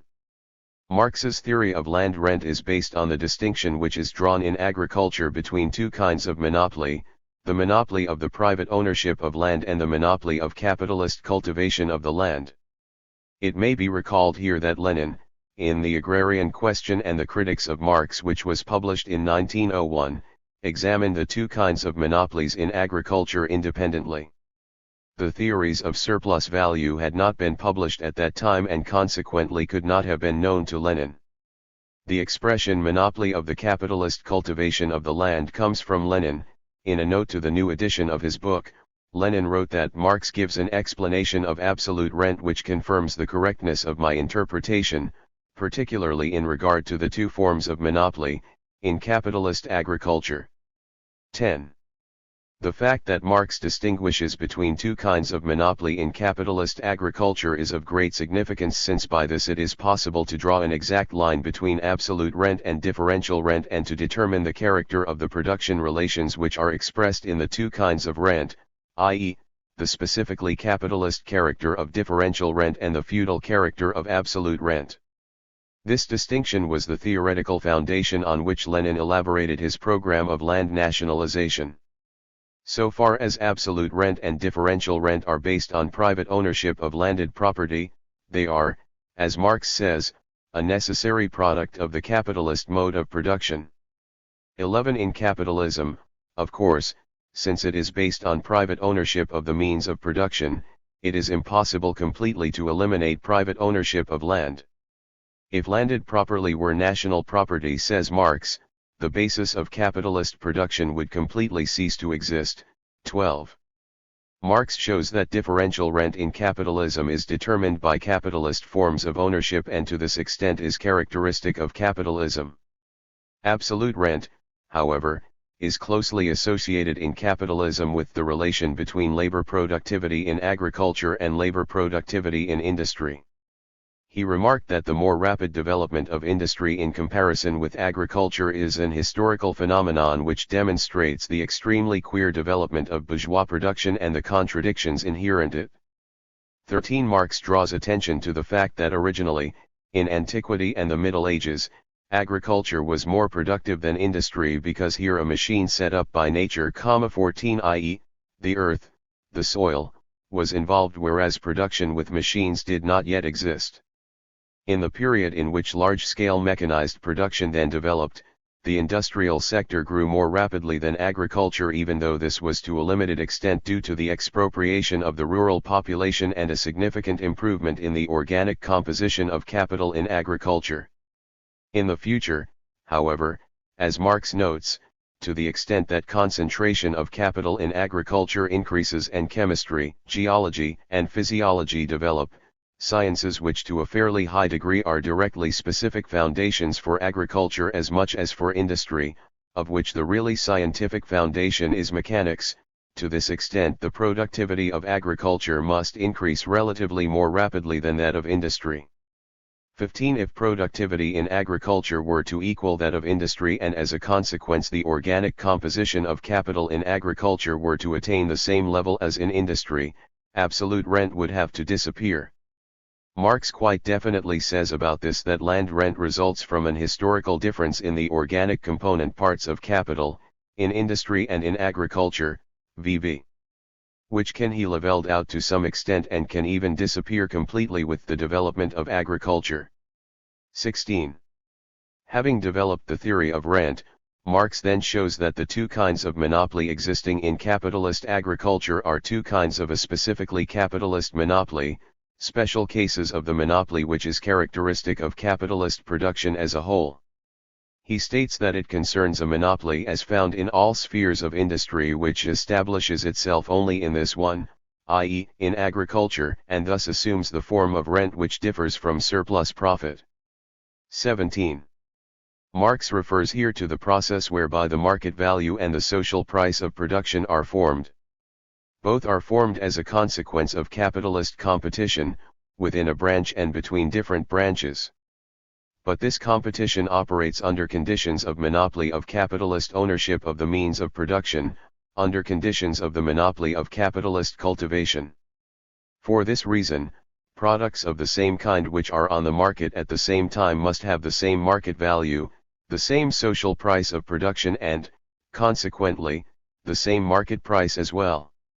The sum of the social prices of production of the products of all branches here is equal to the total market value of these products. The social price of production ensures that the entire capitalist class achieves an average profit. The level of market value and of social price of production is fixed, however, by the group of capitalists which dominates the market and achieves a surplus profit. These are manifestations of capitalist monopoly. They express, 1. The monopoly of ownership of the means of production possessed by the entire capitalist class, and 2. The monopoly position of individual groups of capitalists within this class which dominate the market. The special feature of this monopoly of capitalist cultivation is that it is not tied to certain individual capitalists or groups of capitalists. All capitalists here have formally the same opportunities. Theoretically they all have a chance of finding themselves in a monopoly position for a certain time, and they can all achieve surplus profit.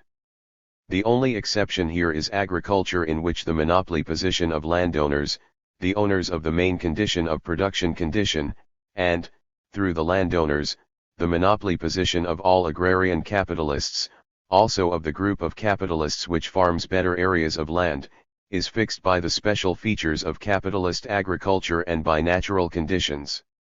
This is why the two kinds of capitalist monopoly in agriculture are of a stable and not momentary character. They are thus a suitable subject for studying capitalist monopoly in its general form. The only effect of the special features of capitalist agriculture is that this monopoly is stable, the monopoly itself resulting from the operation of the laws of capitalist production. 18 Marx writes that here manufacturing and agriculture are different only in that in the one the surplus profits are pocketed by the capitalist himself, and in the other by the landowner, and also in that in the first they flow, do not achieve any consistency, at one moment are made by this capitalist and at the next by that one, and are regularly eliminated again, while in the second they become established on account of their lasting, at least lasting for a fairly long period, natural basis in the different features of the land. 19. Marx shows, in Theories of Surplus Profit, that monopoly is chiefly reflected in monopoly price, which, in addition to the average profit, also includes a certain monopolistic surplus profit.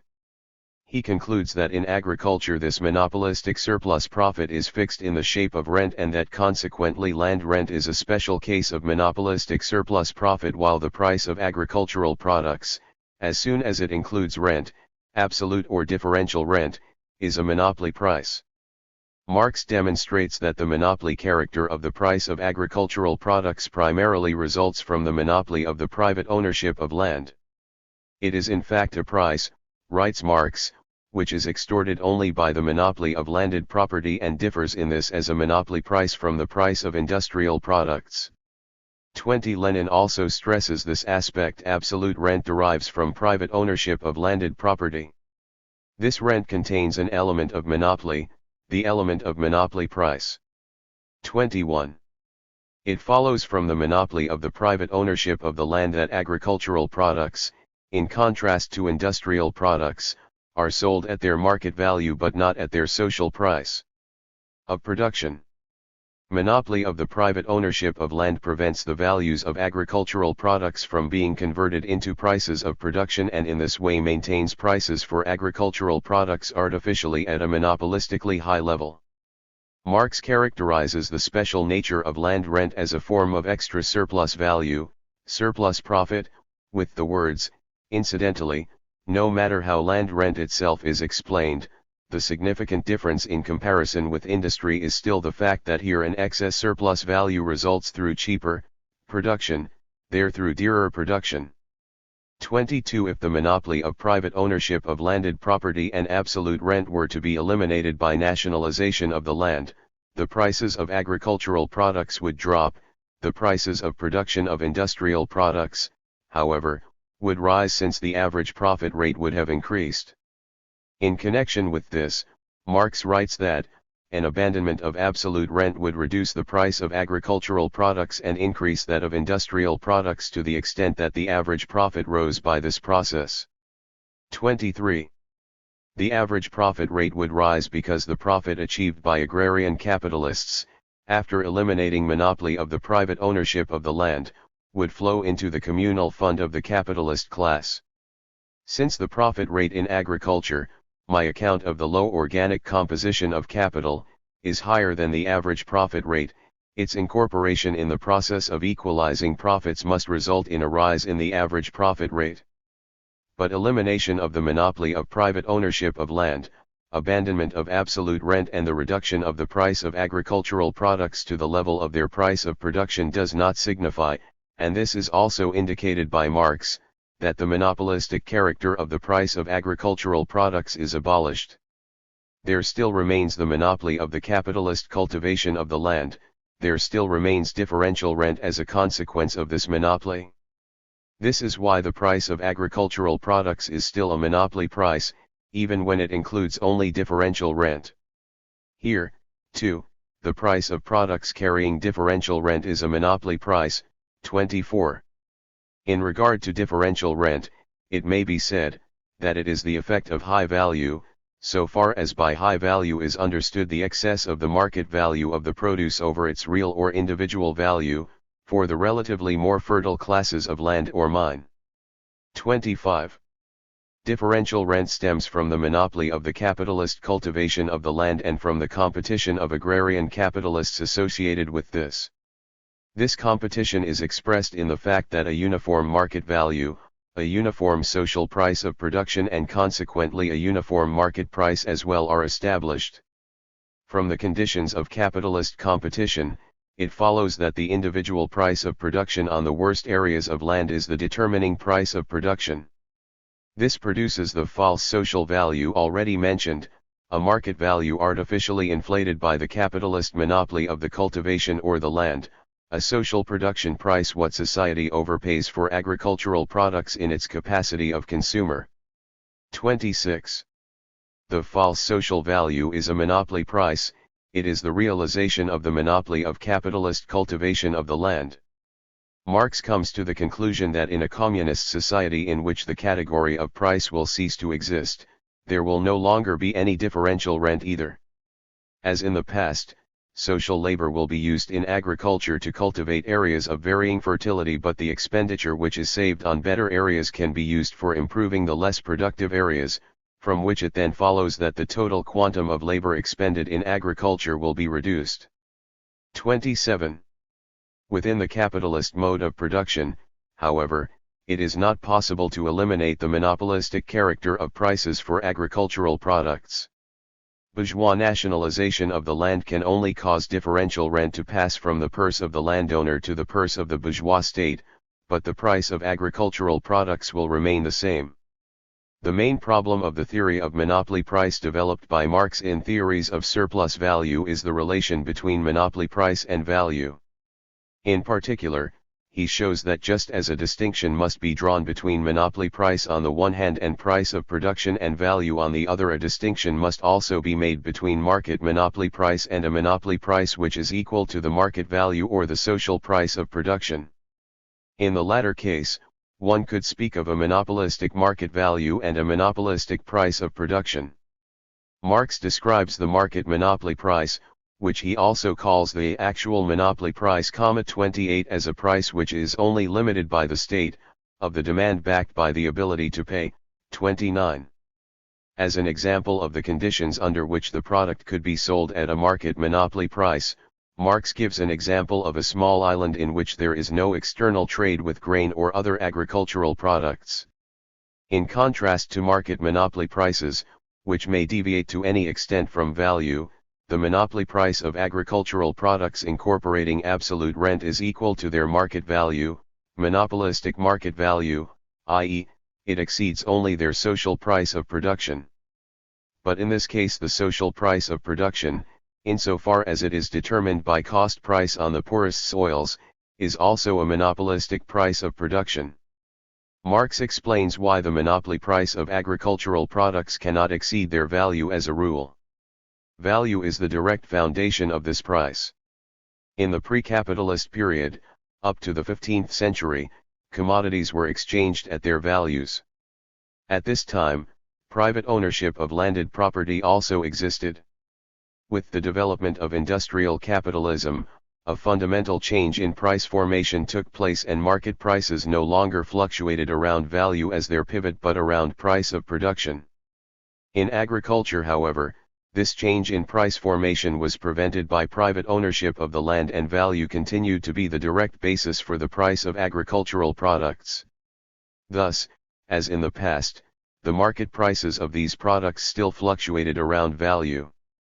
Those who derive rent from monopoly, writes Marx, are mistaken when they believe that monopoly enables the landowners to force up the price of commodities beyond their value.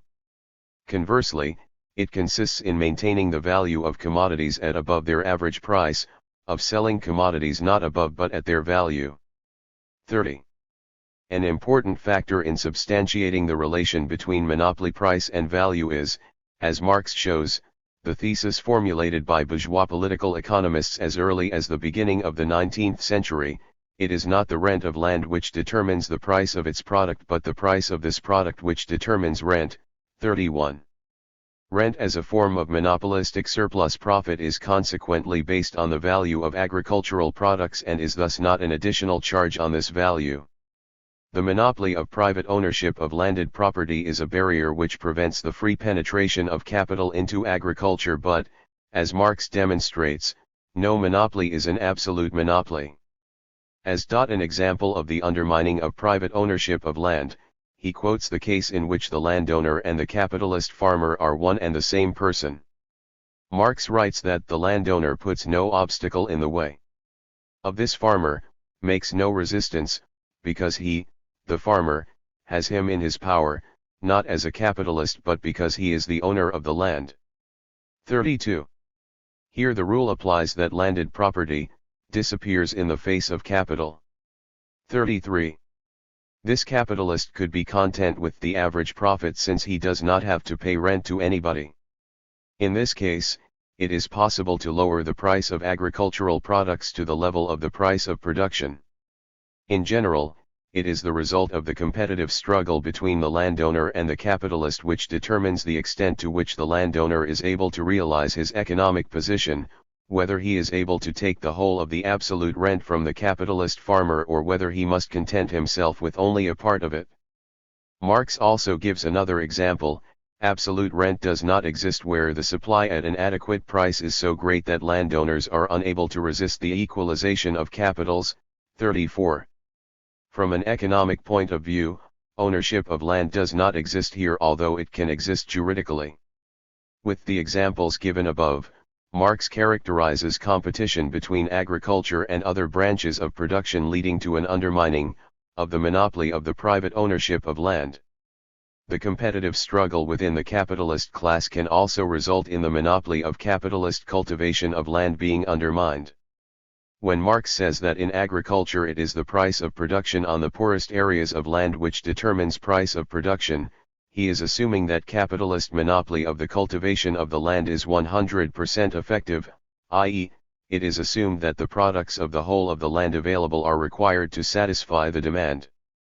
When it is a question of the theoretical definition of differential rent, it is completely correct and necessary to abstract from market relations, since differential rent can only be completely realized under these conditions. However, in theories of surplus value, Marx also formulates the law of motion of the market value of agricultural products, which takes account of possible fluctuations in the state of the market.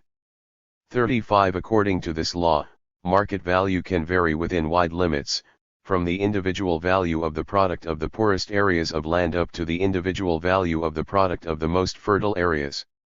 Marx shows that agriculture, as a branch of capitalist production, possesses the privilege of selling its product not at the price of production but at its value.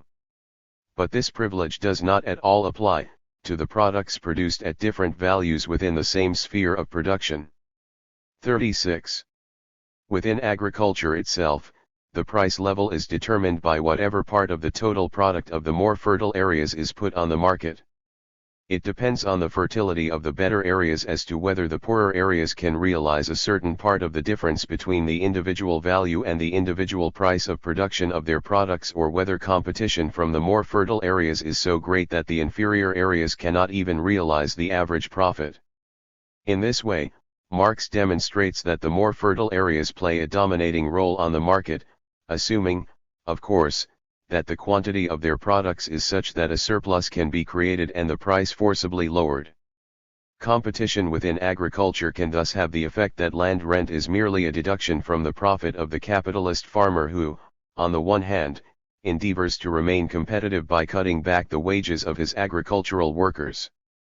Marx also employed the method of abstraction in the course of the economic inquiries he carried out in the manuscript of 1861-63 on the theory of land rent. When capitalist agriculture is examined, the monopoly of private landed property characteristic of it cannot be disregarded. In this connection, Marx notes that, were the earth at the free disposal of everybody, a principal element in the formation of capital would be lacking. 37. The monopoly of ownership of land in its capitalist form and land rent as the realization of this monopoly are the necessary product 38 of the capitalist mode of production. Ricardo's theory of rent assumes that there is no restriction on the movement of capital in agriculture. His opponents raised the objection that his theory of rent did not consider how difficult it is for a farmer who invests a lot of fixed capital to withdraw capital from agriculture. Marx agrees with this objection and emphasizes that English history between 1815 mid-1830 proves this to a great extent. Nevertheless, says Marx, this objection does not apply to the theory at all, leaves it completely untouched, since it is always a question here only of a more or less quick or slow implementation of the economic law. 39. The difficulties involved in the withdrawal of capital do not affect the essence of the economic law, the law of land rent, but the form in which it appears, the character of its action. These are external factors which must be disregarded in this context. However, Ricardo's theory of rent also assumes that there is no restriction on investment of capital in agriculture. In this question, Marx unequivocally takes the side of the opponents of Ricardo when he points out that investment of capital in agriculture will meet with resistance from landowners. Ricardo, on the other hand, abstracted in fact from the private ownership of land. Marx called this abstraction totally wrong. 40. This example clearly shows what should be done and what not when using the method of abstraction. We have attempted here to give a detailed account of how Marx, in the manuscript of 1861-63, developed his theory of value and surplus value a stage further by elaborating the theory of average profit and price of production and the theory of rent, the converted forms of value and surplus value. He shows how value and surplus value appear on the surface of capitalist society, how they are modified under the concrete conditions of capitalist competition and capitalist monopoly. And with this he also completed his theory of value and surplus value.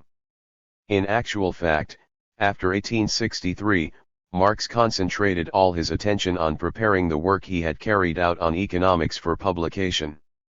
In 1865, he completed the manuscript of the third volume of Capital where, in harmony with the overall structure of his economic work, he describes the theory of average profit and price of production and the theory of land rent. As already noted, Marx elaborated his theory of value and surplus value for the first time in Grundrisse. He subsequently describes it in a contribution to the critique of political economy and in the first volume of Capital. These later descriptions of the theory of value and surplus value are more complete in content than those in Grundrisse. But this does not at all affect the importance of Grundrisse when it is a question of finding out about Marx's creative laboratory and learning how he worked out his economic theory. It is quite different with the manuscript of 1861-63 and with theories of surplus value. The theories of surplus value supplement the first 3 volumes of Capital in a series of basic questions. Chapter 8. An artistic whole. Logical and historical aspects. Theories of surplus value, the beginning of the real work on capital. The second part will appear independently under the title Capital. From 6 to 4 books. Confidentially, I indeed began Capital in exactly the opposite sequence. The theoretical and the historical part of Capital. How Capital took shape. At the same time as he developed his economic theory, Marx also worked out the structure of his work on economics. The task of drafting the structure of capital was no less difficult and agonizing than the substantiation of the theory of surplus value. But every success is based on hard work. At last, Marx found a form for his work on economics which matched the brilliance of its content. Marx was aware of the intrinsic perfection of his work. It is clear, he wrote to Engels in February 1866, that many shortcomings in detail must exist in a work like mine. But the composition, the coherence, is a triumph of German science which an individual German can admit, since it is in no way his merit but rather belongs to the nation. 1. As everybody knows, Capital consists of 4 volumes. However, it would not be correct to assume that Marx sets out the positive representation of his theory in the first 3 volumes while the 4th volume is devoted solely to a critique of bourgeois political economy. This is indicated by the full title of the work, Capital. A critique of political economy. It is quite clear that the second part of this title, a critique of political economy, applies to all 4 parts of Capital. By critique, Marx understood the refutation of the theories of bourgeois political economy. It is a question here of a critique which is constructive in the highest degree.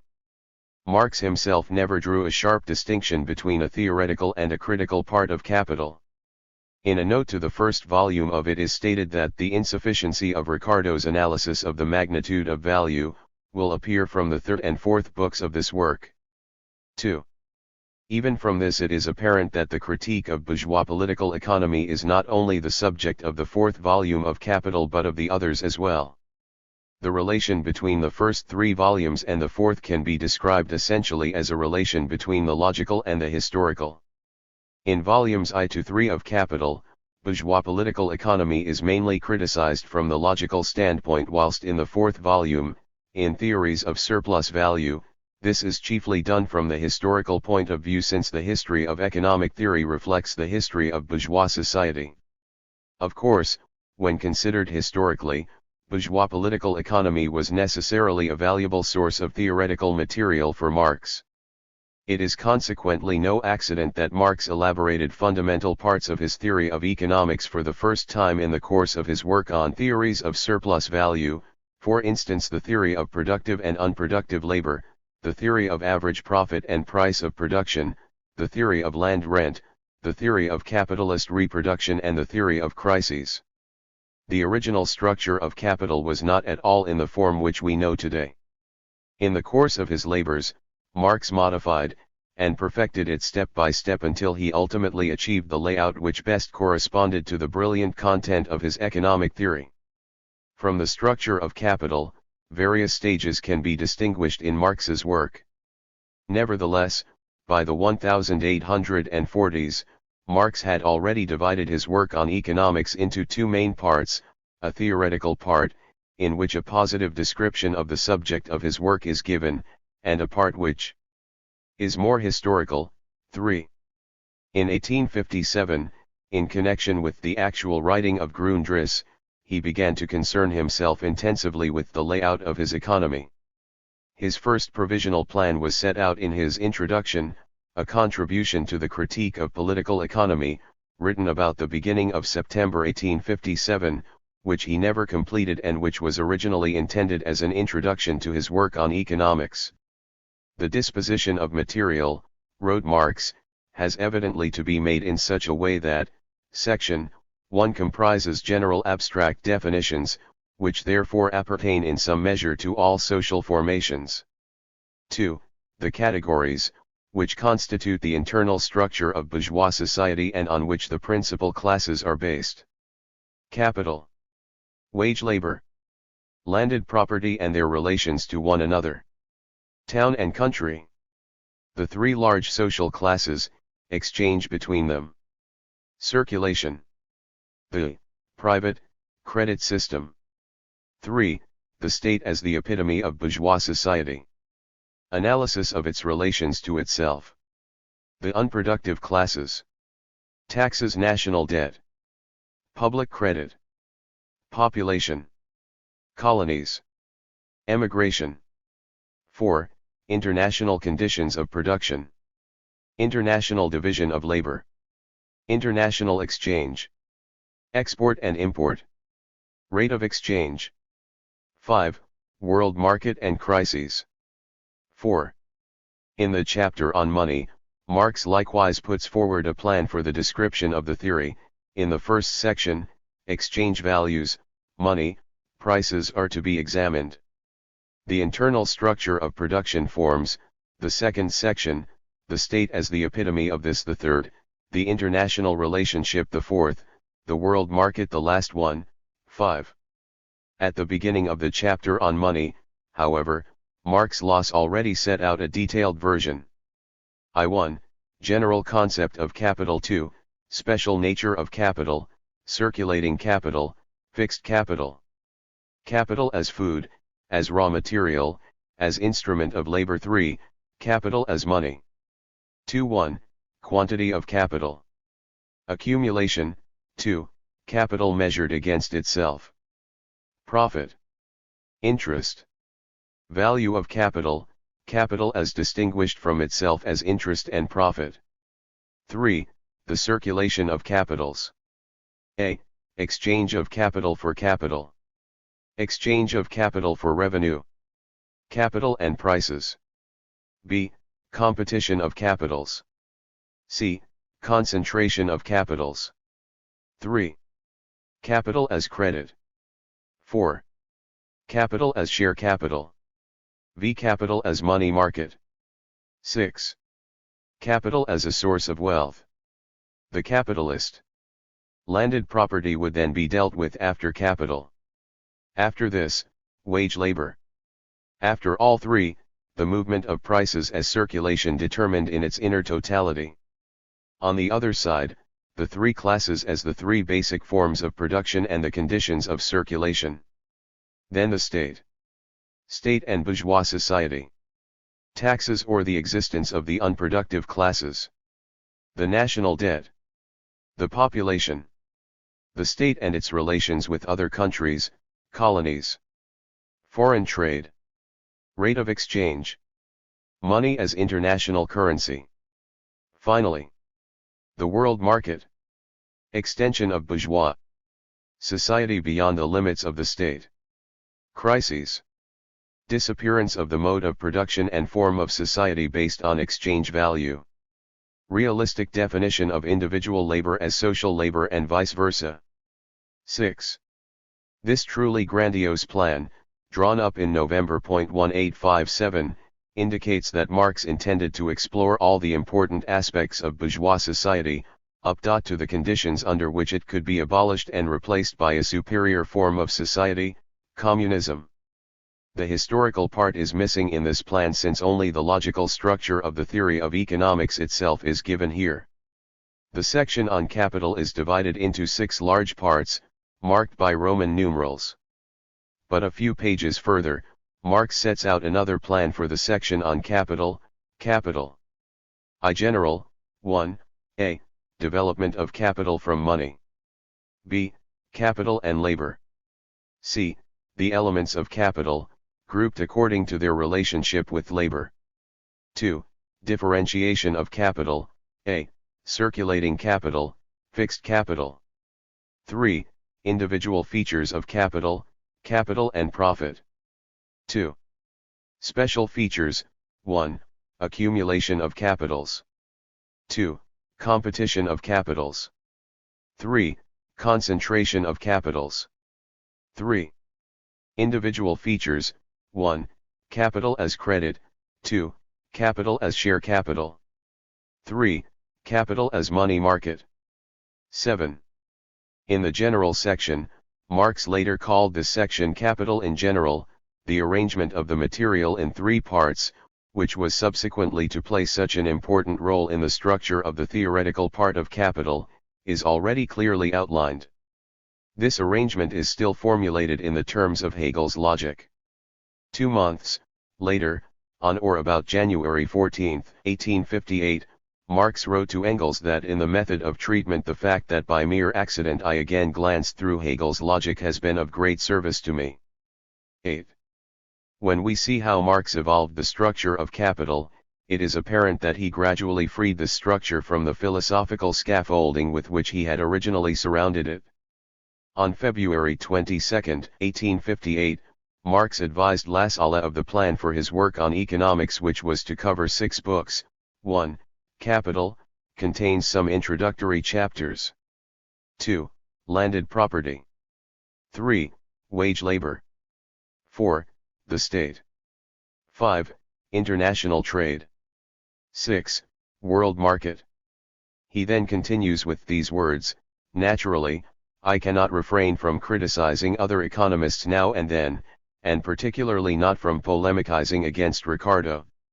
However, the critique and history of political economy and of socialism as a whole was to form the subject of another work. Finally, the brief historical sketch of the development of the economic categories, or relationships, was to be a third work.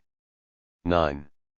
This shows, therefore, that Marx intended even at this time to set out his work in a theoretical and in an historical part, the latter containing a section on the history of political economy and another on the history of economic categories and relations. In his letter to Lassalle of March 11, 1858, Marx set out the plan for the first volume of his work on economics: 1. Value, 2. Money, 3. Capital in general, production process of capital, circulation process of capital, unity of the two or capital and profit, interest. Marx then writes that it is not at all my intention to write all 6 books, into which I shall divide the work, at a uniform level, but in the 3 latter ones to give just the general facts, whilst in the first 3, which contain the actual basic development in economics, it will not be possible to avoid detailed explanations in every case. 10. This version of the plan is interesting in that it contains an exact arrangement of the section on capital in general, which Marx subsequently used as a basis for the arrangement of the whole of the theoretical part of his work in 3 volumes. It may also be noted that Marx now reduced the scope of his task somewhat. This is indicated by his intention not to go into the same degree of detail in all 6 volumes. In the letter to Engels of 2 April 1858, Marx lists these 6 books and divides the content of the first book, about capital, into 4 sections: a. Capital in general; b. Competition, or the action of the many capitals upon one another; c. Credit, where capital appears as the general element as opposed to individual capitals; d. Share capital as the most perfect form, leading to communism, together with all its contradictions. 11. In a detailed plan of the first volume, a contribution to the critique of political economy, which Marx sent to Wedemeyer on February 1, 1859, historical digressions are added to the first chapter and to various subsections of the second. The chapter on the commodity carries historical notes on the analysis of commodities, the subsection on the measure of value the digression theories on the standard of money, and the subsection the precious metals the digression on theories of the medium of circulation and of money. 12. This plan was then also used by Marx in a contribution to the Critique of Political Economy, which was published shortly afterwards. He pursued this idea of distributing the historical and critical material among the theoretical sections of his work in the course of the whole of his labors on the manuscript of 1861/63. The draft plans drawn up in January 1863 for the first and third parts of Capital are evidence of this. 13. Thus, in the years between 1858 and 1862, Marx worked out the plan for a work on economics covering 6 volumes. Summing up all the remarks which he made regarding this question, one obtains the following plan of his work on economics. Plan of a contribution to the critique of political economy as outlined by Marx between 1858 and 1862. In the first volume of A Contribution to the Critique of Political Economy, Marx was only able to put the first part of this plan into effect, i.e., the introduction, the commodity and money. When he then began work on the manuscript of 1861/63, he started, following this plan, with the chapter on the conversion of money into capital, i.e., with the first chapter of the section on the production process of capital. It was Marx's intention to use the theories on surplus value as a concluding historical digression for this section in the same way that he had added the historical notes to the chapters on the commodity and money in the first volume of A Contribution to the Critique of Political Economy. It may be said that the beginning of the work on theories of surplus value marked a turning point in Marx's economic investigations. In fact, the theories of surplus value is the start of Marx's direct work on capital. At this time, Marx had not yet thought of dividing the entire work into 4 volumes with capital as the general title. This idea gradually emerged in the course of his labors on theories of surplus value. It was only towards the end of 1862 that Marx chose capital as the title. This is shown by his letter to Kugelmann of December 28, 1862, in which he tells of his intention to publish the continuation of the first volume of A Contribution to the Critique of Political Economy in the form of a separate book with the title of Capital and the subtitle of A Contribution to the Critique of Political Economy. 14. Thus it was right at the end of his work on theories of surplus value that Marx thought of writing Capital as a coherent work.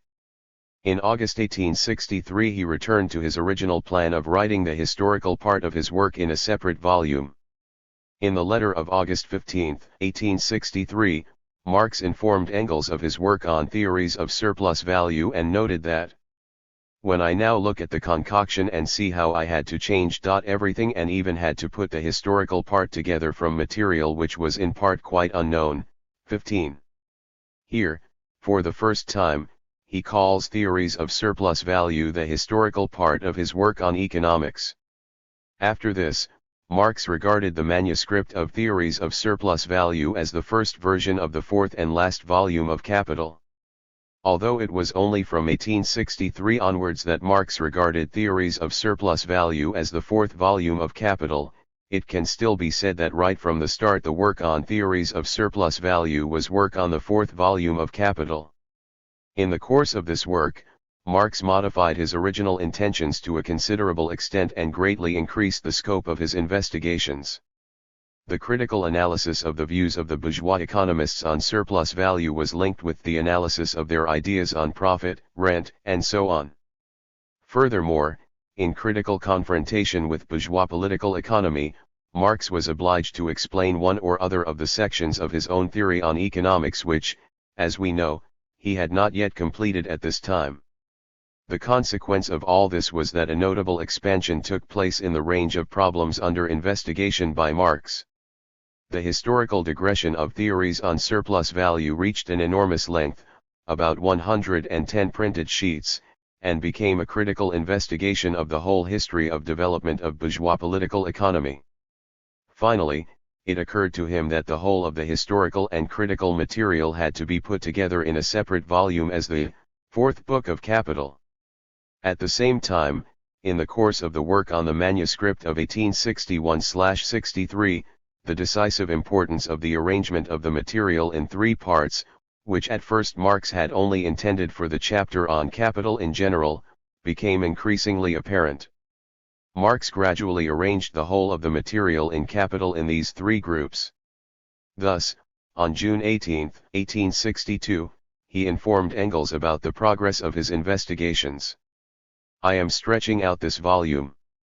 By the way, I am now at long last through with that sickening ground rent, which I do not want even to hint at in this part." 16. But a month and a half later, on August 2, 1862, he had already changed his mind. "I now intend after all to include the theory of rent by putting in a chapter in this volume." 17. According to the original plan, the theory of rent was to have been the subject of the second book, Landed Property. It was now Marx's intention to include it in the first section, Capital in General, of the first book, about capital.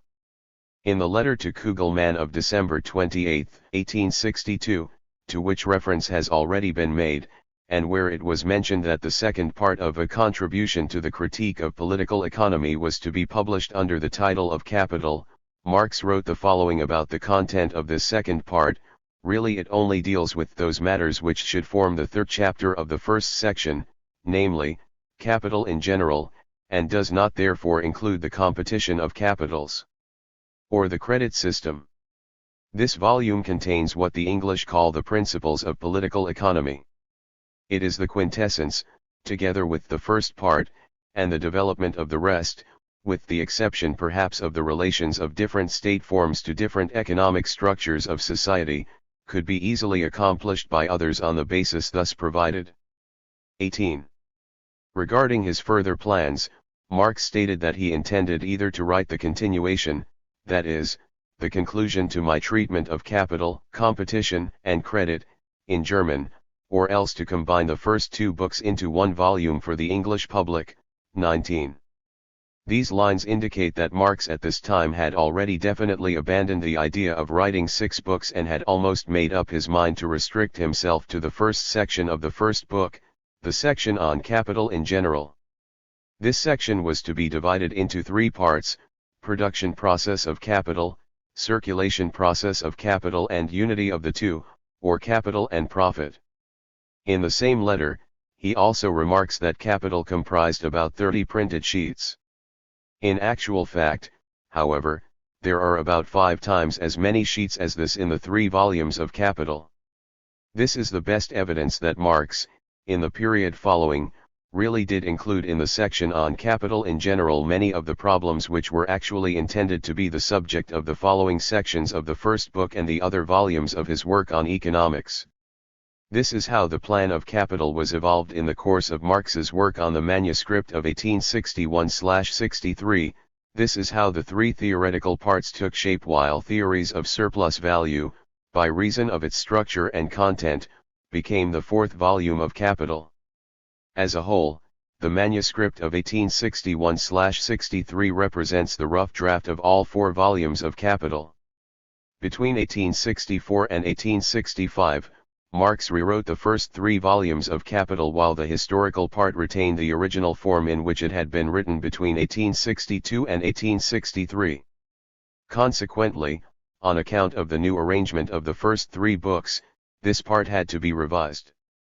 In his letter of July 31, 1865, Marx informed Engels about the course of the work on Capital. 3 chapters still have to be written to complete the theoretical part, the first 3 books. Then there is still the 4th book, the historical and literary part, which has to be written, which is relatively the easiest part for me since all the questions are solved in the first 3 books. This last one is therefore more a repetition in historical form. 20. Marx never succeeded in rewriting the 4th book, but nevertheless regarded the manuscript of Theories of Surplus Value as the concluding, historical part of Capital. In the letter to Siegmund Schott of November 3, 1877, Marx wrote the following words in connection with this: confidentially, I indeed began Capital in exactly the opposite sequence, beginning with the 3rd and historical part, to which it was submitted to the public, only with the quali.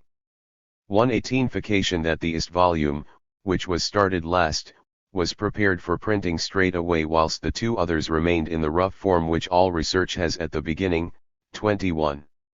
1 year before the publication of the first volume of Capital, Marx gave the first clear outline of the new structure of Capital in his letter to Kugelmann of October 13, 1866. The whole work is divided as follows. Book I. The production process of capital. Book 2. Circulation process of capital. Book 3. Form of the process as a whole. Book 4. Contribution to the history of economic theory. 22. This is, in as few words as possible, the history of the structure of capital, the most fearful missile ever hurled at the heads of the bourgeoisie, landed proprietors included. 23. But for this missile to be really fearful for the bourgeoisie, it had to be not only filled with explosive of the necessary destructive power, but also had to be given a shape which ensured the necessary power of penetration. It may certainly be asserted that capital owes its immortality to both its brilliant content and its wonderful form. The efforts which it cost Marx to achieve this form have been described. It is appropriate here to stress just once more the already obvious fact that Marx worked out the structure of capital at the same time as he elaborated the actual theory of economics. This is understandable, too. Form cannot be separated from content. If we wish to see in more detail how Marx evolved the logical structure of capital, it is necessary to spend somewhat more time on the question of why Marx began with the historical part when he started writing his work on economics. This brings us back to the method which Marx used in his investigation of capitalist reality. In the introduction for a contribution to the critique of political economy, Marx characterizes the method of scientific research as a method of advancing from the abstract to the concrete, which leads from abstract definitions to the reproduction of the concrete in thinking.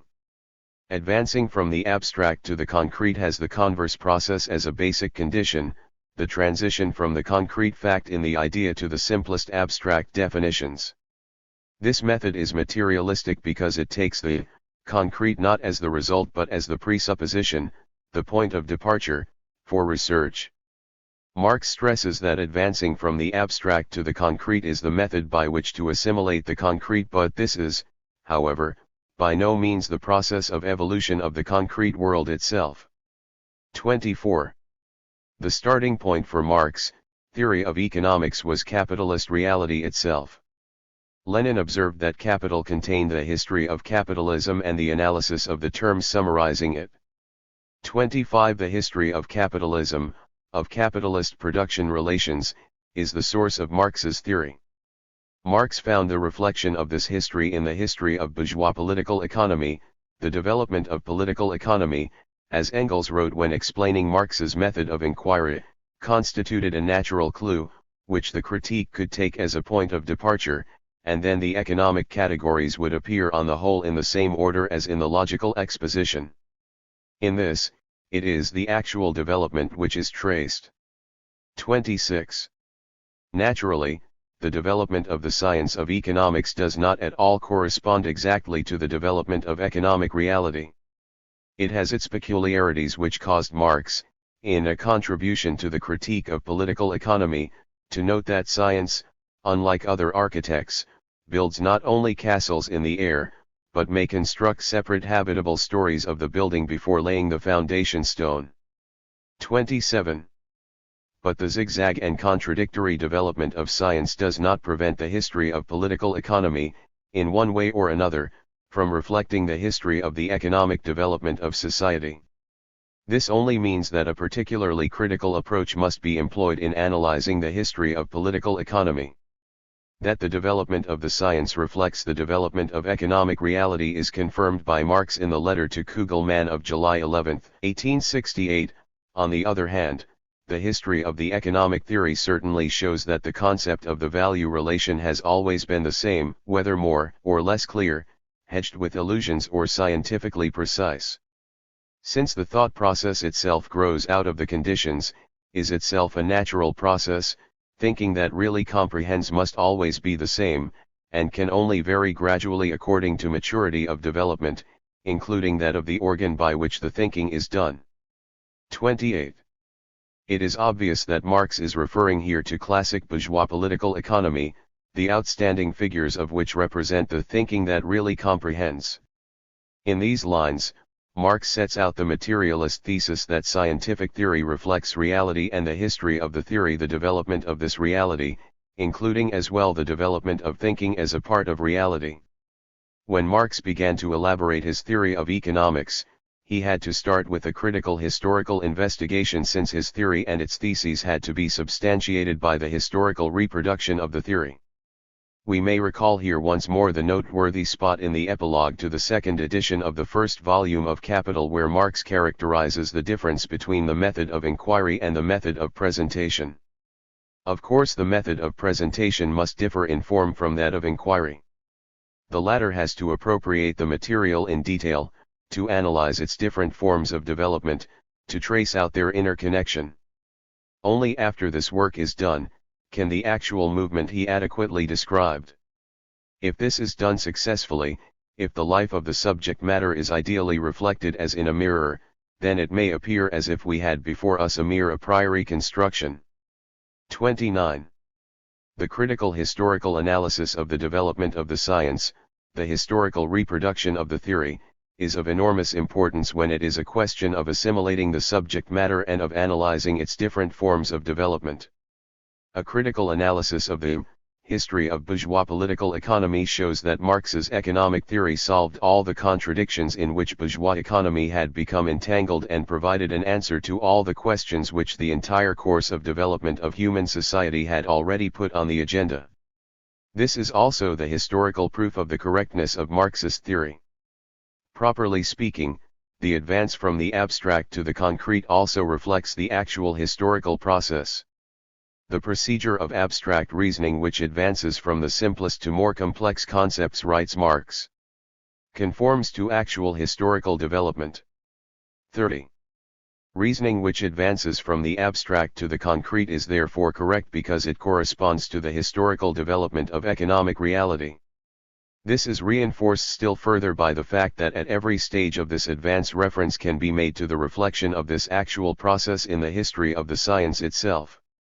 The history of political economy, as described in the fourth volume of Capital, in Theories of Surplus Value, chiefly shows how Marx's theory of surplus value developed. Naturally, as far as the method and manner in which he investigates the historical subject matter is concerned, Marx first abstracts at every stage from the concrete categories which express the character of the capitalist mode of production. Any other approach was not even possible, since Marx was always obliged to take this or that bourgeois economist as his basis. However, not a single bourgeois economist had been able to isolate the category of surplus value, for instance, in its pure form. This transition from the concrete to the abstract at every individual stage of inquiry is associated with the advance from the abstract to the concrete in the process as a whole. This is also the case with the fourth volume of Capital. In accordance with the nature of the subject and as in the first three volumes, the reasoning here advances from the abstract to the concrete, only with the difference that the problems are described from the historical viewpoint. In the first part of Theories of Surplus Value, most attention is paid to a critical historical investigation of the problem of exchange between labor and capital on the basis of the law of value. This corresponds to an analysis of value and by and large to that of surplus value as well in the first volume of Capital. In Theories of Surplus Value, this analysis concludes with the examination of the attempt of the bourgeois economists to describe the capitalist mode of production as a whole. This corresponds to the analysis of the capitalist reproduction process in the second volume of Capital. In the other parts of Theories of Surplus Value, Marx investigates how surplus value is converted into profit, how the general profit rate is formed and how the price of production is related to the value. This corresponds to the transition from surplus value to profit, from profit to average profit and from value to price of production in the third volume of Capital. Finally, in the concluding part of Theories of Surplus Value, he investigates the process of vulgarization of bourgeois political economy, and this corresponds to the critique of vulgar economy in the third volume of Capital. If the structure of Theories of Surplus Value is examined more closely, it is naturally apparent that this is only roughly comparable with the structure of the first three volumes of Capital. Indeed, the range of problems examined in the first volume of Capital is dealt with not only in the first but also in the second and third parts of Theories of Surplus Value. Thus in the 10th chapter of the second part of Theories of Surplus Value, for instance, Marx investigates how value is determined by labor time, i.e., the main thesis of Ricardo's theory. He shows how Ricardo is confused on the question of absolute and relative value and how he fails to appreciate the nature of the form of value. In the 15th chapter, Marx explains that the problem of exchange between labor and capital is insoluble in the way in which it is formulated by Ricardo. He also shows that Ricardo confuses labor and labor power and does not analyze the origin of surplus value. In the 18th chapter, Marx devotes great attention to the capitalist application of machinery. In almost every chapter of the third part of Theories of Surplus Value, Marx discusses problems of the first volume of Capital such as value, constant and variable capital, wages, and so on. Lastly, In the second and third parts of Theories of Surplus Value. There are sections relating to the analysis of the capitalist mode of production as a whole and to the analysis of capitalist reproduction. The explanation of all this is that Marx, when he investigates the views of a bourgeois economist, always has to analyze the entire system of the latter. This circumstance, however, does not at all alter the fact that the internal structure of the historical part largely reproduces the structure of the theoretical part of Marx's work. But when the structure of Theories of Surplus Value, which reflects the history of the internal development of bourgeois political economy, reproduces the development of Marx's economic theory from the historical aspect, the subject matter of the fourth volume of Capital is a major contribution to the historical substantiation of this theory. In the same way as description progresses from the first to the second and third volumes of Capital, capitalist relations of production approach step by step the form which they assume on the surface of society, in the action of different capitals upon one another, in competition, and in the ordinary consciousness of the agents of production themselves. 31. The historical part of Capital also completes the advance to the surface of bourgeois society, since it provides critical proof of how capitalist relations of production are reflected in the heads of the apologists of this society, in the heads of the bourgeois economists. Naturally, individual representatives of bourgeois political economy described capitalist reality and capitalist production relations in various ways. The vulgar economists, deliberately or unintentionally, stay on the surface of economic relations, but the classical economists succeeded to a certain degree in penetrating the economic processes in depth and in tracing the internal relationship of the phenomena. Marx always assessed this very highly. In the historical part of Capital, Marx follows the interpretation of the laws of capitalism by bourgeois ideologists. He considers the progress of bourgeois political economy as a reflection of the progress of bourgeois society itself and of its internal contradictions. For the understanding of the natural laws of capitalism in all their aspects, Marx also had to explain how the base influences the superstructure and how capitalist reality is reflected in the ideological sphere, especially in the science of economics. All this explains why the critical analysis of the history of political economy, although it was for Marx an important starting point for the elaboration of his theory of economics, is at the same time the necessary completion of the theoretical structure which he put together in the first 3 volumes of Capital. Chapter 9. The Political Economy of the Working Class. The dissemination of economic theory in the ranks of the working class. Value, price, and profit, from political economy to economic policy. Comparison with the 1840s, Wage Labor and Capital and Manifesto of the Communist Party, once the interconnection is grasped. Justification of the struggle of the workers for higher wages and a shorter working day. Analysis of the value of labor power. Down with the wage system. Scientific critique of Proudhonism. Marx's economic theory and the working class. The enormous significance and the full content of Marx's work can only be grasped when it is remembered that Marx was no mere book scholar but first and foremost a revolutionary. He created his economic theory not for a select group of specialists but directly for the working class. The appreciation which Das Kapital rapidly gained in wide circles of the German working class is the best reward of my labors, one wrote Marx in the afterword to the second edition of the first volume of Capital. And if he spent many years in the library of the British Museum or, bent over his desk, analyzed the subtleties of past political economists, then he did so because he knew that the working class needed his work. Although I am devoting a great deal of time to the preparation for the Geneva Congress, this was the first Congress of the First International in September 1866 VV, Marx wrote to Kugelmann, I cannot and do not want to go there, since no such prolonged interruption of my work is possible. I think that this work which I am doing is of far greater importance to the working class than anything that I, personally, could do at a Congress quelconque, of any sort. 2. In the sphere of economic theory, Marx elaborated the political economy of the working class. It is the political economy of the working class, reduced to its scientific expression, 3 to quote Engels's words about capital. Marx is the man to whom the whole working class of Europe and America owes more than to anyone else. 4. As long as there have been capitalists and workers in the world, no book has been published which is of such importance for the workers as this one. 5. With these words, Engels characterized the significance of capital for the working class movement. Above all, with his economic theory, Marx supplied the scientific foundation for the international working class movement, the scientific base for the socialist efforts of the proletariat which up till then had been lacking.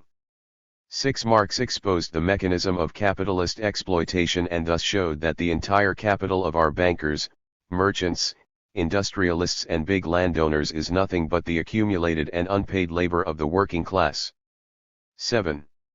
In this review of the first volume of Capital from which these lines are taken, Engels recalls that the Neue Rheinische-Zeitung, which he and Marx had published, had demanded in 1849 in the name of the Silesian peasants that $1,000 million which the great landed proprietors had illegally appropriated when serfdom and feudal services were abolished should be returned to these peasants.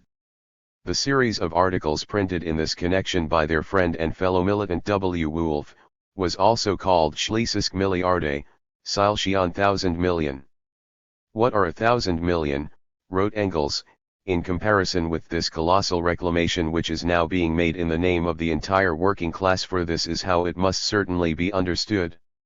If the entire accumulated capital of the possessing classes is nothing but unpaid labor, it seems to follow directly from this that labor will be paid later, i.e., that the entire capital in question will be transferred to labor. 8. Engels wrote in a review of Capital that, who has eyes to see sees here clearly enough the demand for a social revolution. 9. One of the most important things to be realized from the study of Marx's economic theory is that the capitalist mode of production is progressive in comparison with pre-capitalist forms. Only this form of society could accumulate that wealth and ensure that development of the productive forces which established the basic condition for the transition to socialism in which members of society can develop their abilities to the full. In this, there is an essential difference between Marx's theory and the utopian views of pre-Marxist socialism, between his ideas and the petty bourgeois theories of that time. Engels notes that as compared with the ordinary socialists, it is to be recognized as the merit of Marx that he also demonstrates an advance just where the extremely one-sided development of present conditions is accompanied by directly discouraging consequences. As everywhere in the description of the extremes of wealth and poverty resulting from the factory system in general, etc. 10. In the instructions for delegates of the Provisional Central Council at the First Congress of the Working Men's International Association, Marx writes the following about child labor in capitalism: we consider the tendency of modern industry to make children and juvenile persons of both sexes cooperate in the great work of social production, as a progressive, sound, and legitimate tendency, although under capital it was distorted into an abomination. 11.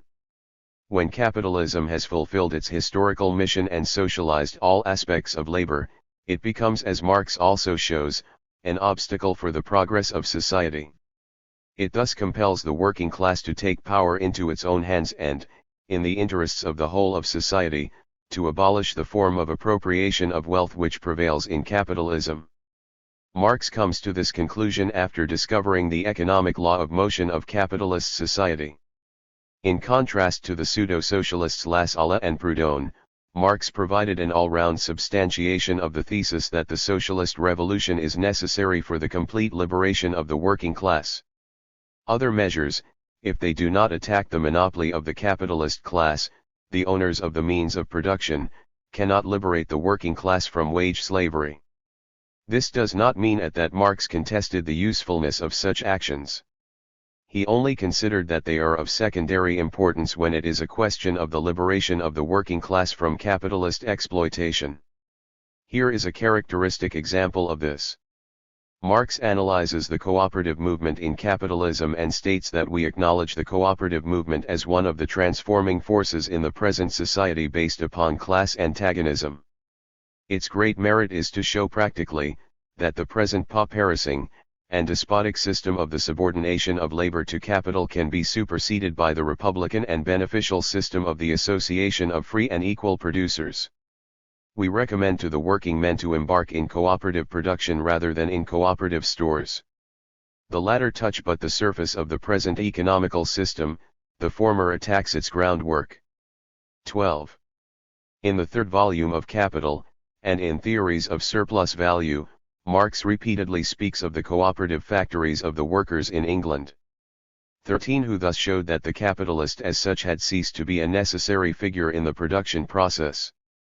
In the inaugural address of the Working Men's International Association, Marx assesses the cooperative movement, and especially cooperative factories, as a victory of the political economy of labor over the political economy of property.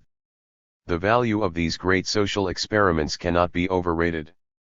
By deed, instead of by argument, they have shown that production on a large scale, and in accord with the behests of modern science, may be carried on without the existence of a class of masters employing a class of hands, that to bear fruit, the means of labor need not be monopolized as a means of dominion over, and of extortion against, the laboring man himself, and that, like slave labor, like serf labor, hired labor is but a transitory and inferior form, destined to disappear before associated labor plying its toil with a willing hand, a ready mind and a joyous heart. 14. The cooperative factories of the workers in England confirm the important conclusion which followed from Marx's economic theory that important basic conditions for the communist mode of production evolved precisely in the very heart of capitalism. In the cooperative factories, social production controlled by social foresight 15 had proved, already in capitalism, its advantages over the capitalist economic system.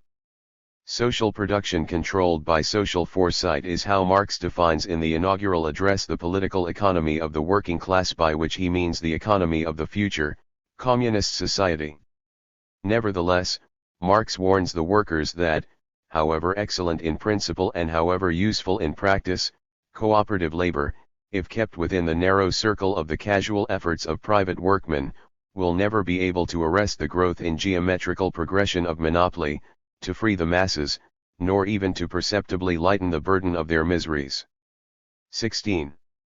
Only when the working class has seized political power can it develop cooperative labor on an all-national scale, i.e., really liberate the working classes. To convert social production into one large and harmonious system of free and cooperative labor, general social changes are wanted, changes of the general conditions of society, never to be realized save by the transfer of the organized forces of society, viz., the state power, from capitalists and landlords to the producers themselves. 17. In his reviews of Capital, Engels expressed the hope that the social democratic deputies would turn this work into their theoretical Bible and make it the armory, from which they take their best arguments. 18. With regard to the discussion about to be held at that time in the North German Reichstag on trade and factory regulations, Engels wrote that we expect none of the deputies elected by German working men to go to the discussion of this law without first fully familiarizing himself with Marx's book. Under these conditions, 4 or 5 representatives of the proletariat are a power when they know how to use their position, when above all they know what it is all about, which is what the people do not know. And, for this, Marx's book provides them with all the material ready for use. 19. Marx took a great deal of trouble to popularize his economic theory in the ranks of the working class, and he demanded this from his fellow militants, too. Concerning Wilhelm Liebknecht, he wrote that it is in fact his duty to direct attention to my book at meetings of workers. If he does not, the Lassalleans will take charge of the affair, and in the wrong way. 20. In June 1865, at 2 sessions of the Central Council of the First International, Marx held a lecture on value, price, and profit in which he described the foundations of his theory of surplus value. He informed Engels that, in the second part, in extremely compressed but relatively popular form, the thing contains much new material which anticipates my book. 21 Marx's efforts to communicate his scientific discoveries primarily to a working-class audience is the best evidence that with his economic theory he had created the political economy of the working class. As he wrote to the metal worker Karl Klings, "You can be sure that in me the working class will always find a true protagonist." 22. For the whole of his life, Marx proved how justified these words were. 1865 does not fall within the scope of this book since it deals with the period up to 1863, however, in this chapter an exception is made, especially for Marx's book Value, Price, and Profit, in which he uses his theoretical principles to solve specific questions of the working class movement. The analysis of this work, the evidence of how Marx proceeded from theory to practice, concludes those chapters in the present book which examine how Marx elaborated his theoretical theses. The manner in which Marx presents his economic theory in Value, Price, and Profit differs considerably from that in which he wrote Wage, Labor and Capital in 1847. This is only to be expected since between 1847 and 1865 Marx had worked out the theories of value and surplus value, the theory of average profit and price of production, and the theory of land rent, in short, his entire economic theory.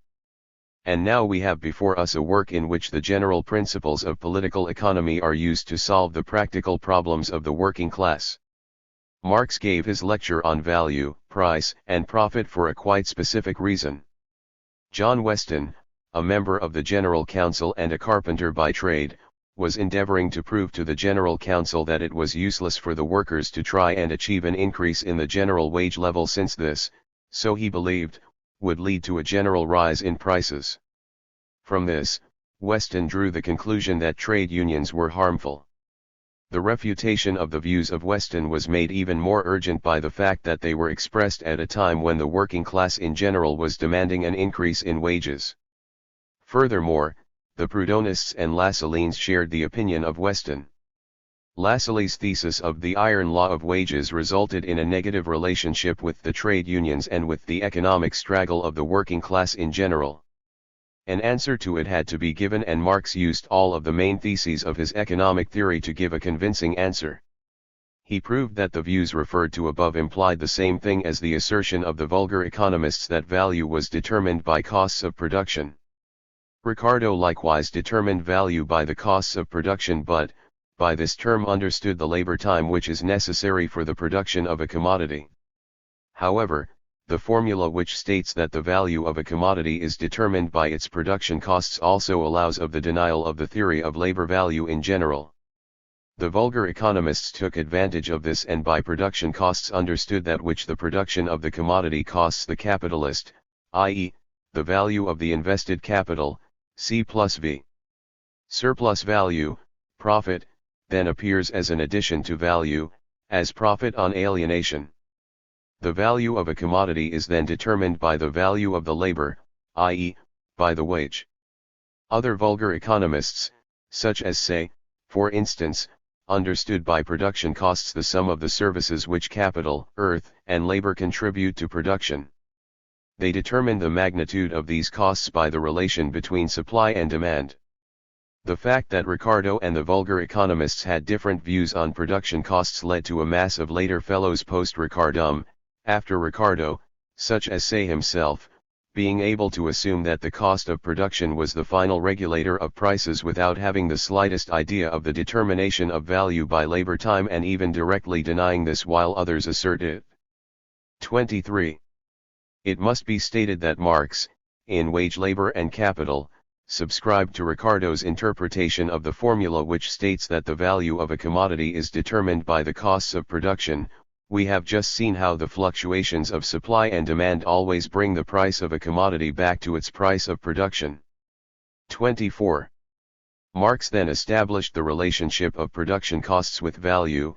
The determination of price by cost of production is tantamount to the determination of price by the labor time required to the production of a commodity, for the cost of production consists, first of raw materials and wear and tear of tools, etc., i.e., of industrial products whose production has cost a certain number of workdays which therefore represent a certain amount of labor time, and, secondly, of direct labor. which is also measured by its duration. 25. There is no doubt that Marx in 1847 could not have criticized Weston so convincingly and thoroughly as in 1865, since for this, in the theory of value and surplus value, he had to go beyond Ricardo. Now, in Value, Price, and Profit, Marx points out the vicious circle in which Weston is caught up by following the vulgar economists, who determine the value of a commodity by the value of labor, and emphasizes that here we arrive at no conclusion at all. 26. Marx had already solved this problem in his theory of value and surplus value. This is why he now gives a concise and wonderfully clear description of his economic theory. He breaks the vicious circle and also explains the contradictions which follow from the fact that the nature of things and the form in which they appear do not coincide. Marx shows that profit, although it appears on the surface of the phenomena as an addition to the value, can only be comprehended when it is assumed that commodities are sold at their value. Marx also discovered another contradiction, which is the other side of the coin of that just mentioned. Although the wage does actually appear as the value of labor on the surface of bourgeois society, it is nevertheless in reality only the value of the labor power, which is obviously less than the value of the labor, or, more accurately, than the value of the product which the labor produces. Concerning this, Marx says that this seems paradox and contrary to everyday observation. It is also paradox that the earth moves round the sun, and that water consists of two highly inflammable gases. Scientific truth is always paradox, if judged by everyday experience, which catches only the delusive appearance of things. 27. There is no intention here of giving a detailed examination of how Marx presents the theory of value and surplus value. In Value, Price, and Profit, our main interest here centers on the practical conclusions that Marx draws from his theory. First of all, however, the comparison of this work with wage labor and capital has to be continued. For this, the manifesto of the Communist Party will also be consulted, and it will be demonstrated that without a scientific political economy there can be no correct political economy of the working class. But in the 1840s Marx had not yet created a scientific political economy. In the manifesto of the Communist Party, he was still speaking of the selling of labor and, like Ricardo, determined the price of all commodities, i.e., of labor as well, by their costs of production. 28. It has already been noted that this formula was ambiguous and enabled the theory of value to be interpreted in their own way by the vulgar economists. It was precisely this aspect which was seized upon by petty bourgeois socialists of the Proudhon type. Marx subsequently wrote that Proudhon in the theory of value has completely confused people. They believe that a commodity is sold at its value when it is sold at its pre-derivant equals price of the means of production used for it plus the wage of the labor. They do not see that the unpaid labor contained in the commodity is just as important a value-forming element as that which is paid. 29. In Wage Labor and Capital, he gives an example to explain the mechanism of capitalist exploitation, the source of profit.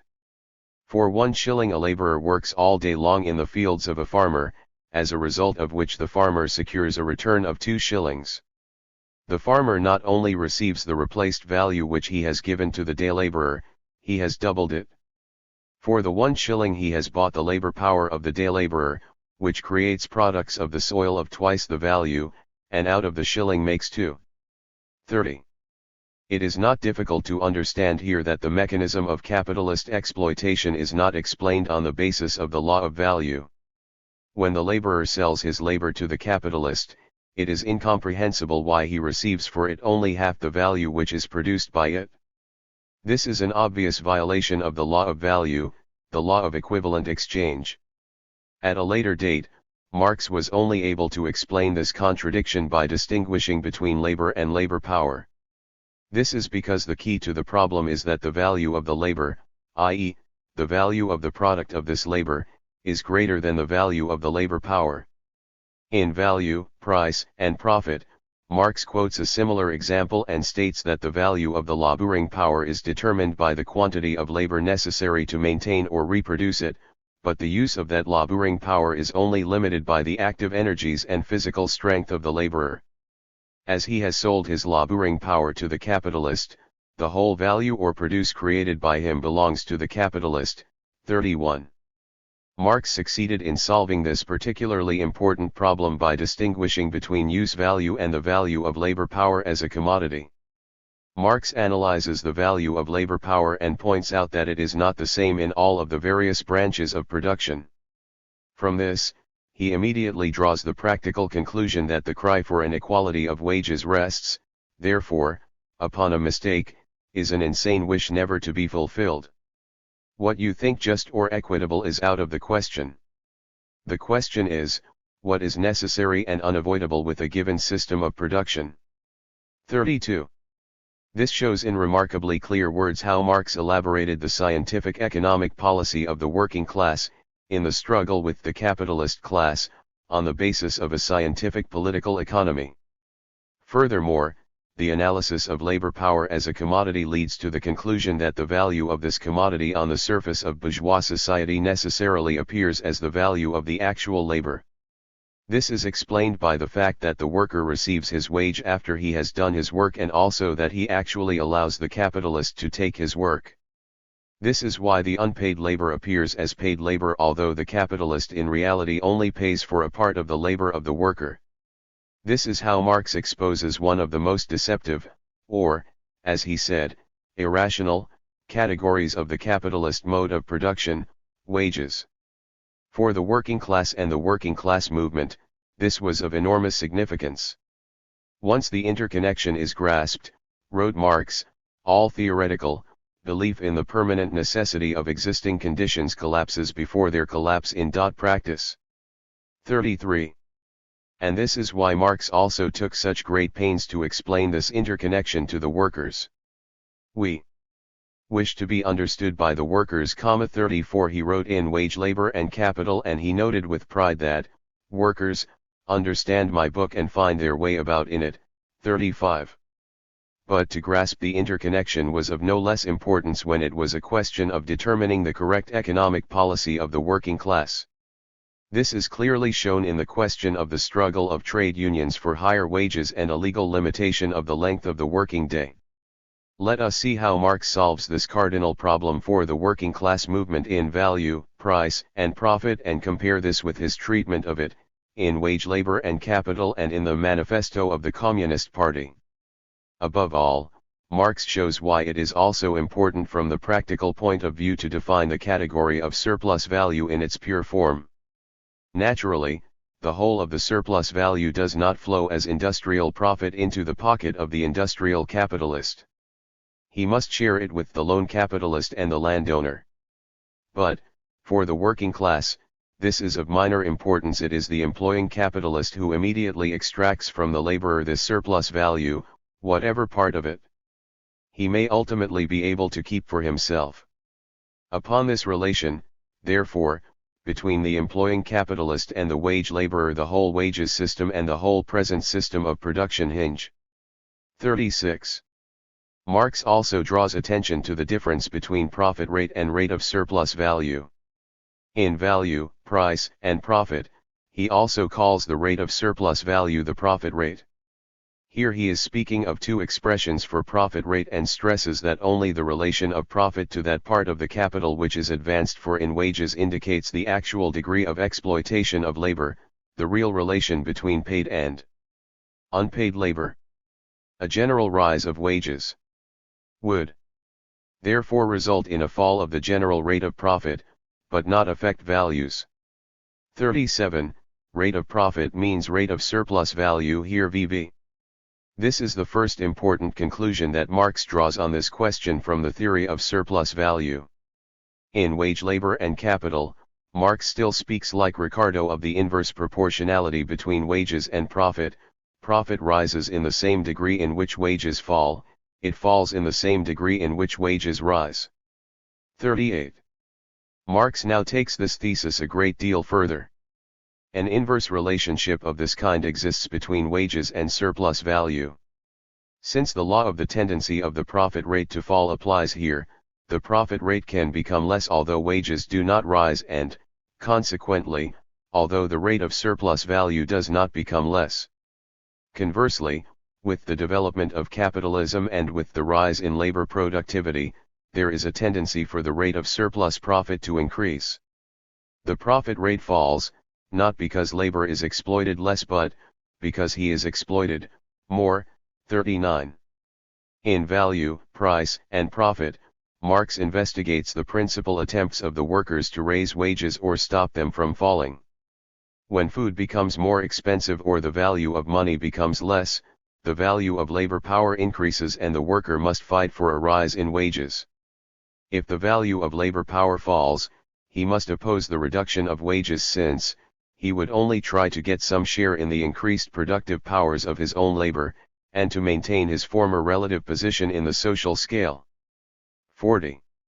Finally, Marx concerns himself with the length of the working day. He describes the constant tendency of capital to increase the working day and to increase the intensity of labor.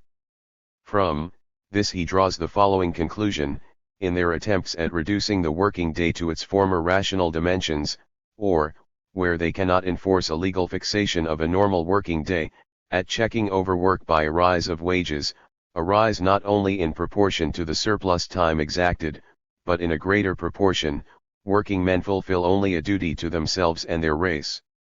They only set limits to the tyrannical usurpations of capital. 41. When the worker opposes the tendency of capital to increase the intensity of labor, by struggling for a rise of wages corresponding to the rising intensity of labor, the working man only resists the depreciation of his labor and the deterioration of his race. 42. It must be said that in the 1840s Marx and Engels did not assess the struggle of the trade unions for higher wages and a shorter working day in this light. It is true that even at this time Marx recognized the trade unions as a means of uniting the working class, but he assumed that the costs which they cause working men are mostly greater than the increase in wages which they want to achieve.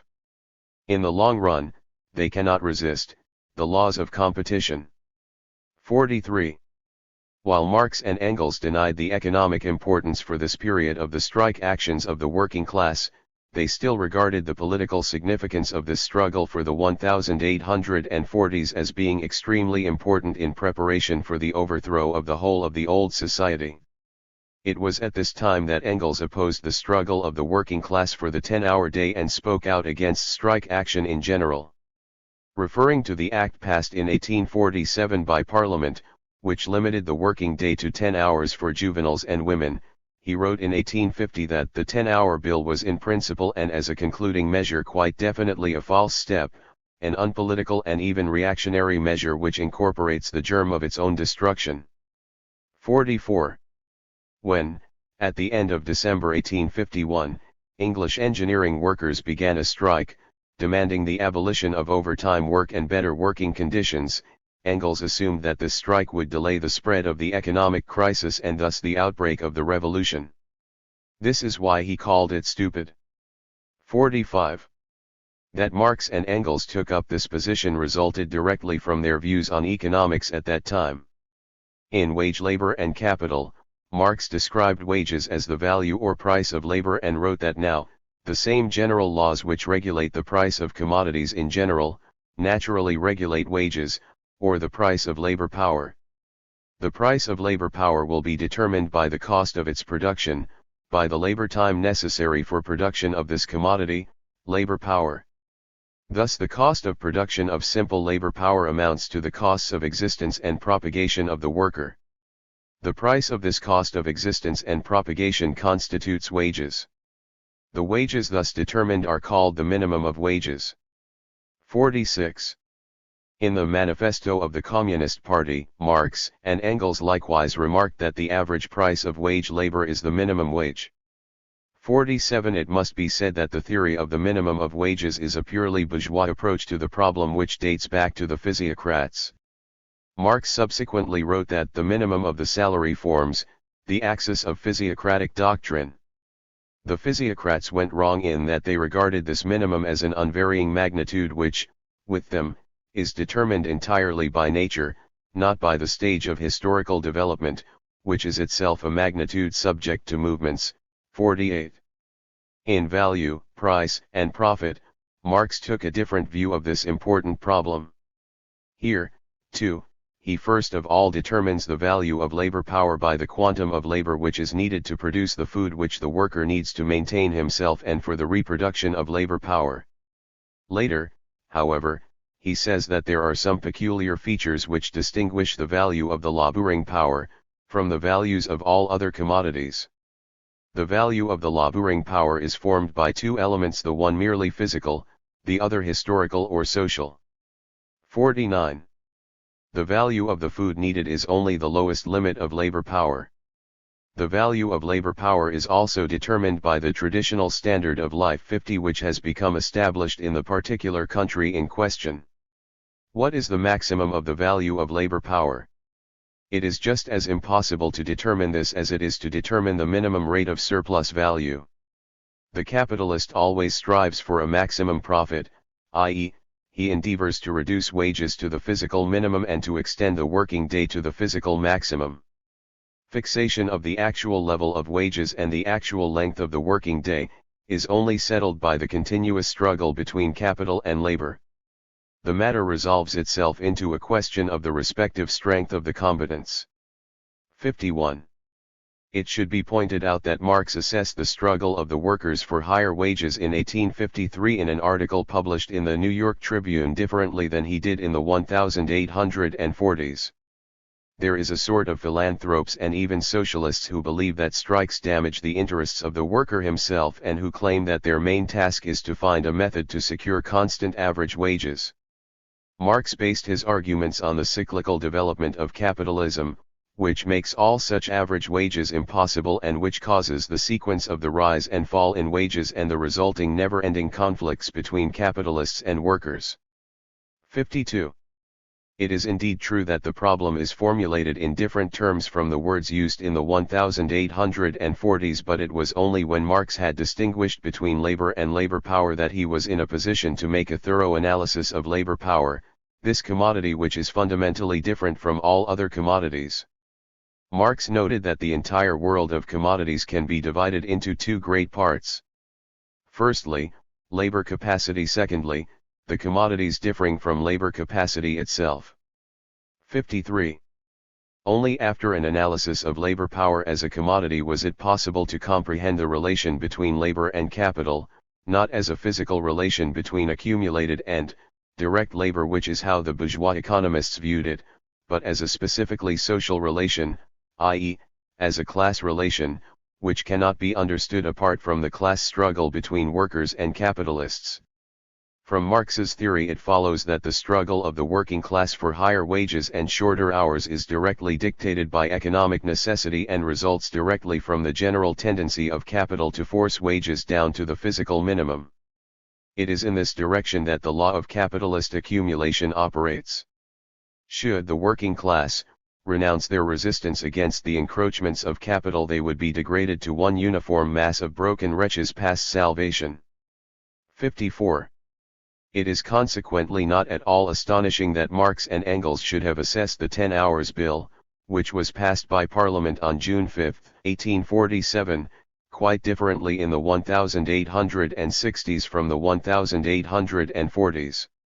The immense physical, moral, and intellectual benefits hence accruing to factory operatives, half-yearly chronicled in the reports of the inspectors of factories, are now acknowledged on all sides, wrote Marx in the inaugural address. Hence the 10 Hours Bill was not only a great practical success, it was the victory of a principle. It was the first time that in broad daylight the political economy of the middle class succumbed to the political economy of the working class.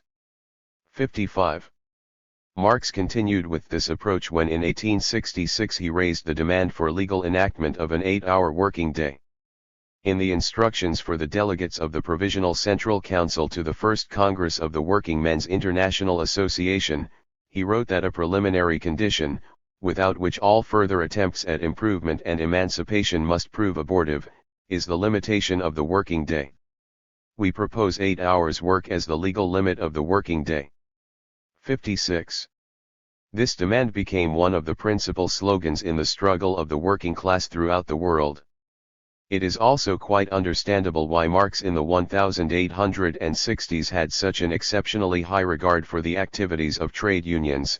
If the trades unions are required for guerrilla fights between capital and labor, they are still more important as organized agencies for superseding the very system of wages, labor and rule by capital. 57. Marx regarded the daily struggle of the working class for the improvement in their economic position as an important aspect but not the principal direction of struggle against the capitalists.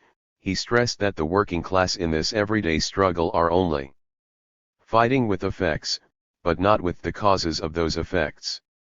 They ought to understand that, with all the miseries it imposes upon them, the present system simultaneously engenders the material conditions and the social forms necessary for an economic reconstruction of society. 58. This is the scientific reason why the conservative slogan "a fair day's pay for a fair day's work" must be replaced by the revolutionary slogan "down with the wages system." 59. A detailed description has been given here of how Marx criticized Proudhonism and how significant this critique has been for the working class movement. However, it was only when Marx had formulated his own theory of economics that he was able to complete this critique. This is why it was only at the end of the 1850s that he drew up a scientific critique of the idea of an interest-free credit that Proudhon had already at the beginning of the 1850s. By the end of this decade, Marx was able to show why this idea was unworkable in practice and that it was because of this that Proudhon had not understood the necessity for the existence of money in capitalist society. Marx later wrote that Proudhon's discovery of credit gratuit, interest-free credit, and of the People's Bank, Banque du Peuple, based on it were his last economic deeds. In my book A Contribution to the Critique of Political Economy, the proof will be found that the theoretical foundation of his view stems from a misunderstanding of the first elements of bourgeois political economy, namely, the relation of commodities to money. 60. Marx understood very well indeed the significance of his economic theory for the struggle against various pseudo-socialist influences on the working class. Marx concerned himself with the translation of the first volume of Capital into French and explained why it was essential for confrontation with Proudhon. I consider it of the very greatest importance to emancipate the French from the false views in which Proudhon with his idealized petty bourgeois standpoint has buried them. At the recent Congress in Geneva and in the relations which, as a member of the General Council of the Working Men's International Association, I have with the Paris branch, one is constantly confronted with the vilest consequences of Proudhonism. 61. Many similar documents could also be quoted, but this is scarcely necessary. Minds are always connected by invisible threads with the body of the people, wrote Marx. 62. His theory of economics expresses the basic interests of the working class, reveals the objective tendencies of social development and no longer merely by invisible threads is inseparably associated with the international working class movement, and this has brought rich rewards. Conclusion. 40 years of work on capital. I laugh at the so-called practical men with their wisdom. The topicality of capital. Capital and present-day capitalism. The prospects of a new economic social formation. Marx's views of communist political economy. At the center of the historic events of his time. Marx worked on capital for 40 years from 1843 until the last day of his life. Was this conscientious and long drawn-out work necessary? Engels gave the answer to this question. In all these scientific investigations which cover such a wide field and such a mass of material, it is only at all possible to achieve something tangible by studying the subject for many years. Individual aspects which are new and correct can be discovered more easily, but the grasping and interpretation of it in a new manner is only possible after an exhaustive investigation. Otherwise, books such as Capital would be far more numerous. 1. This truly titanic task was not easy for Marx. The cry of a soul in torment is evident in the profoundly moving letter to Siegfried Meyer. Well, why didn't I answer you? Because I was constantly hovering at the edge of the grave. Hence I had to make use of every moment when I was able to work to complete my book, to which I have sacrificed health, happiness, and family. I trust that this explanation needs no supplementation. I laugh at the so-called practical men with their wisdom. If one chose to be an ox, one could of course turn one's back on the sufferings of mankind and look after one's own skin. But I should have really regarded myself as unpractical if I had pegged out without completely finishing my book, at least in manuscript. 2. History has shown that Marx was right. Who still recalls today the German economist Professor Wilhelm Roscher, who made a name for himself in Marx's day? He is known only to specialists. In the history of political economy, Marx said that Roscher was not honest in what he wrote, but always with an eye to the prejudices and the interests of his paymasters. A stonebreaker is respectable compared with such rabble. 3. Nobody remembers Roscher today, nobody reads his books any longer. Marx's name, however, is known to everybody, and Capital has become a handbook for a million people. This is because Marx served a just cause. It was precisely in this that Marx regarded his work as practical, and he linked his destiny with the cause of the working class. Through this, he achieved immortality. Capital is a star with a radiance of its own. Why is capital immortal? Why do the people of today need it as much as those of a century ago? In Capital, not only are those problems solved which appeared on the stage of history 100 years ago, but there are also the answers to many questions which affect the people of today. And the most important and most valuable aspect of Capital is that it sets out the method by which these problems can be solved. In the 19th century, bourgeois economists made no mention at all of capital and ignored the economic theory worked out by Marx. In the 20th century, this is impossible. Émile James, the French bourgeois economist, writes that never before has so much attention been devoted to the works of Karl Marx as in our epoch, and not only in Soviet Russia but also in the countries of the West. 4. Our century is marked by innumerable attempts of bourgeois economists and revisionists of all shades to refute Marxism or to rob it of its revolutionary content.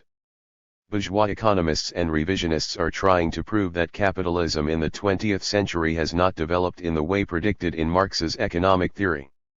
For instance, G.D.H. Cole, the well-known labor ideologist, asserts that Marx's views have not been confirmed by the subsequent course of events. 5. That Marx was mistaken in his analysis of the basic trends in the development of capitalism. G. Myrdal, the Swedish bourgeois economist, writes that the prognosis of the future development of capitalist society which Marx formulated 100 years ago has naturally proved totally untenable. 6. These assertions are completely refuted by the course of historical development itself, and also by the Marxist analysis of the economic development of capitalism in the 20th century, especially by Lenin's theory of imperialism. Lenin showed that imperialism, as the highest stage of capitalism, is the further development of the basic tendencies of capitalism. He emphasized the fact that the theory of imperialism is a direct conclusion from the analysis of the capitalist mode of production worked out by Marx. 7. In the program of the CPSU, in which the phenomena now apparent in reality are generalized, it is said that the development of world capitalism has fully confirmed the Marxist-Leninist analysis of capitalism and of imperialism as its highest stage. 8. In Capital, Marx revealed the fundamental and most profound tendencies in the development of the capitalist mode of production. He met in full the conditions which he himself had set for political economy. Only by putting the conflicting facts and the real contradictions which form the hidden background to them in place of the conflicting dogmas, can political economy be changed into a positive science. 9. In Capital, Marx characterized capitalism so correctly and described its tendencies of development so thoroughly that academician E. Varga could justly write that in its social structure, modern capitalism in the highly developed countries recalls much more the capitalist society consisting exclusively of two classes, bourgeoisie and proletariat, on whose assumed existence Marx based his theoretical analysis than the actual capitalist society which existed during Marx's lifetime. 10.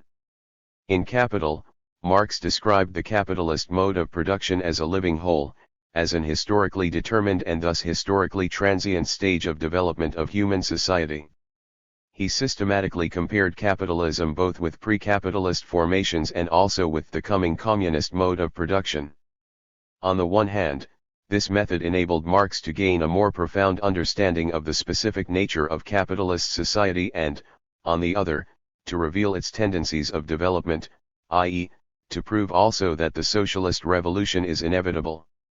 In Capital, Marx did not provide any detailed picture of future society and, indeed, this was impossible for him. "This book will be a great disappointment to many readers," wrote Engels. "Many may have imagined that here they would learn what it would actually be like in the communist thousand-year community. Marx is and remains the same revolutionary that he always was. But as to what will be after the social transformation, he gives us only very obscure hints about this." 11.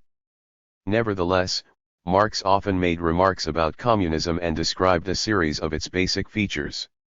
These comments are of especially great interest in our epoch, in which the building of communist society has become the immediate practical task of the Soviet people. If we sum up what Marx has to say about communism in the 4 volumes of Capital and in Grundrisse, a reasonably harmonious and complete picture is obtained of communist society as Marx saw it. In Capital, Marx demonstrated that it is the capitalist mode of production itself which produces the material conditions that make its downfall inevitable.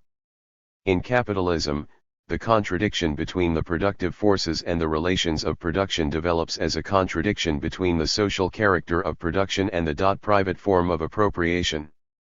The contradiction of the capitalist mode of production, however, lies precisely in its tendency towards an absolute development of the productive forces, which continually come into conflict with the specific conditions of production in which capital moves, and alone can move. 12. The basic contradiction of capitalism and the forms in which it unavoidably appears, the anarchy of social production and of the periodic economic crises, set limits to the development of the productive forces within capitalist relations of production. It is for this reason that the capitalist mode of production meets with barriers at a certain expanded stage of production which, if viewed from the other premise, would reversely have been altogether inadequate. It comes to a standstill at a point fixed by the production and realization of profit, and not the satisfaction of requirements. 13. Marx showed that the productive forces developing in the bosom of capitalism are irreconcilable with capitalist relations of production. The growing concentration and centralization of production and of capital increasingly separated the conditions of social production from the direct producers. Joint stock companies appeared, regarding which Marx wrote that this result of the ultimate development of capitalist production is a necessary transitional phase towards the reconversion of capital into the property of producers, although no longer as the private property of the individual producers, but rather as the property of associated producers, as outright social property. 14. In a supplement to the 3rd volume of Capital, Engels described the new forms of industrial enterprises which had developed in the meantime, cartels, trusts and international cartels monopolizing entire branches of industry. Engels pointed out that in this way, the road has been paved, most gratifyingly, for future expropriation by the whole of society, the nation. 15. Marx wrote that the contradiction between the general social power into which capital develops, on the one hand, and the private power of individual capitalists over these social conditions of production, on the other, becomes ever more irreconcilable, and yet contains the solution of the problem, because it implies at the same time the transformation of conditions of production into general, common, social conditions. 16. The transition from capitalism to communism does not take place by itself. For this, the working class must break the dominance of the capitalist class in a revolutionary manner and seize political power by establishing the dictatorship of the proletariat. The thesis that the socialist, proletarian revolution is necessary to replace the capitalist by a communist mode of production is the most important conclusion to be drawn from the economic theory of Marx. In this connection, Marx and Engels pointed out that the revolution might be effected entirely by peaceful and legal means. But they did not forget to add that they scarcely expected the ruling 142 classes to submit, without a pro-slavery rebellion, to this peaceful and legal revolution. 17. The antagonism between bourgeoisie and proletariat is generated by the basic contradiction of capitalism. Marx stated that it follows therefore that in proportion as capital accumulates, the lot of the laborer, be his payment high or low, must grow worse. 18. At the same time, there develops, with the accumulation of capital, the class struggle, and, therefore, the class consciousness of the workingman. 19. He remarked that the process of capitalist accumulation affects the worker negatively in three ways. 1. The perpetuation of the means of production as property alien to him, as capital, perpetuates his condition as wage worker and hence his fate of always having to work part of his labor time for a third person for nothing. 2. The extension of these means of production, alias accumulation of capital, increases the extent and the size of the classes who live on the surplus labor of the worker. It worsens his position relatively by augmenting the relative wealth of the capitalist and his co-partners, by further increasing his relative surplus labor through the division of labor, etc., and reduces that part of the gross product which is used to pay wages. Finally, since the conditions of labor confront the individual worker in an ever more gigantic form and increasingly as social forces, the chance of his taking possession of them himself, as is the case in small-scale industry, disappears. 20. The working class must therefore carry out the social revolution to free itself and it this which constitutes its historical mission. Marx stressed that, when the working class comes into power, as inevitably it must 21. The evil of bourgeois society cannot be remedied by bank conversions or the establishment of a rational monetary system. 22. The conclusion that the downfall of the capitalist mode of production is inevitable was expressed by Marx in the following words: along with the constantly diminishing number of the magnates of capital, grows the mass of misery, oppression, slavery, degradation, exploitation, but with this too grows the revolt of the working class, a class always increasing in numbers, and disciplined, united, organized by the very mechanism of the process of capitalist production itself. The monopoly of capital becomes a fetter upon the mode of production, which has sprung up and flourished, along with, and under it. Centralization of the means of production and socialization of labor at last reach a point where they become incompatible with their capitalist int-egument. This int-egument is burst asunder. The knell of capitalist private property sounds. The expropriators are expropriated. 23. 143. As a result of the socialist revolution, the means of production are converted into social property, thus establishing the unity of the producers and the conditions of production. The conditions of production lose their alienated form for the working people. The ruling principle of communist society is the full and free development of every individual. 24. Human society becomes consciously transformed. Free individuality, based on universal development of individuals and the subordination of their common, social productivity as their social property. 25. This is how Marx in Grundriss described the development of personality in communism. And, in the first volume of Capital, Marx characterized communist society as follows: let us now picture to ourselves, a community of free individuals, carrying on their work with the means of production in common, in which the labor power of all the different individuals is consciously applied as the combined labor power of the community. The total product of our community is a social product. One portion serves as fresh means of production and remains social. But another portion is consumed by the members as means of subsistence. A distribution of this portion amongst them is consequently necessary. The mode of this distribution will vary with the productive organization of the community, and the degree of historical development attained by the producers. We will assume, but merely for the sake of parallel with the production of commodities, that the share of each individual producer in the means of subsistence is determined by his labor time. Labor time would, in that case, play a double part. Its apportionment in accordance with a definite social plan maintains the proper proportion between the different kinds of work to be done and the various wants of the community. On the other hand, it also serves as a measure of the portion of the common labor borne by each individual, and of his share in the part of the total product destined for individual consumption. The social relations of the individual producers, with regard both to their labor and to its products, are in this case perfectly simple and intelligible, and that with regard not only to production but also to distribution.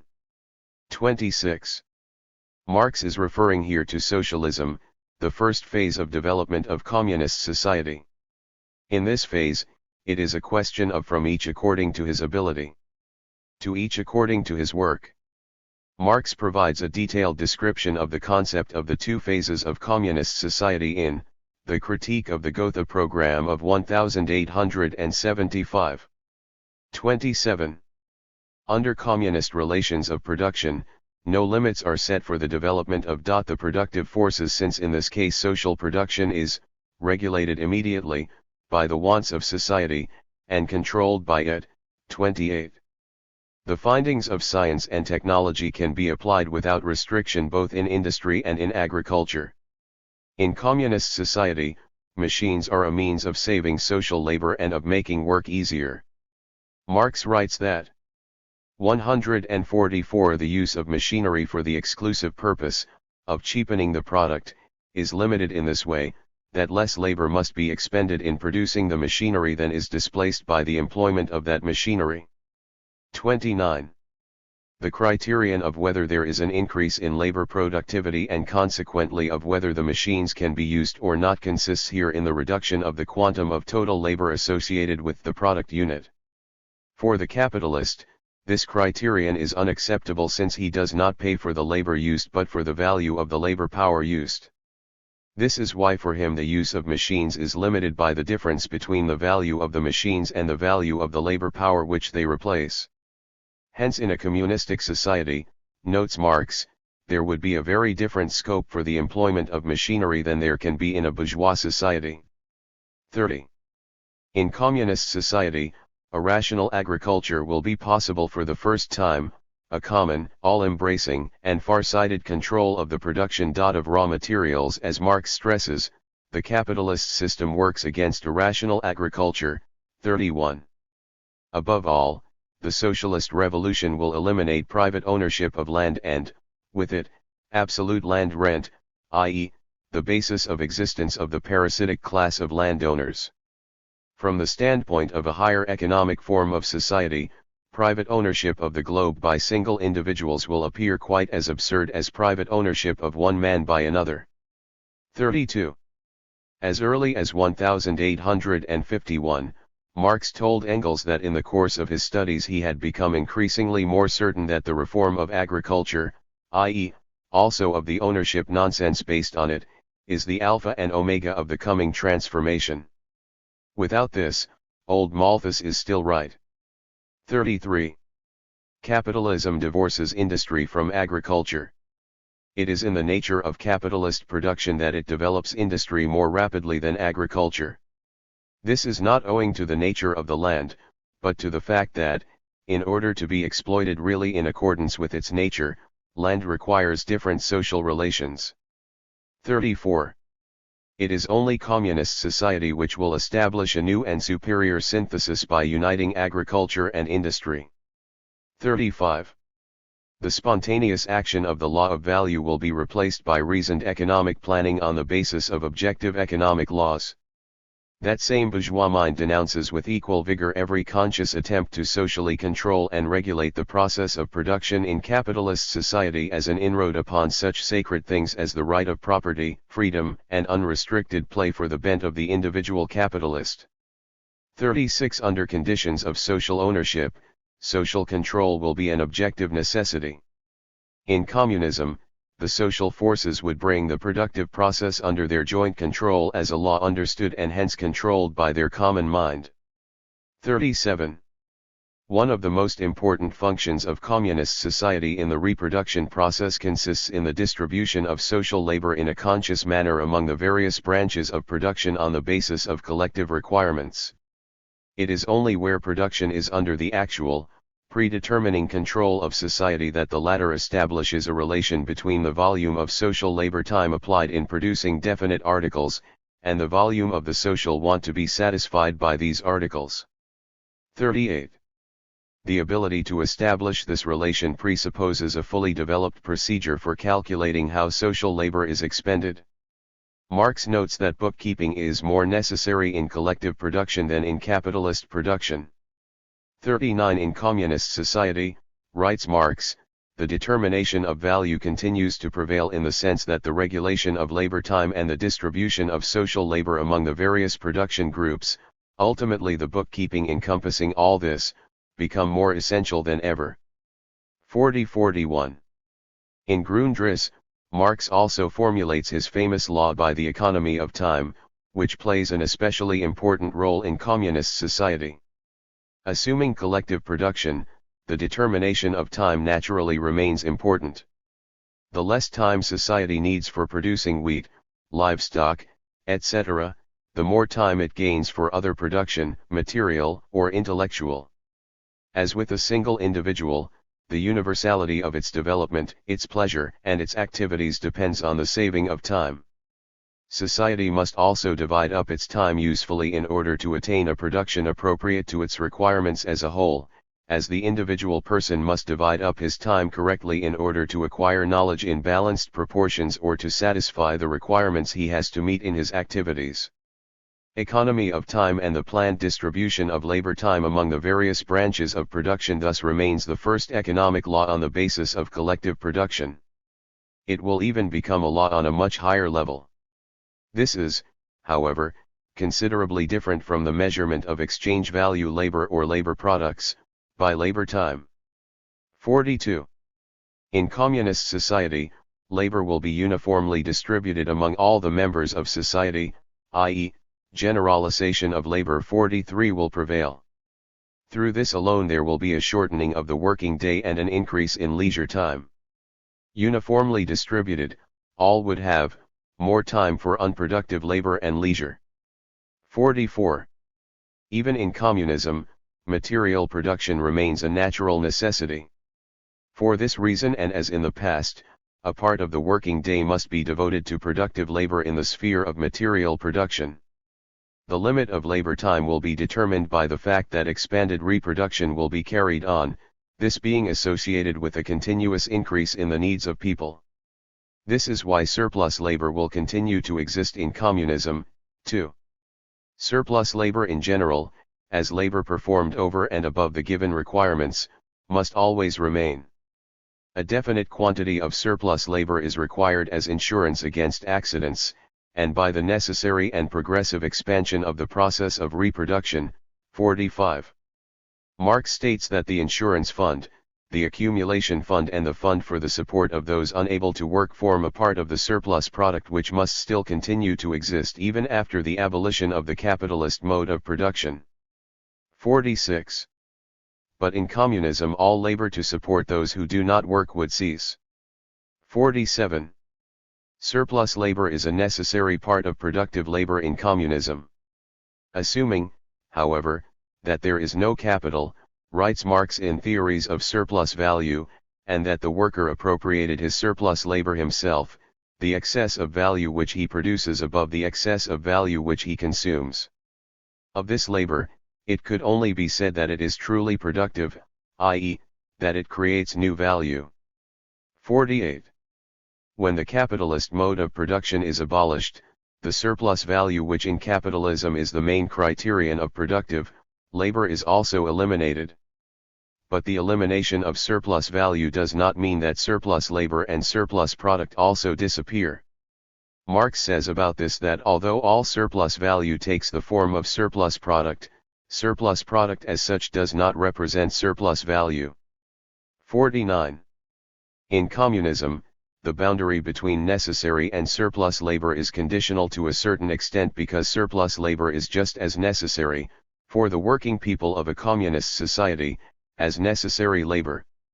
For this reason, in necessary labor carried out in the communist mode of production, Marx also includes the labor of forming a fund for reserve and accumulation. 50. i.e., surplus labor.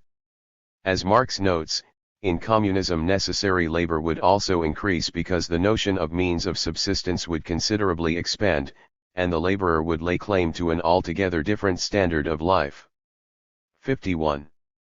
The volume of consumption would be determined on the one hand by the existing productivity of society and, on the other, by that which the full development of the individuality requires. 52. Marx also investigates the most important aspects of the process of reproduction in communist society. The objective laws of capitalist expanded reproduction, which arise from the material character of the particular labor process, not from its social form. 53, are also valid for the communist mode of production. In communism, the fundamental division of production into two departments remains, i.e., the production of means of production and the production of means of consumption. Thus the basic proportions also continue to exist within these departments and between them. For communist production, these products of Department I would evidently just as regularly be redistributed as means of production to the various branches of this department, for purposes of reproduction, one portion remaining directly in that sphere of production from which it emerged as a product, another passing over to other places of production, thereby giving rise to a constant to and fro movement between the various places of production in this department. 54. Marx speaks here only of the movement within Department I, production of means of production, but it is obvious that in communism movements such as these would also take place within Department II and between Departments I and II.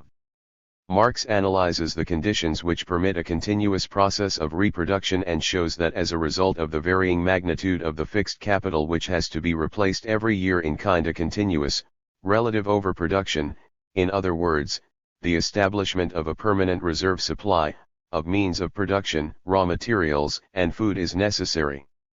This sort of overproduction is tantamount to control by society over the material means of its own reproduction.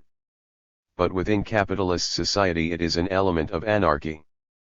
55. Such surplus is not an evil in itself, but an advantage, however, it is an evil under capitalist production. 56. Communism changes the character of labor in material production. The worker becomes a fully developed individual, to whom the different social functions he performs are but so many modes of giving free scope to his own natural and acquired powers.